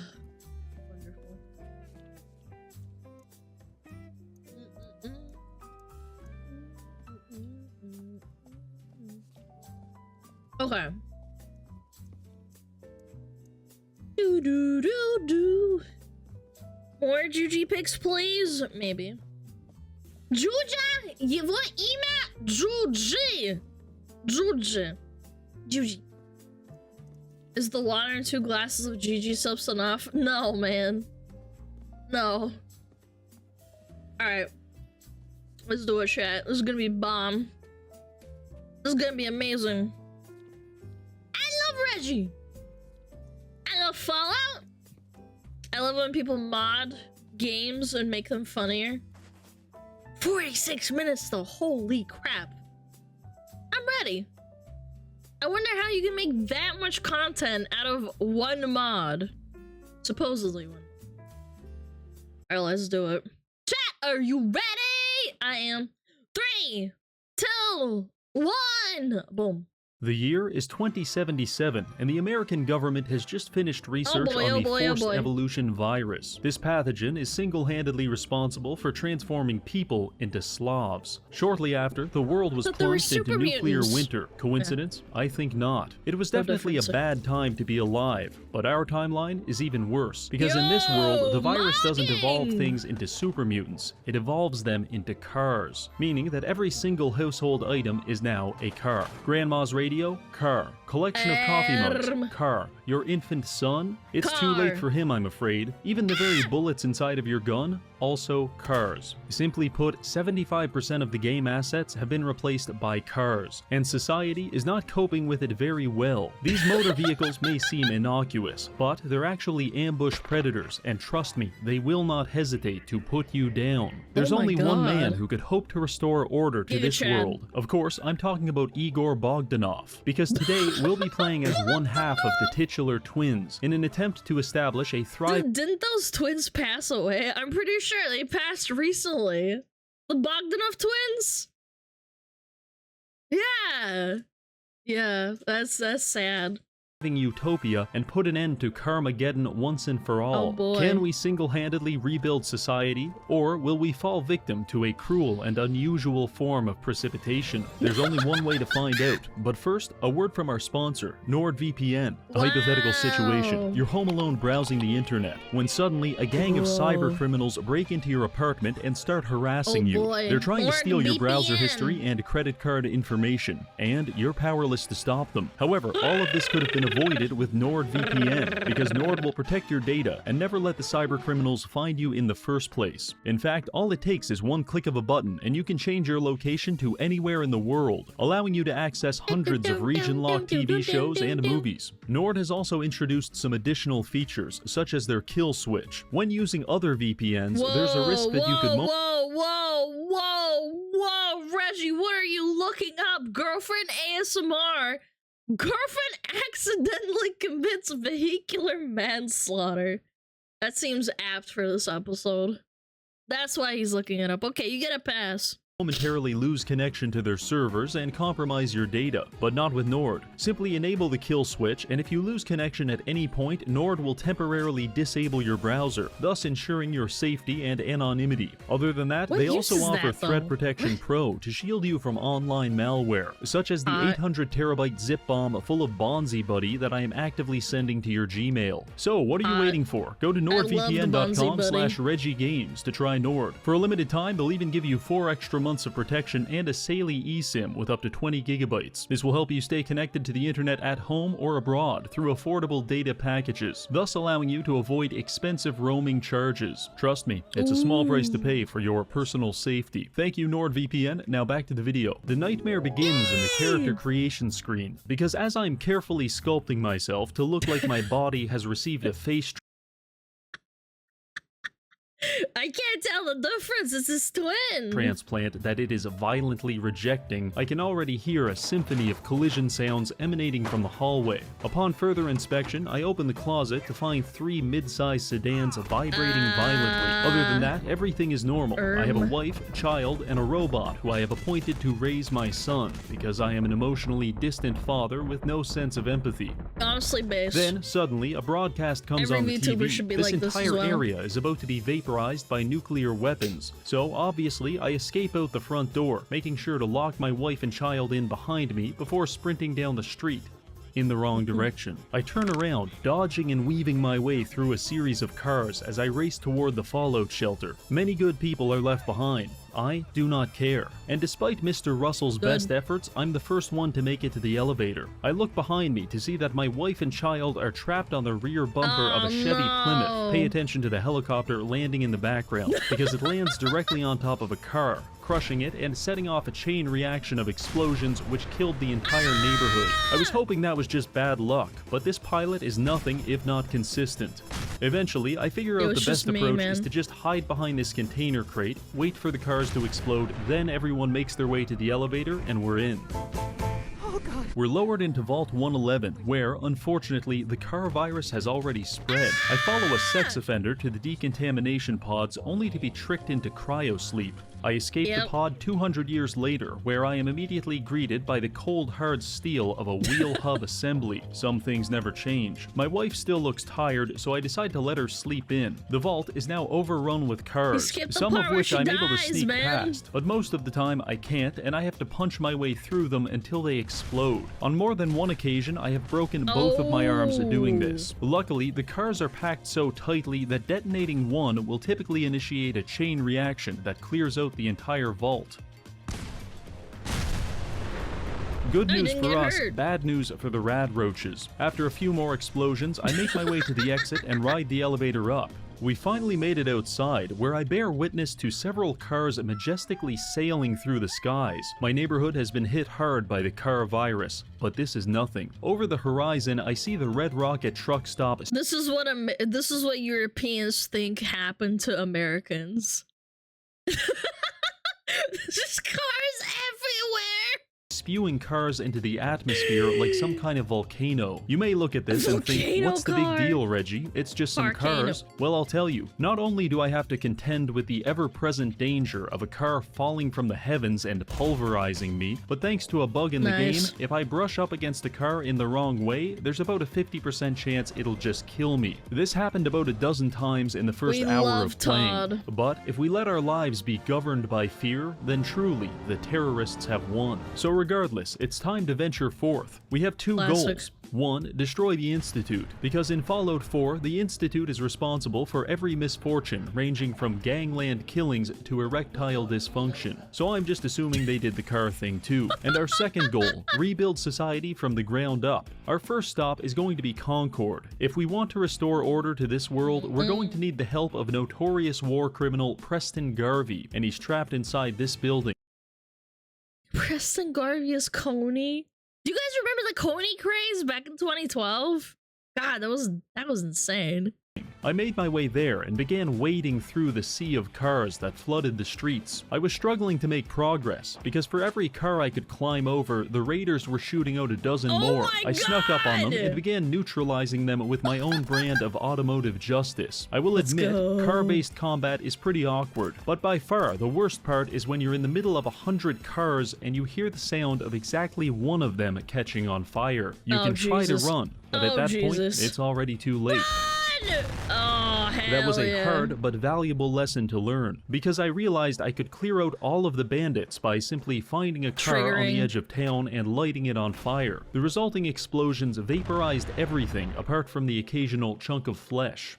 I'm surprised his graphics card is holding up. Clearly impressed, Preston invited us inside. In hindsight, I do not recommend going inside, because upon entering, you will be greeted by a cacophony of suffering, an orchestra of metal screeching and violent smashing. Honestly, don't even bother trying to navigate it. Also, don't even bother trying to destroy it, because I made that mistake the first time. I lit one of the cars on fire and tried to evacuate the building as they exploded. Instead, I left too soon, and the very second I came back through those doors, the entire building would detonate, killing me instantly.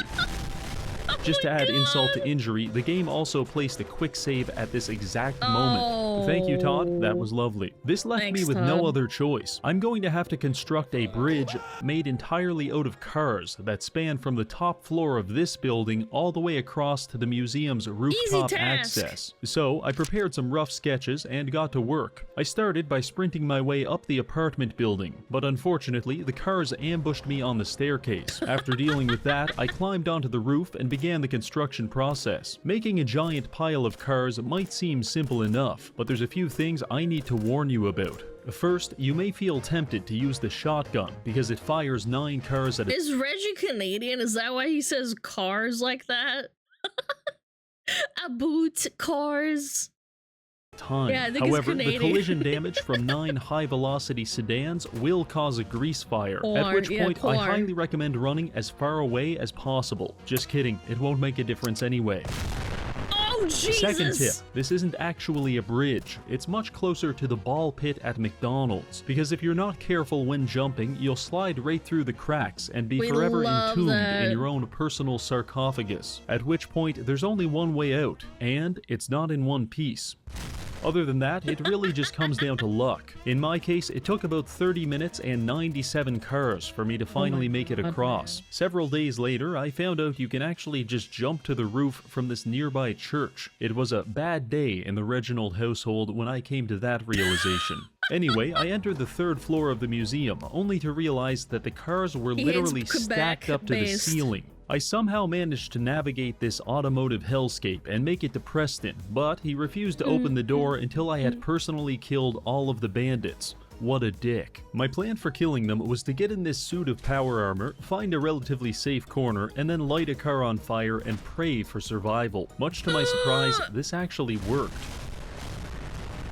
I tried to find the remaining enemies, but they sent me flying through the very map itself. When I came back to finish them off, I realized they had crushed themselves to death with their own cars. Amateurs. With that taken care of, Preston finally let me inside and began speaking with me as if he wasn't currently lodged atop a filing cabinet. He proceeded to espouse some very racially charged rhetoric about Rhodesians. Fried chicken! I told him that was wildly inappropriate, and we agreed to discuss it later. In the meantime, I have to go outside and kill more criminals. My only advice for this— Wait, Rhodesia's not even a country anymore, is it not? Isn't that Zimbabwe? Rhodesia! Piss. Massive piss. Sweet 3 months with the piss fox. Yo, Blue Wolf, thank you so much. Nope, yeah, I think so. I'm pretty sure that's not a country anymore. It's Zimbabwe. Section is don't get cocky just because you're in power armor, because those raiders will absolutely laser you, and I cannot express how jarring it is to get hit by a car, fly through the air for 30 seconds, wake up in a different time zone, and then get hit again. Also, that bridge we made, I recommend using that to your advantage. And finally, don't stand too close to Preston. Once I was done committing vehicular manslaughter, I spoke with Preston, and he agreed to meet me at Sanctuary, so we could begin building a prosperous settlement, and by the looks of it, we've got our work cut out for us. Our first order of business is ignoring the cars that are actively phasing through the wall. Dude, they're humping the freaking house, man. And trying to consume Mama Murphy, because what's more important is liberating at least 5 settlements and creating supply routes between them to establish a functional support network of civilizations. And once that's done, then we can find and kill the Institute. Our first settlement will be 10 Pines Bluff. I made my way there, where I encountered a woman who was almost certainly experiencing methamphetamine withdrawals, which is fine, but I just don't trust the way she's shaking that double-barrel shotgun like an unwanted baby. Anyway, she wants us to go to Lexington and kill the raiders in this car factory. This would normally take about 10 minutes, but I got a little sidetracked. It went like this. Wander through the wasteland aimlessly, get stuck in some kind of quicksand, find the site of a crashed airplane, kill the survivors, accidentally stumble upon General Atomics. I cannot resist the call to the void. Die several times in a sea of cars before finally making it inside the bowling alley. Hit a perfect strike and then attempt to commit identity fraud when confronted by a robot. Fail at committing identity fraud. Blow everything up in frustration and go hunting to let off some steam. After that, I made my way to Lexington, where I very narrowly dodged a projectile car, only to immediately get shot in the back of the head with a Ford Pinto. Ladies and gentlemen, meet the Lexington Welcoming Committee.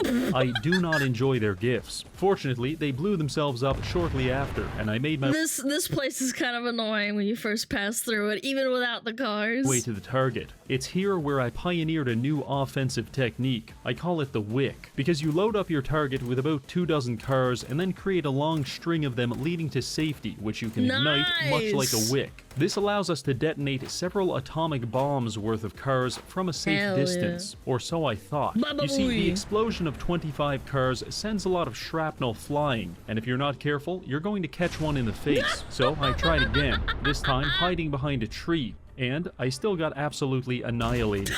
Eventually, I did get inside, and after greeting the receptionist, I was left with an entire factory packed full of cars. So I lit one on fire, hid in the corner, and started pissing all over myself. Dude, I'm One really gigantic impressed. explosion later, I'm really impressed his graphics card is holding up. and I got a notification telling me every raider in the factory was now dead. Simply amazing. All that's left to do now was escape. In hindsight, I do not recommend escaping through the roof, unless you know how to land a triple cartwheel from 60 feet in the air, because I don't. With all of that done, I went back to my favorite drug addict, told her the good news, and she agreed to join our faction. To congratulate us on the success, Preston decided to give me a flare gun, which I can shoot into the sky to call for reinforcements. Thanks, Preston. I love it. On to the next settlement, Starlight Drive-In. On my way there, I stopped by Trudy's Diner and tried to intimidate the bandits into leaving Oh yeah, the people trying to steal her money or something. Oh boy. her alone, and I failed. But similarly, Wolfgang failed to survive the resulting nuclear blast. And after that, I found Simone engaged in a life-or-death battle against Trash Can Carla, a duel which they both lost. Following this, Trudy sold me some radiation medication for all the plutonium I've been inhaling, and then I was on my way. Clearing the drive-in was simply a matter of filling it with vehicles, beating one of them with a tire iron, and then watching as a dozen mole rats go up in flames. That makes 3 settlements in total, with 2 left to go. And next, we're heading to Oberlin Station. On my way there, I was presented with a tantalizingly tempting opportunity. A Pulowski preservation shelter surrounded by yet-to-be-exploded cars. Obviously, I had to put this to the test. And while I was expecting to be turned into a human smoothie, the shelter actually worked. Following this, I met the leader of Oberlin Station, Yo, Tad, that's good, man. At least the programming worked this time. who complained about being victimized by a gang of violent criminals operating out of Backstreet Apparel. Don't worry, lady, I'm a fucking psycho. So I made my way to the fens and started fighting through each neighborhood in close quarters urban combat.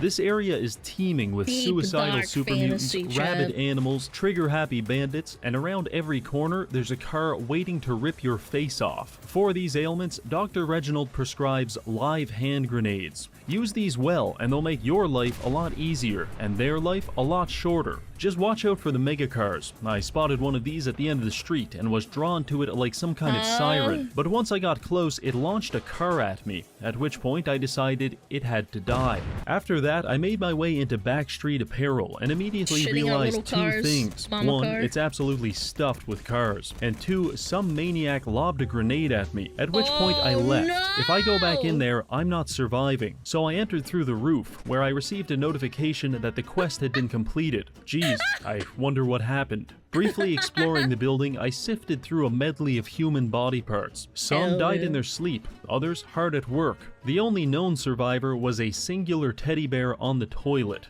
The mission is complete, but Wait, did someone place that? That's kind of cute. known survivor was a singular teddy bear on the toilet. shit. The mission is complete, but since I was in Nice. the area, I thought I'd stop by Diamond City to see how it was coping with the whole carpocalypse thing. I approached Piper, but felt Help! extremely uneasy about Help! the car dangling over her head. My suspicions were confirmed when it smashed my skull into a million pieces. After respawning, I can confirm that this car, in specific, is an absolute bastard. When I did eventually get inside, things weren't looking so good. The cars were blocking access to several homes and storefronts, and at least a dozen people appeared to be homeless as a result. Also, within minutes of being Those here, damn I witnessed a cars. man pull a gun on his own brother before security guards blew his head off with a car. This place has gone to hell. So I promptly left, only to be crushed by automotive precipitation within seconds of leaving. But it's not all bad, because while I was there, I pawned my wedding ring to a Spanish man in exchange for a long-range scope on my That's just rifle like and a real life. silencer for Fuck. my pistol. Now my enemies will never know what hit them. With that, I decided to head back to Preston for our final mission, and my transit was accelerated substantially when I made the mistake of jumping on this pile of cars and getting launched into a ditch no! 300 feet away. Following this, I spoke with Preston, and he assigned This reminds me of the time where I was playing Skyrim for the first time in like 5 or 10 years. And I encountered the bug at the start where you have to turn down the frame rate of the game so that you can get past the cutscene at the start. Because it'll insta-kill you and you can't play the game because like the card itself starts shaking around and shit. God, that was so annoying. me to help Nordhagen Beach. On my way there, I encountered several things. One of them, a junkyard full of cars that I can't blow up. Terrifying. For some reason, I felt a deep personal need to conquer this area Double in Fox specific, text for so I sorry you tried. needed to time This me out. was a mistake, because I spent the next 30 minutes dying, being lit on fire, or my personal favorite, being chased through the woods by a suicide bomber, accidentally blinding myself, and then getting attacked by a black bear that I can't even see. Dude, why can't you see? After much suffering, I did manage to Oh, you clear out blind them, so. 99% of the junkyard. The only survivor was a singular super mutant wielding a wooden 2x4. I used this as an opportunity to bully him extensively, until I got bored, lodged him in some construction equipment, and meleeed his foot until he died. Abusing him in this way channeled grows some feeling out. similar to melting an ant with a magnifying glass, and personally, I liked it a lot. After this, I came across a robot racetrack, where these bandits are betting money on which robot is going to win. Very exciting. Possibly more exciting is that I snuck upstairs, hacked into this computer, and found out there's a button to detonate all of the contestants. The level of free will that I didn't have in this moment was possibly akin to demonic possession, because I could not stop myself from pressing that button.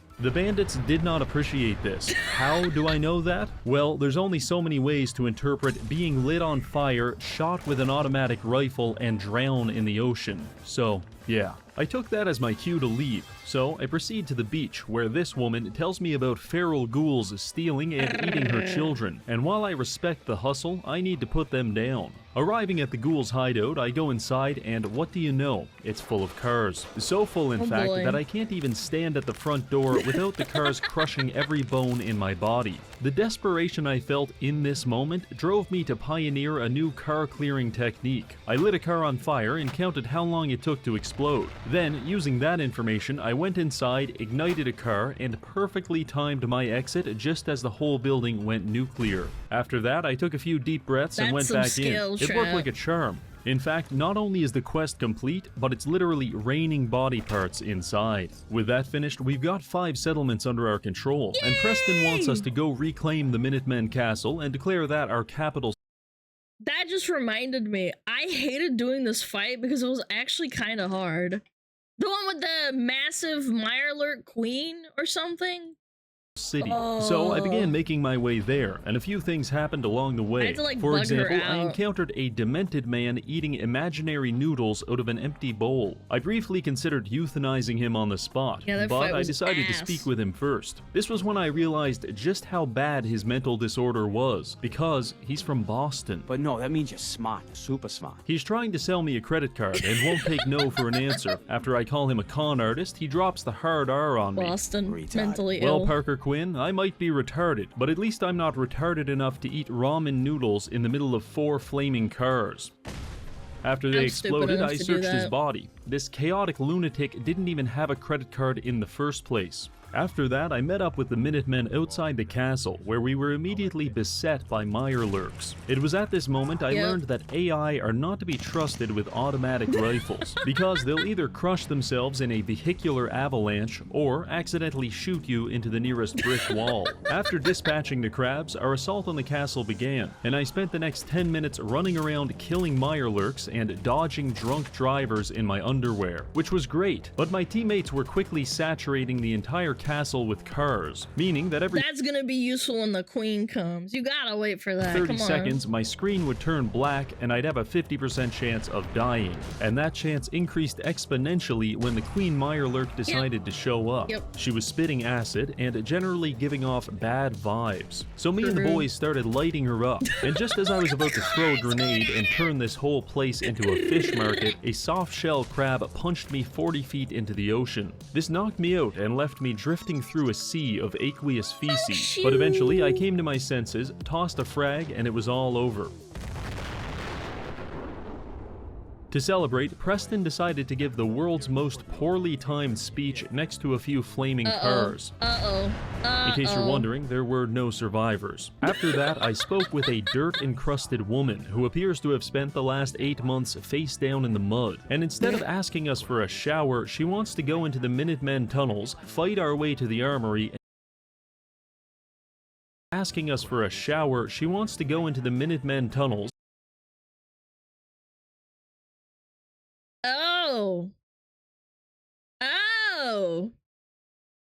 Okay. fight our way to the armory, and build an artillery emplacement. So we did. Long story short, I found a decapitated alcoholic, stole his clothes, killed an angry robot, and built this. Very nice. After Very that, nice. Ronnie Very gave good. us some smoke grenades and told us to call in an artillery strike with them. I gave it my best shot, only to find out that even the smoke grenades are cars. No! In this moment, a wave of existential dread washed over me as I realized I'm basically King Midas, but for cars instead of gold. Regardless, we've got Everything you touch turns into cars. 6 settlements, and we're doing pretty good for ourselves.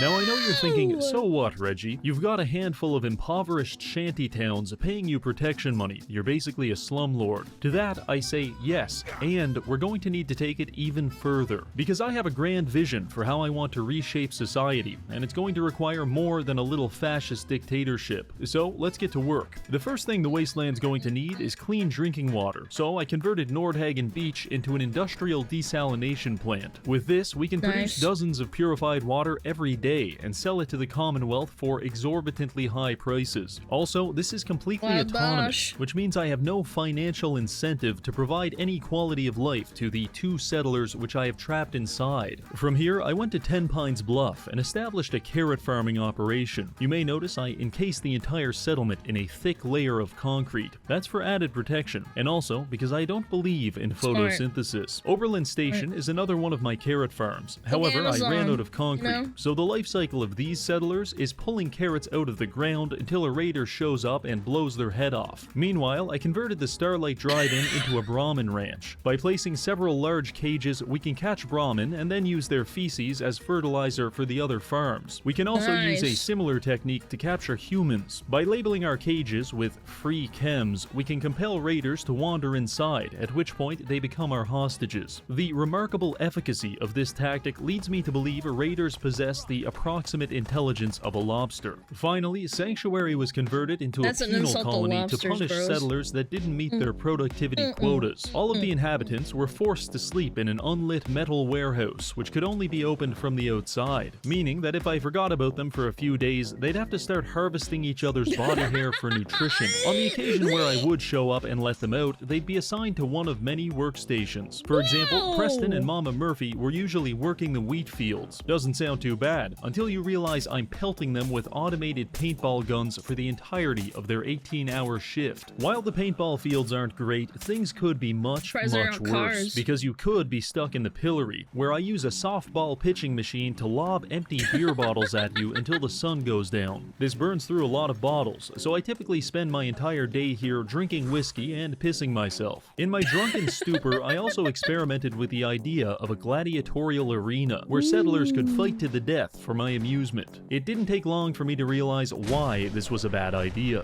For lesser offenses, I also have a humiliation station, where I strip you down to your underwear and fire all of your personal belongings out of a comically large mortar. For everyone else, they're assigned to stationary bicycles that provide power to the entire settlement. Also, I can literally program the bikes to shock their testicles if the settler isn't pedaling fast.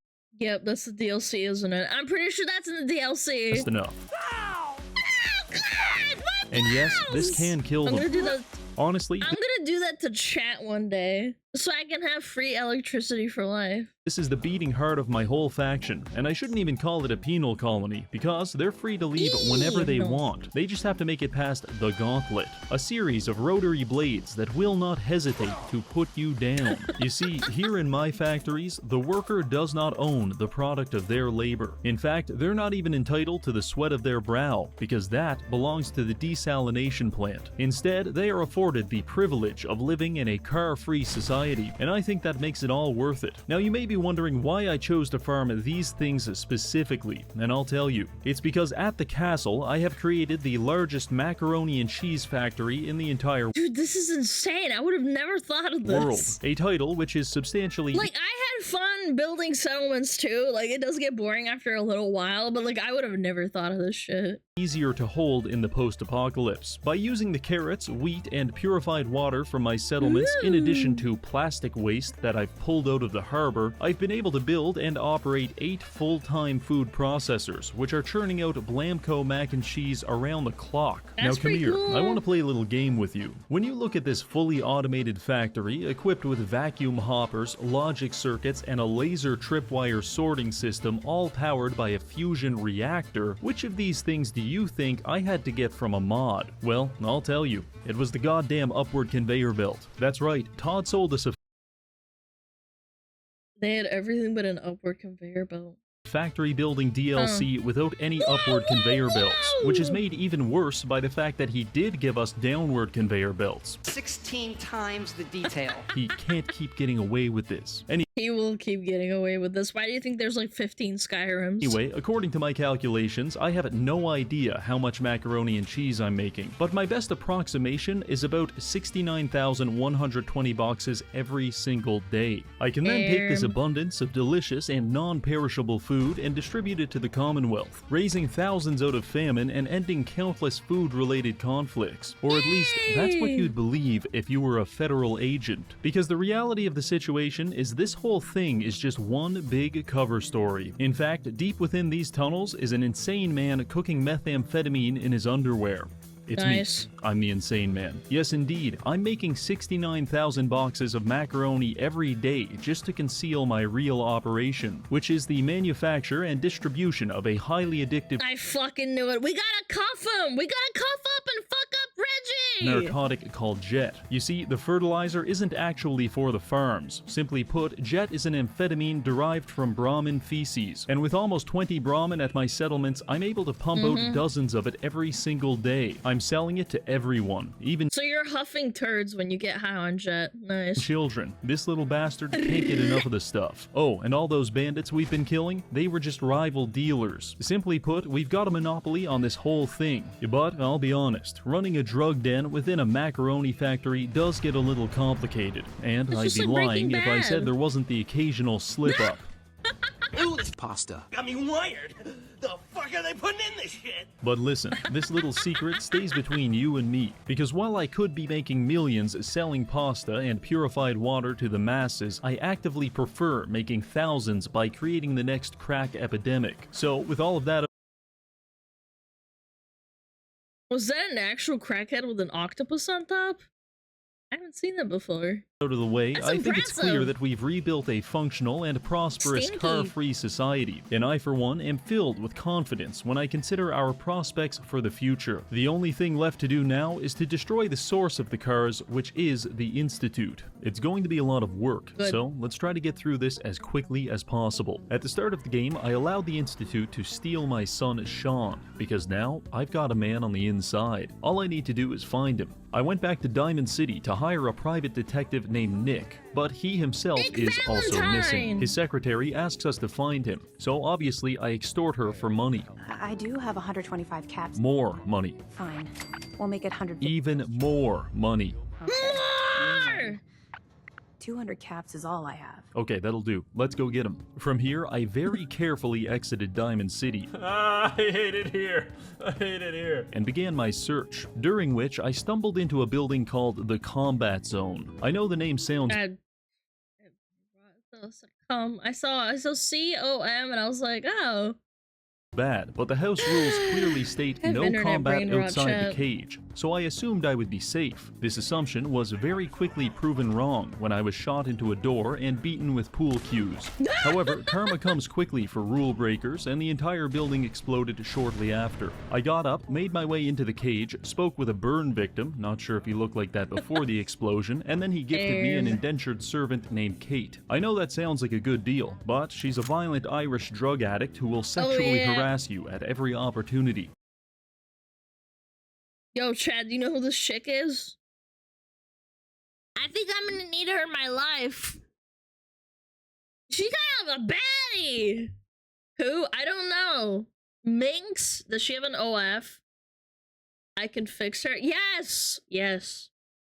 I took Kate to a nearby lake with the intention of drowning her, but instead I stumbled upon a sea monster named Swan. He's submerged underwater, and if you disturb him, he will beat you to death with an anchor. So instead, I began carefully and deliberately distributing cars all over the area. After about 30, I heard him wake up, so I tossed a grenade and ran away with all 7 of my frames.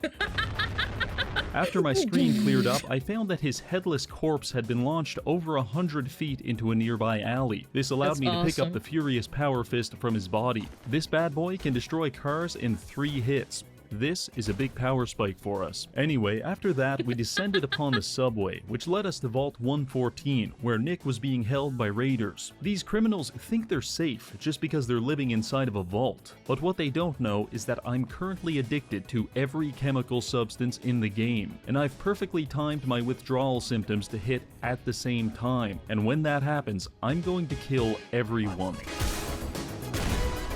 Oh my god. This is some good timed editing.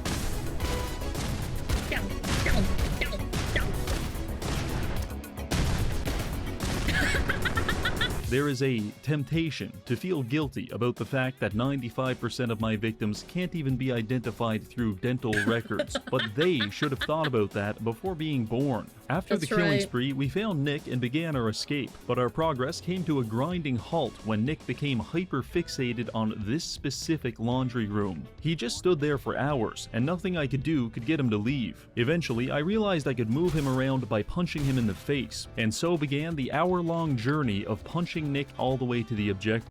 I don't know how this guy has the patience for this shit. If I found a bug like this, I'd be like, alright, I'm reloading. I don't want to do this. Or I'd give up. But you've got to be careful, because even though he has about 150 concussions by this point, he will not hesitate to jump up and start running back to the washing machine if you let him. So stay vigilant and keep swinging. Eventually, I got him to the objective, and we were just about to escape when we were confronted by Skinny Malone and his thugs. Fortunately, I was able to weaponize my status as a terminally online man to red pill Skinny into believing that his girlfriend was just using him for his money. This That's what I did too.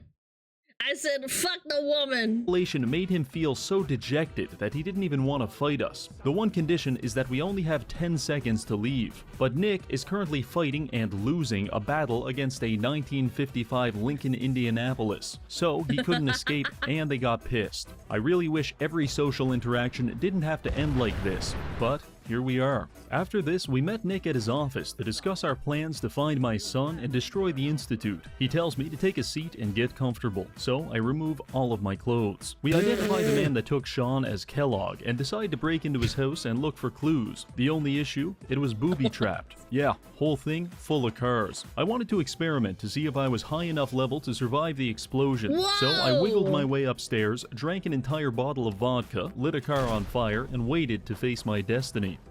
Destiny hurt a lot, but I survived by jamming adrenaline syringes into my chest and plugging my wounds with leftover food. Nick and Kate were also completely fine. With the cars now cleared out, we were able to find Kellogg's gooning chamber, which had no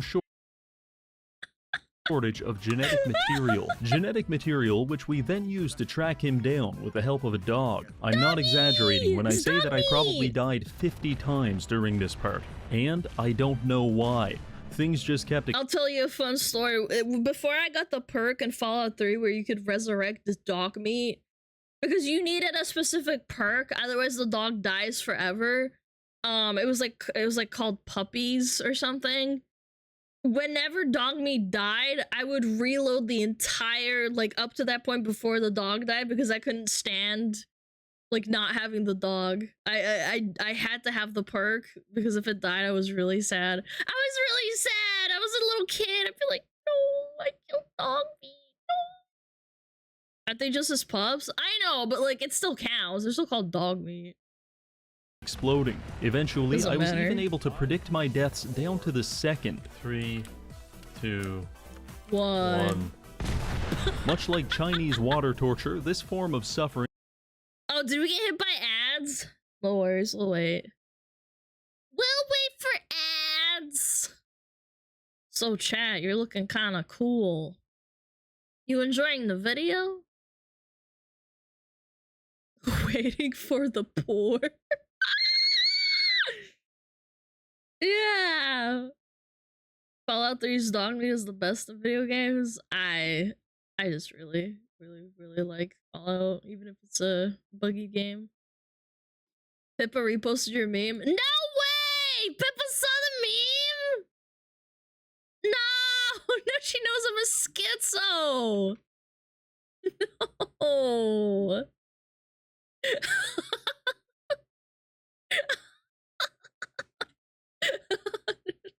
She fucking reposted it. No way.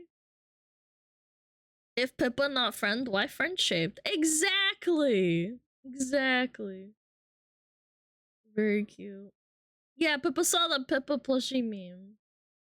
What link? It's she reposted it. It's in there. My notifications. Yay! Pippa liked the meme.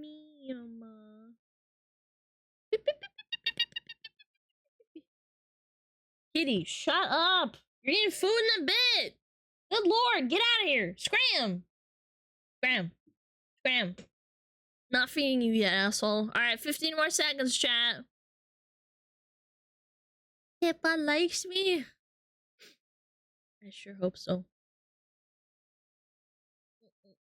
10, 9, 8, 7, 6, 3, 2, 5, 4, 7, 9, 21.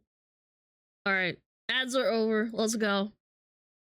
Boom! Was terrible in its simplicity and irresistible in its truth. After much hyperventilating, I made it to Fort Hagen, where Kellogg was hiding out. I entered through the roof, got pinned in the corner, and then had to endure the entire building exploding for the next 25 seconds. By some divine miracle, I survived this ordeal and killed my way to Kellogg. When I met him, I delivered a pretty sweet one-liner and then got put down like a dog. For my second attempt, I just jumped straight to filling the entire room with cars and blowing it up. I have yet to find a more effective combat technique than this. After this, it was back to Nick's to discuss what happened. Kellogg didn't give us any information on account of the incident, but Nick tells me there's a voodoo shaman that can read people's minds, which is convenient because I just so happened to scoop up a fistful of Kellogg's brain matter back at Fort Hagen. So we make our way to Good Neighbor to meet the doctor. Within 60 seconds of arriving, a man extorts me for protection money and is immediately stabbed to death. Looks like someone wasn't paying their protection fees. After that, I head to the memory den, where I am victimized by a car half a dozen times. I cannot properly express the anxiety I now experience when entering buildings. But if you can imagine that behind every door, cabinet, and cupboard in your house, a car is waiting to kill you, then you are approximating the surrealist hell that is my reality. Eventually, I made it past the cars and met Dr. Amelia, who offers to put me inside of Kellogg's memory. Wasn't she the voice actor for Farah or Anna? Yeah, she's the same voice actor for this character, I'm pretty sure. To try and find the location of the institute. So I agree, and dear God, there's cars even in the memories. I spend some time rooting through Kellogg's psyche, where I learned that he's so violent because his father didn't breastfeed him enough as a child. I also learned that there's an escaped scientist from the institute, and if I find him, he can tell us how to get in. His name is Virgil, and he's hiding out in a sea of radioactivity. So I very carefully navigated my way to the nearest clothing store, making sure to die several times in the process, after which I bought myself a hazmat suit. This should mitigate the radiation from the glowing sea. On our way there, I observed the arrival of the Brotherhood of Steel. They've got all kinds of helicopters flying around, but they're not coping very well with the local anti-air defenses. Anyway, I arrived at the glowing sea and equipped my suit, giving me near 100% radiation immunity. Kate, on the other hand, well, she's pushing the theory of radiation hormesis to its upper limits. Honestly, once you get past the prostate cancer, the glowing sea isn't too bad. I fought a few things, realized the utility of a double-barrel shotgun, and then absolutely humiliated this Deathclaw. Proceeding a little further led us to the Children of Adam. They're basically a cult that worships radioactivity, but despite all of their brain tumors, they were actually quite helpful.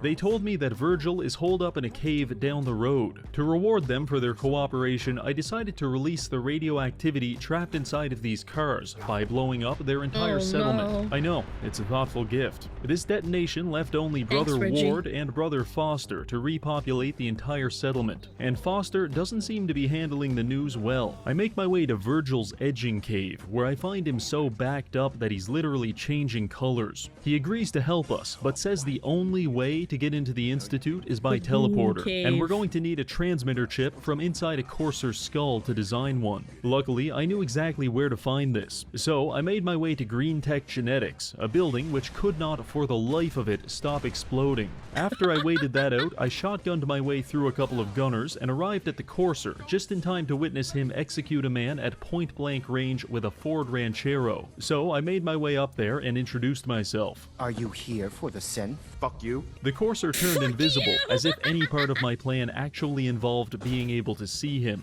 14 car explosions later, I had his brain in my hand. The only people that are capable of decoding this brain chip are the Railroad, a highly secretive society of anti-institute resistance fighters. So clandestine is their operation that the only way to find them is following a bright red line on the ground for 10 minutes and then entering Railroad as the password to their base. Holy shit. Anyway, I met with the railroad and started lying to them immediately, because why else would I be playing a charisma build? They agreed to help and introduced me to a clearly neurodivergent man who attempted to decode the chip by endlessly typing the same 4 letters on his keyboard as I phased in and out of consciousness due to my acute radiation poisoning. Stunningly, this worked, and we now have all the information needed to design a teleporter. For some reason, I trusted Virgil to do this, despite him being a biologist and not an engineer. I don't know if you're aware, but that's like hiring a plumber to do your heart surgery. Anyway, in the spirit of making bad decisions, I took Virgil's teleporter schematic. Wait, bad decisions, Genshin?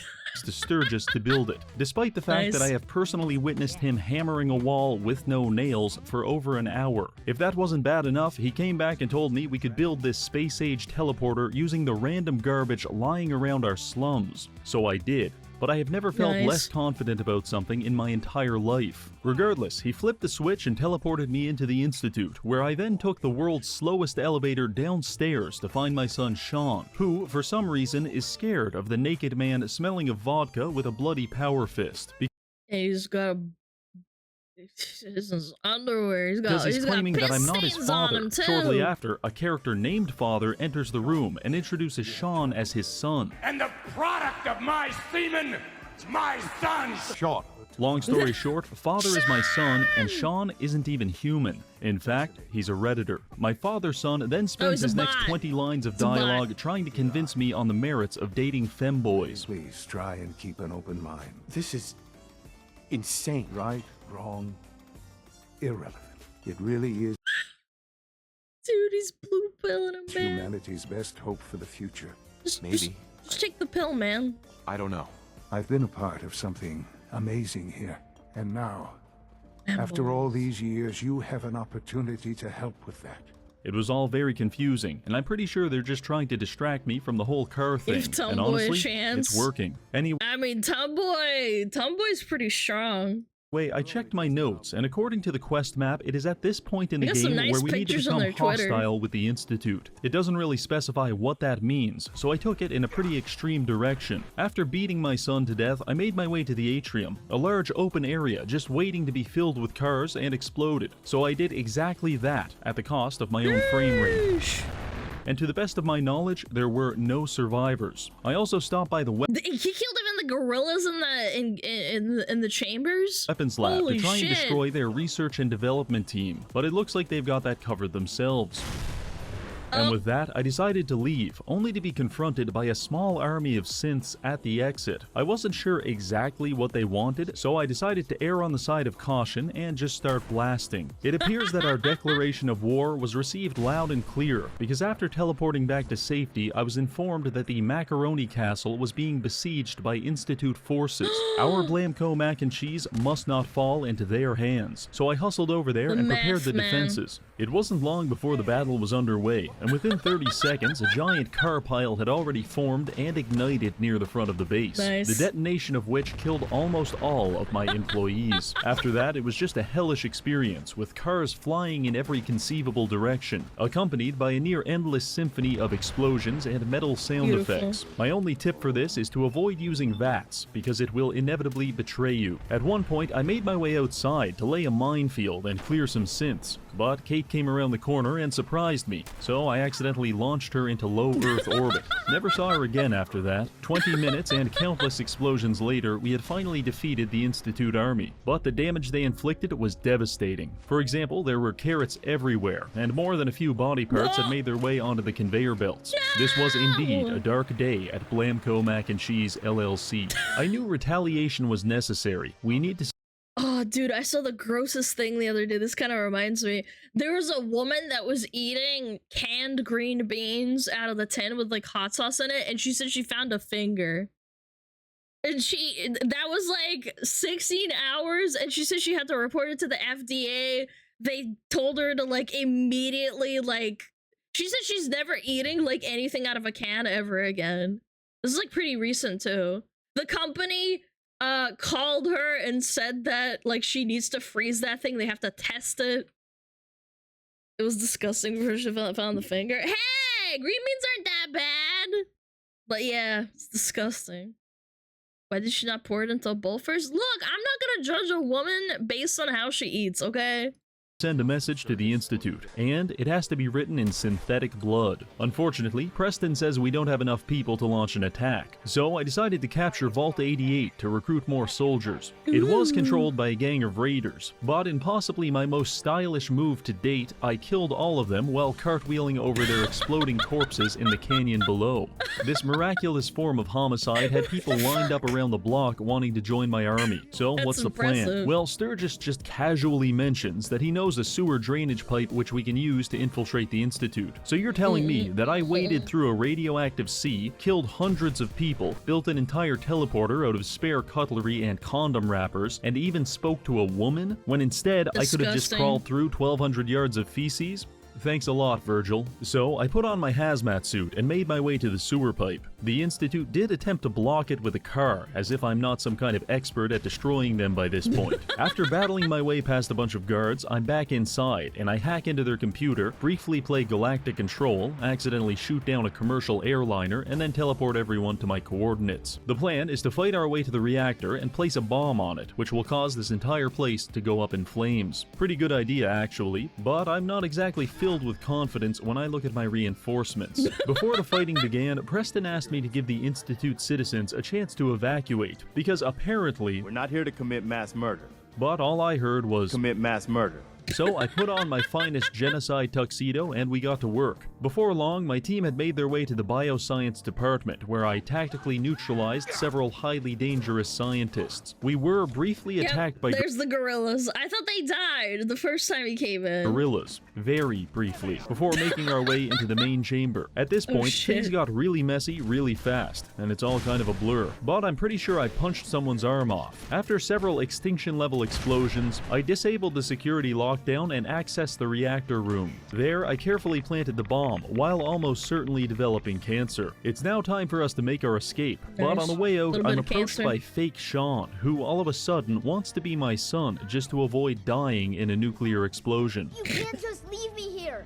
I don't want to die. Well, too bad, kid. I don't date gold diggers. That's not happening. So we teleported out and I pressed the biggest and reddest button of them all, instantly vaporizing the Institute and destroying the source of the cars once and for all. It's finally over. Oh, and Preston did have a mental breakdown because I didn't evacuate the civilians, but he'll get over it. With the Institute destroyed and my colonies prospering, it's safe to say we've been very successful, and I believe success is something that's meant to be shared. Personally, I can't think of anyone more deserving than the fine people at Diamond City. They've helped me on numerous occasions, which is why I've decided to donate to them 100,000 boxes of Blamco mac and cheese. It is my hope that this will be received as a sign of goodwill that might bring our factions closer together. The only problem is that my factory doesn't process things while I'm away. Thanks a lot, Todd. So I went back to the castle, sat down in my finest chair, and left my PC running for the next 36 hours. By the time I returned, I had become a pasta god, and it is now time to reward my subjects. Oh, yeah! Oh, he's shitting at Blamco! Look, there's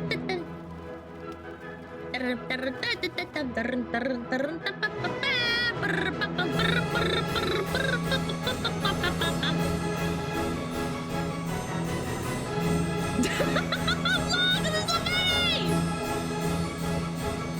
Yeesh. Well, there it is, 100,000 boxes of Blamco mac and cheese, enveloping Diamond City like a warm blanket. However, there were no celebrations, no fireworks, and the city was not undergoing the massive cultural and scientific renaissance that I was expecting. And I didn't understand why. It's perfectly good food, but upon closer inspection, it became obvious. All of this pasta is uncooked. No wonder they're not eating it. So what we need is heat, the byproduct of an exothermic reaction. An exothermic reaction, such as a car exploding. Fret not, Diamond City, I've got just what you're looking for. Gentlemen, it's time to cook.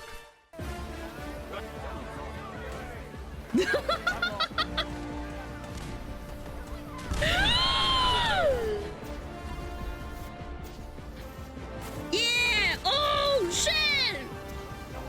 Yeah, cook them up. This is my city. Yeah, cook that bitch! Cook 'em up, cook 'em up, Well, cook 'em that does up. it for this video. We've saved the world from an automotive apocalypse and ushered in an era of abundance and tranquility. Thank you to this month's patrons for supporting the channel, and finally, thank you for watching. Yay! Clappies! Thanks, Reggie! That was so cool!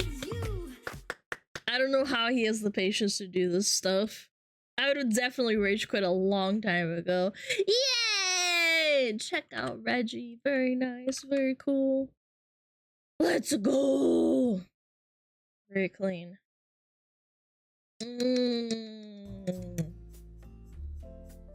Chat, did you enjoy that? Playing through Fallout 4 for the first time? Give me ideas. I don't know, man. Everyone shits on Fallout, but like, I played through it about 3 to 4 years later, and it was actually pretty fun. But I will say, at launch, Fallout 4 was absolutely heinous. Like, it was so buggy, it was so shitty, and the poor performance and everything. Yeah.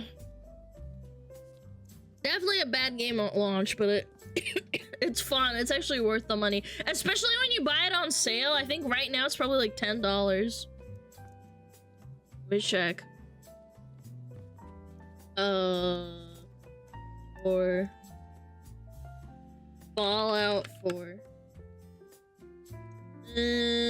Fallout 4 is currently...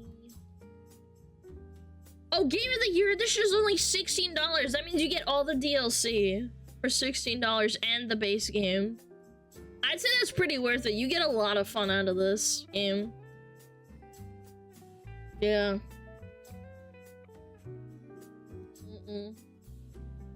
Only thing I'm not a fan of is the dialogue options. Yeah, the Fallout dialogue options are terrible, but like the game is overall fun.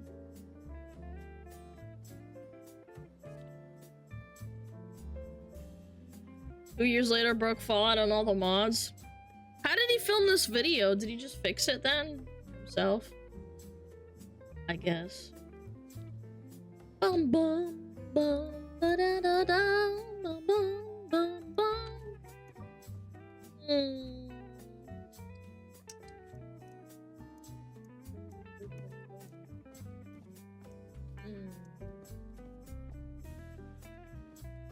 Ba ba ba ba ba ba ba ba bum bum.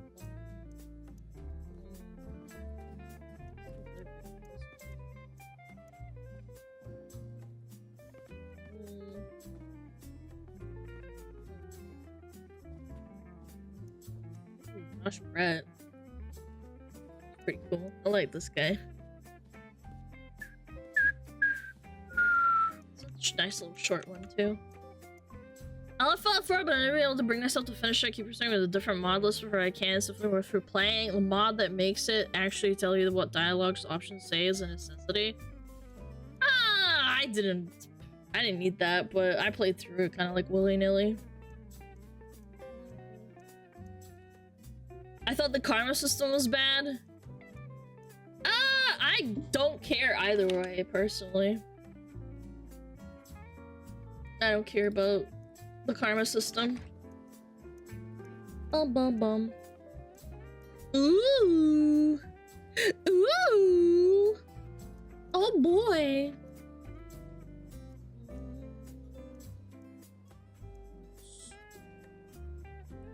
Yes, yes, yes, yes, yes.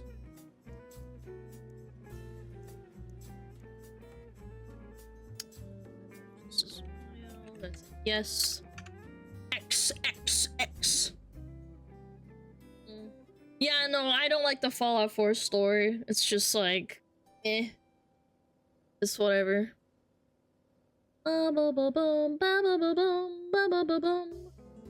Alright, let's do it.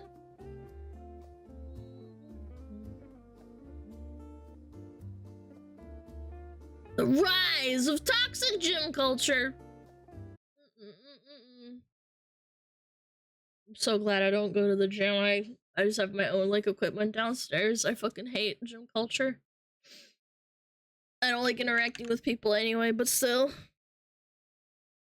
Would highly recommend if you have the means, even if it means you get like a you know, payments for your equipment. I would highly recommend that over having to deal with with this stuff. All right, 3, 2, 1, boom. So there's this trend on TikTok where someone will briefly glance over at a person doing something crazy, but little do they know, they were caught by the tripod. Yeah, I'm gonna stare at you when you do something stupid. Why is that a crime? At least until they're posted to their thousands of followers. They're often able to creep and publicly shamed. But all of this for what? A couple of likes on your TikTok? What, just do you trade that to destroy someone's life? This is just one of the... Yep. Yeah. Not surprised. You give these women a phone, it's over. many instances of toxic gym culture. People are turning gyms into war zones. It's f***ing despicable. But it seems like the consequences go much deeper than putting a few people off a gym. For me, it led to injuries, avoiding any slightly suspect-looking exercises, and feeling self-conscious for years. Yeah, this is why I don't do it. I just don't like it. Maybe if phones weren't like a thing, I wouldn't want to like do this kind of stuff. I just don't feel comfortable. Yeah. Till I realized the deeper things going on. My dope. If you're worried about looking stupid at the gym, this will put things into perspective. This is one of the most disturbing videos that I've ever been sent. He's cool. You're the gym weirdo, filming everyone around you, looking for people to call out. Do you not think people are gonna look and stare? Telling me to put my shirt back on because others feel insecure. Because you're so jacked. I'm starting to remember why I don't go to gyms anymore. Base Pewds! Dude, Pewds is jacked too. You know he's not lying. He's like, fuck that shit. I ain't doing that. I'm not going to the gym. Fuck. Gym creeps, In this disturbing bros. footage, a woman lets another member in the gym. Without saying any words, he storms towards her, and she tries to escape. After another attack, she's able to get him in a chokehold and get out. There's some deranged cretins in this world. A genuine concern for people in the gym. Harassment is a serious offense, deserving of serious repercussions. But it's also why there's a growing concern. Nah, see, that's fucked up. Like, what the hell? I wouldn't trust no one at the gym anymore. With questionable accusations. Trainer gets caught on camera being a pervert. And when I stand up for myself, he threatens to call the police and revoke my membership.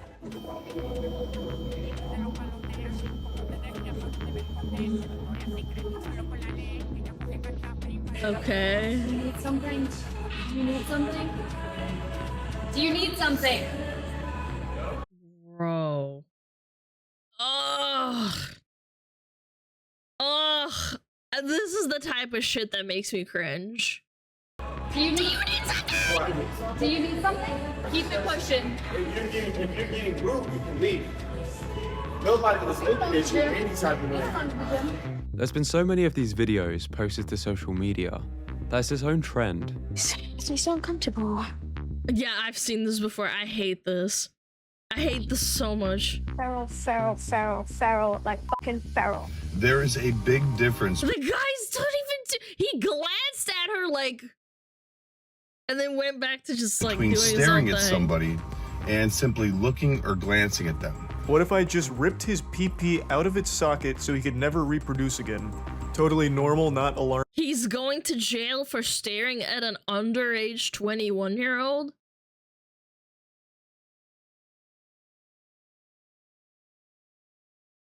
That's gotta be bait. That's gotta be bait. There's no way you just type 21 and underage in the same sentence. That has got to be fake. No shot. That's rage bait. Alarming thing to say. Often it's a grey area of who's in the wrong, but I just stared at her ass. Am I a creep? I guess I am. sometimes it's more obvious. The gym. What is it? Excuse me, I think you should stop looking at me. Girl, if anything, I'm looking at your boy. So I was doing my exercises like a good gym lad, and unfortunately there was a woman doing some exercises And I didn't know she was talking to me at first because I was like, I'm not doing anything wrong. I'm just, you know, doing my thing. And Yeah. said something along the lines of, why do you keep staring at me? Stop, like, don't be so creepy. She said she'd go and get the manager and asked me to leave. I was like, I'm literally blind. And I wasn't as confident. They are. Oh my god. Oh my god, he's blind. Oh my god, no way! You're such a clown! Oh my god. He's blind and he's at the gym! We need to pass a law that you must pass a common sense and IQ test to go into public. That is so funny. I was like, oh, he's not doing anything wrong, and then he's blind? That must make her feel so bad. I hope she does. I hope she never does this to anyone ever again, so she thinks everyone's blind. You to leave? Yeah, they got me out of it. It would seem like the only way to avoid being cancelled. Wait, blind man says he was kicked out of the gym for staring at a woman. Wait, that's discrimination. He should sue. Wait, this happened on my birthday! 26th of June, 2023! No shot! This happened on my birthday! Can't stare when you're blind. You literally can't see. You can't see. You're blind. Like, you can't understand. Or threats of genital mutilation is to crane your head to the floor. But before you do that, make sure you avoid the tripod influences. Bro, her ass is so fat. Holy. While this may look like he is on a minefield, this is but a humble peasant trying to avoid setting off something much worse. The entitled influencer. I wish a bitch would. If I ever had a moment with someone who told me off for walking in front of their shot with the camera, I would tell them to shut the fuck up. No shot. No way! I would not let that shit stand. I know, like, oh, Alana has sexual anxiety. When I'm mad, I pop the fuck off. I really do. It takes a lot, though. After scurrying past the tripod, they muster a disgusted facial expression to assert dominance. I hate when people walk front of camera on purpose. You're doing it on purpose, I swear to God. Think you and your toddler You're in a public space. I'm not. Nobody cares. Cry about it. Piss yourself. are safe in the changing rooms? Think again. You recording right now? Yes. I don't want to be in your recording. I don't care. Don't touch me. Watch what happens. There's nothing cuddly about this particular teddy bear. Everyone at my gym is an NPC. It's pretty tough stuff. In this close encounter, the first-year university students... Your uni gym asks you to leave after mogging all the first years. You obnoxious rat. Like, they're just walking past. They want to go to their... Woo! escape a mogging and live to face the next challenge, avoiding the fail compilations.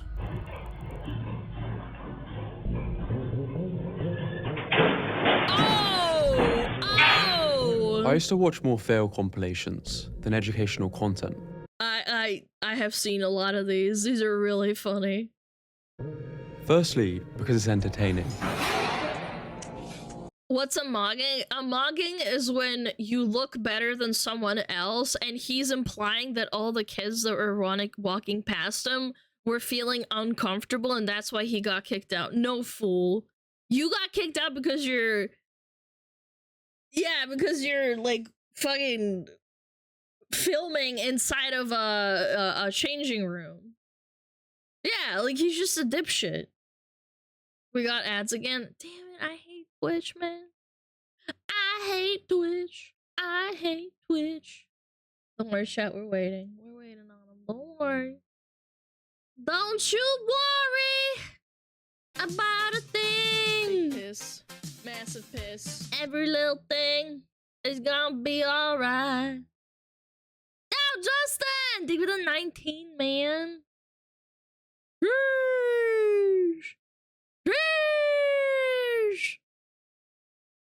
Yep, 19 months, man. Guess Twitch police, this one right here. Yo, fuck Twitch. True.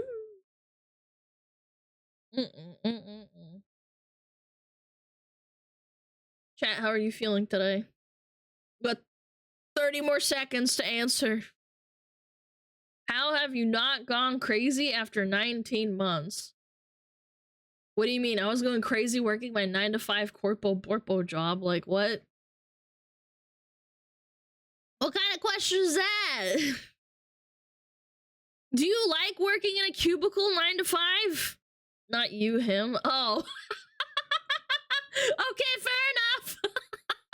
I was like, man, my job's not that bad. I'm streaming.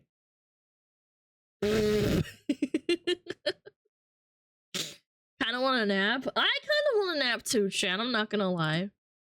I'm glad you're doing well, though. I'm glad you're doing well. All right, let's get back into it. The ads are over. Let's go. 5, 4, 3, 2, 1, boom. But truth be told, I was terrified of ending up in one, so I tried to watch as many as I could to avoid making the same mistakes. Fucking hell, man! Dude, I have a treadmill. It's not that bad. Oh, that's dangerous, man. Holy. I mean, imagine being posted to millions of people by a Premier League footballer with your butt crack out. But the more of these fails I'd watch, the more I realized that some of these are legitimate exercises. Wait. Worse still, a lot of these are just beginners. Or young people being mocked for social media likes. I saw Bro struggling with his PR. Aww. So I asked if I could hop in.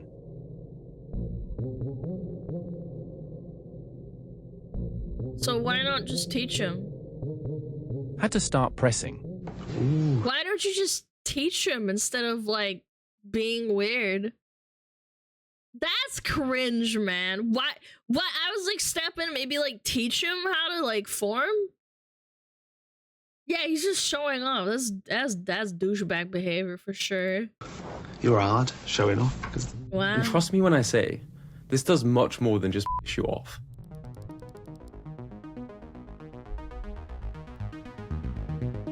This video was taken moments before a fatal mistake. Justin Vicky died after breaking his neck. Well, it's a stretch to say this is purely the result of peer pressure from Muppets on the internet. Thousands of people are picking up lifelong injuries, lifting more weight than they can control.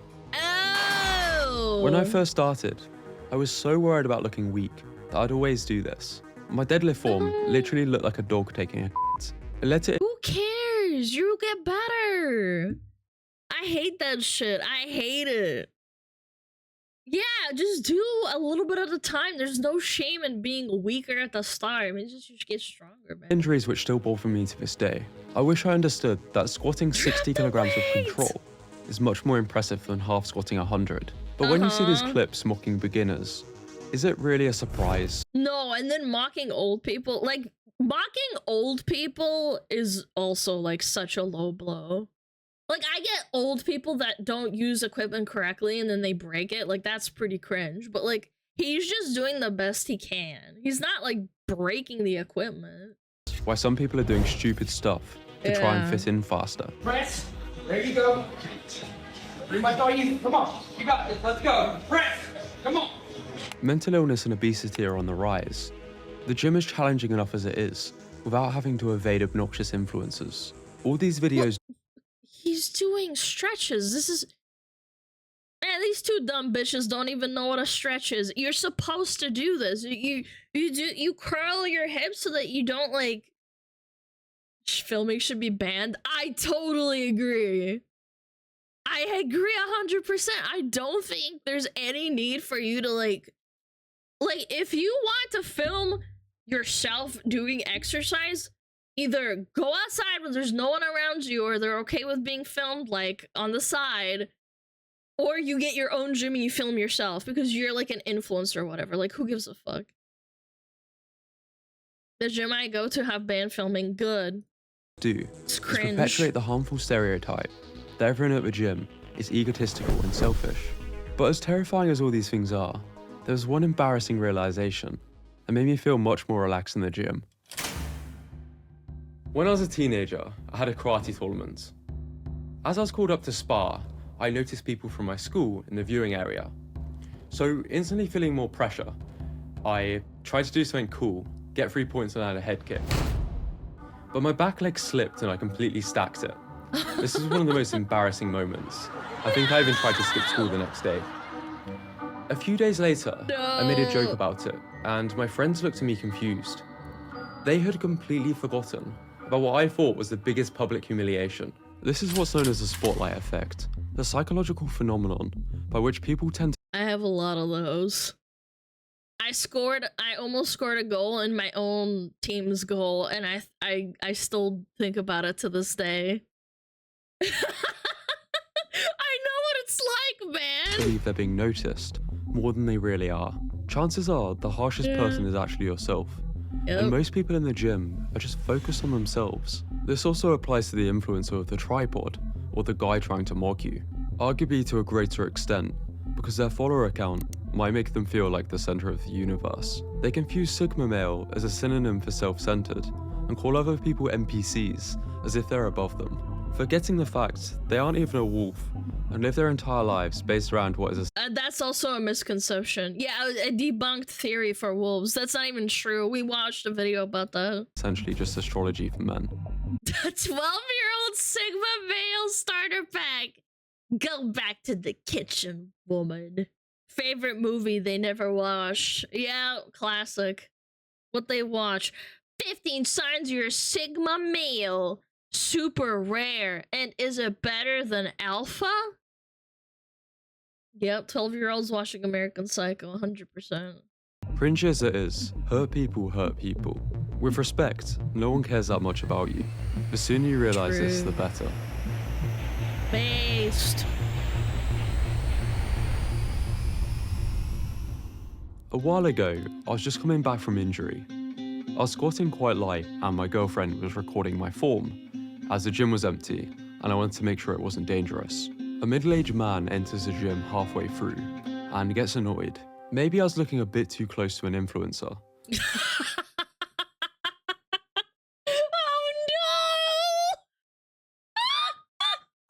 Which, let's be honest, is a slur.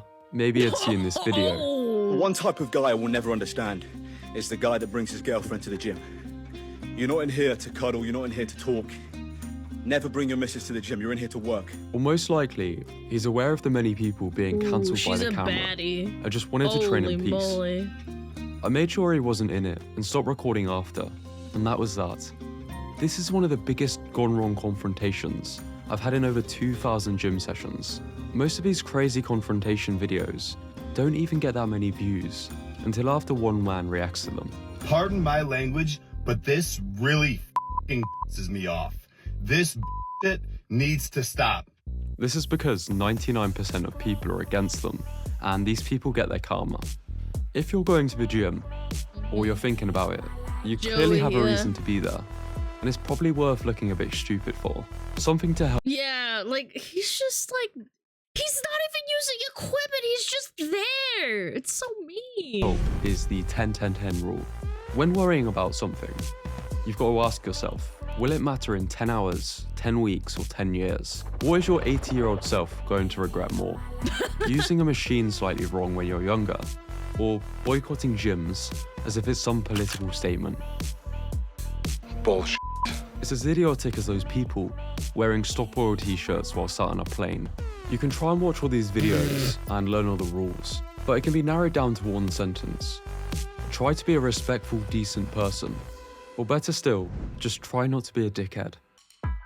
If you're still worried about looking stupid at the gym, I've put together a free guide to help you overcome this. It'll be available along with my newsletter, where we cover similar topics in the description. So check that out if it sounds useful, and I'll see you in the next video. That was cool.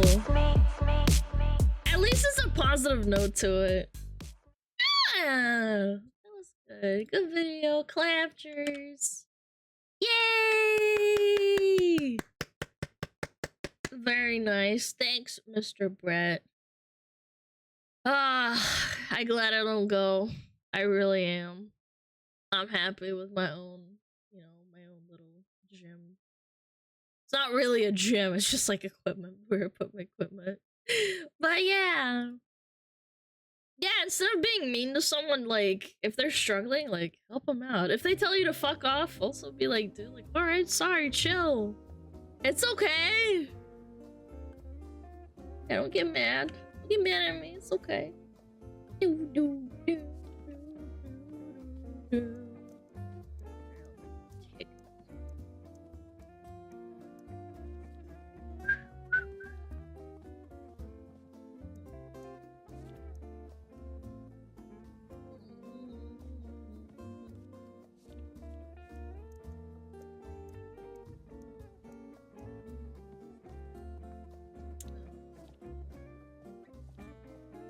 Yo, what up, Pizza Crust? How's it going?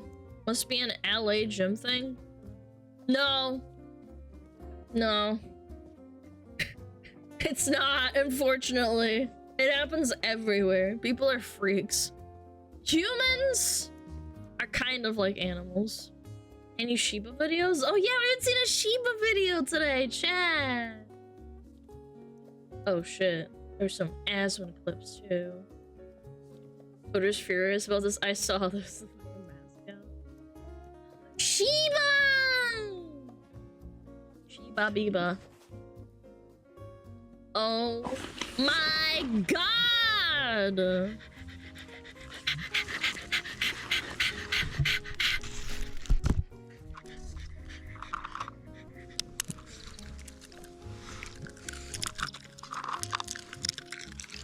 So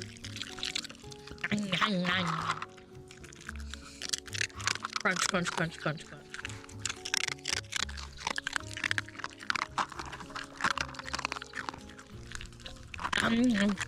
Dude, this is my ASMR. 100%. Crunch, crunch, crunch, crunch, crunch.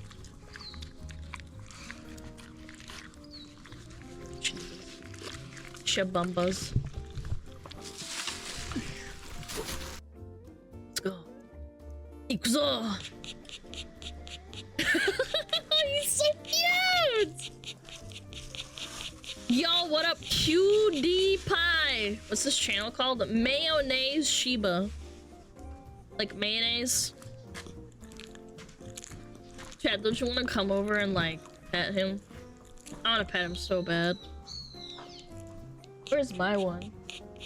Where's my Shiba? Oh, there he is. He's underneath a pillow.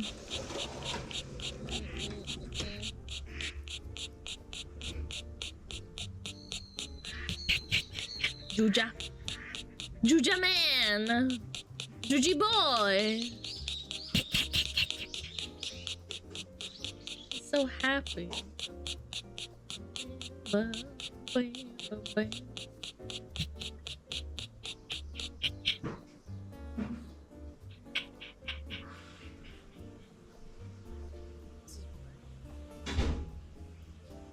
He's just minding his own business. Being chill and cute.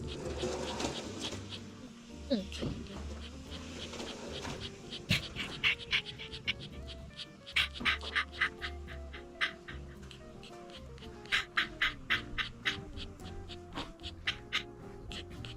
Shibas get along with other dogs and cats?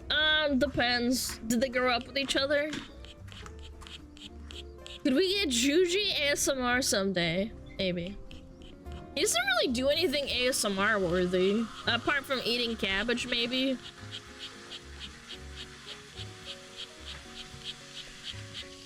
It's a hot summer day.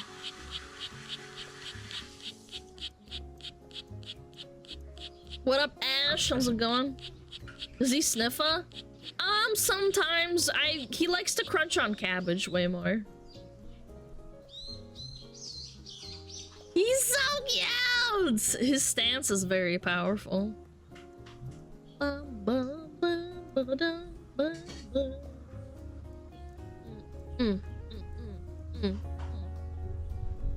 adorable. Oh, is his owner gonna pat him? Just hang out. He's just sitting, like, what the fuck?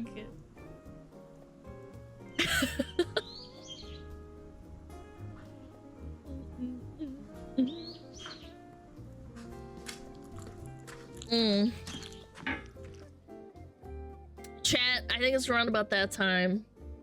I know it's a little bit short. Tomorrow's gonna be a shorter stream, 2.5 hours. How about reading Purr?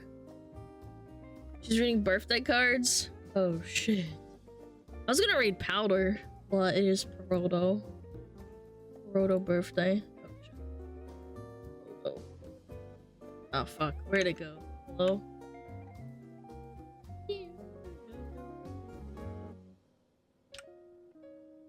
Alright. Alright. Chat, thank you so much for watching. Thank you, thank you, thank you. You guys are awesome. Please, please take care of yourself. I hope you have a great rest of your day. You guys are amazing.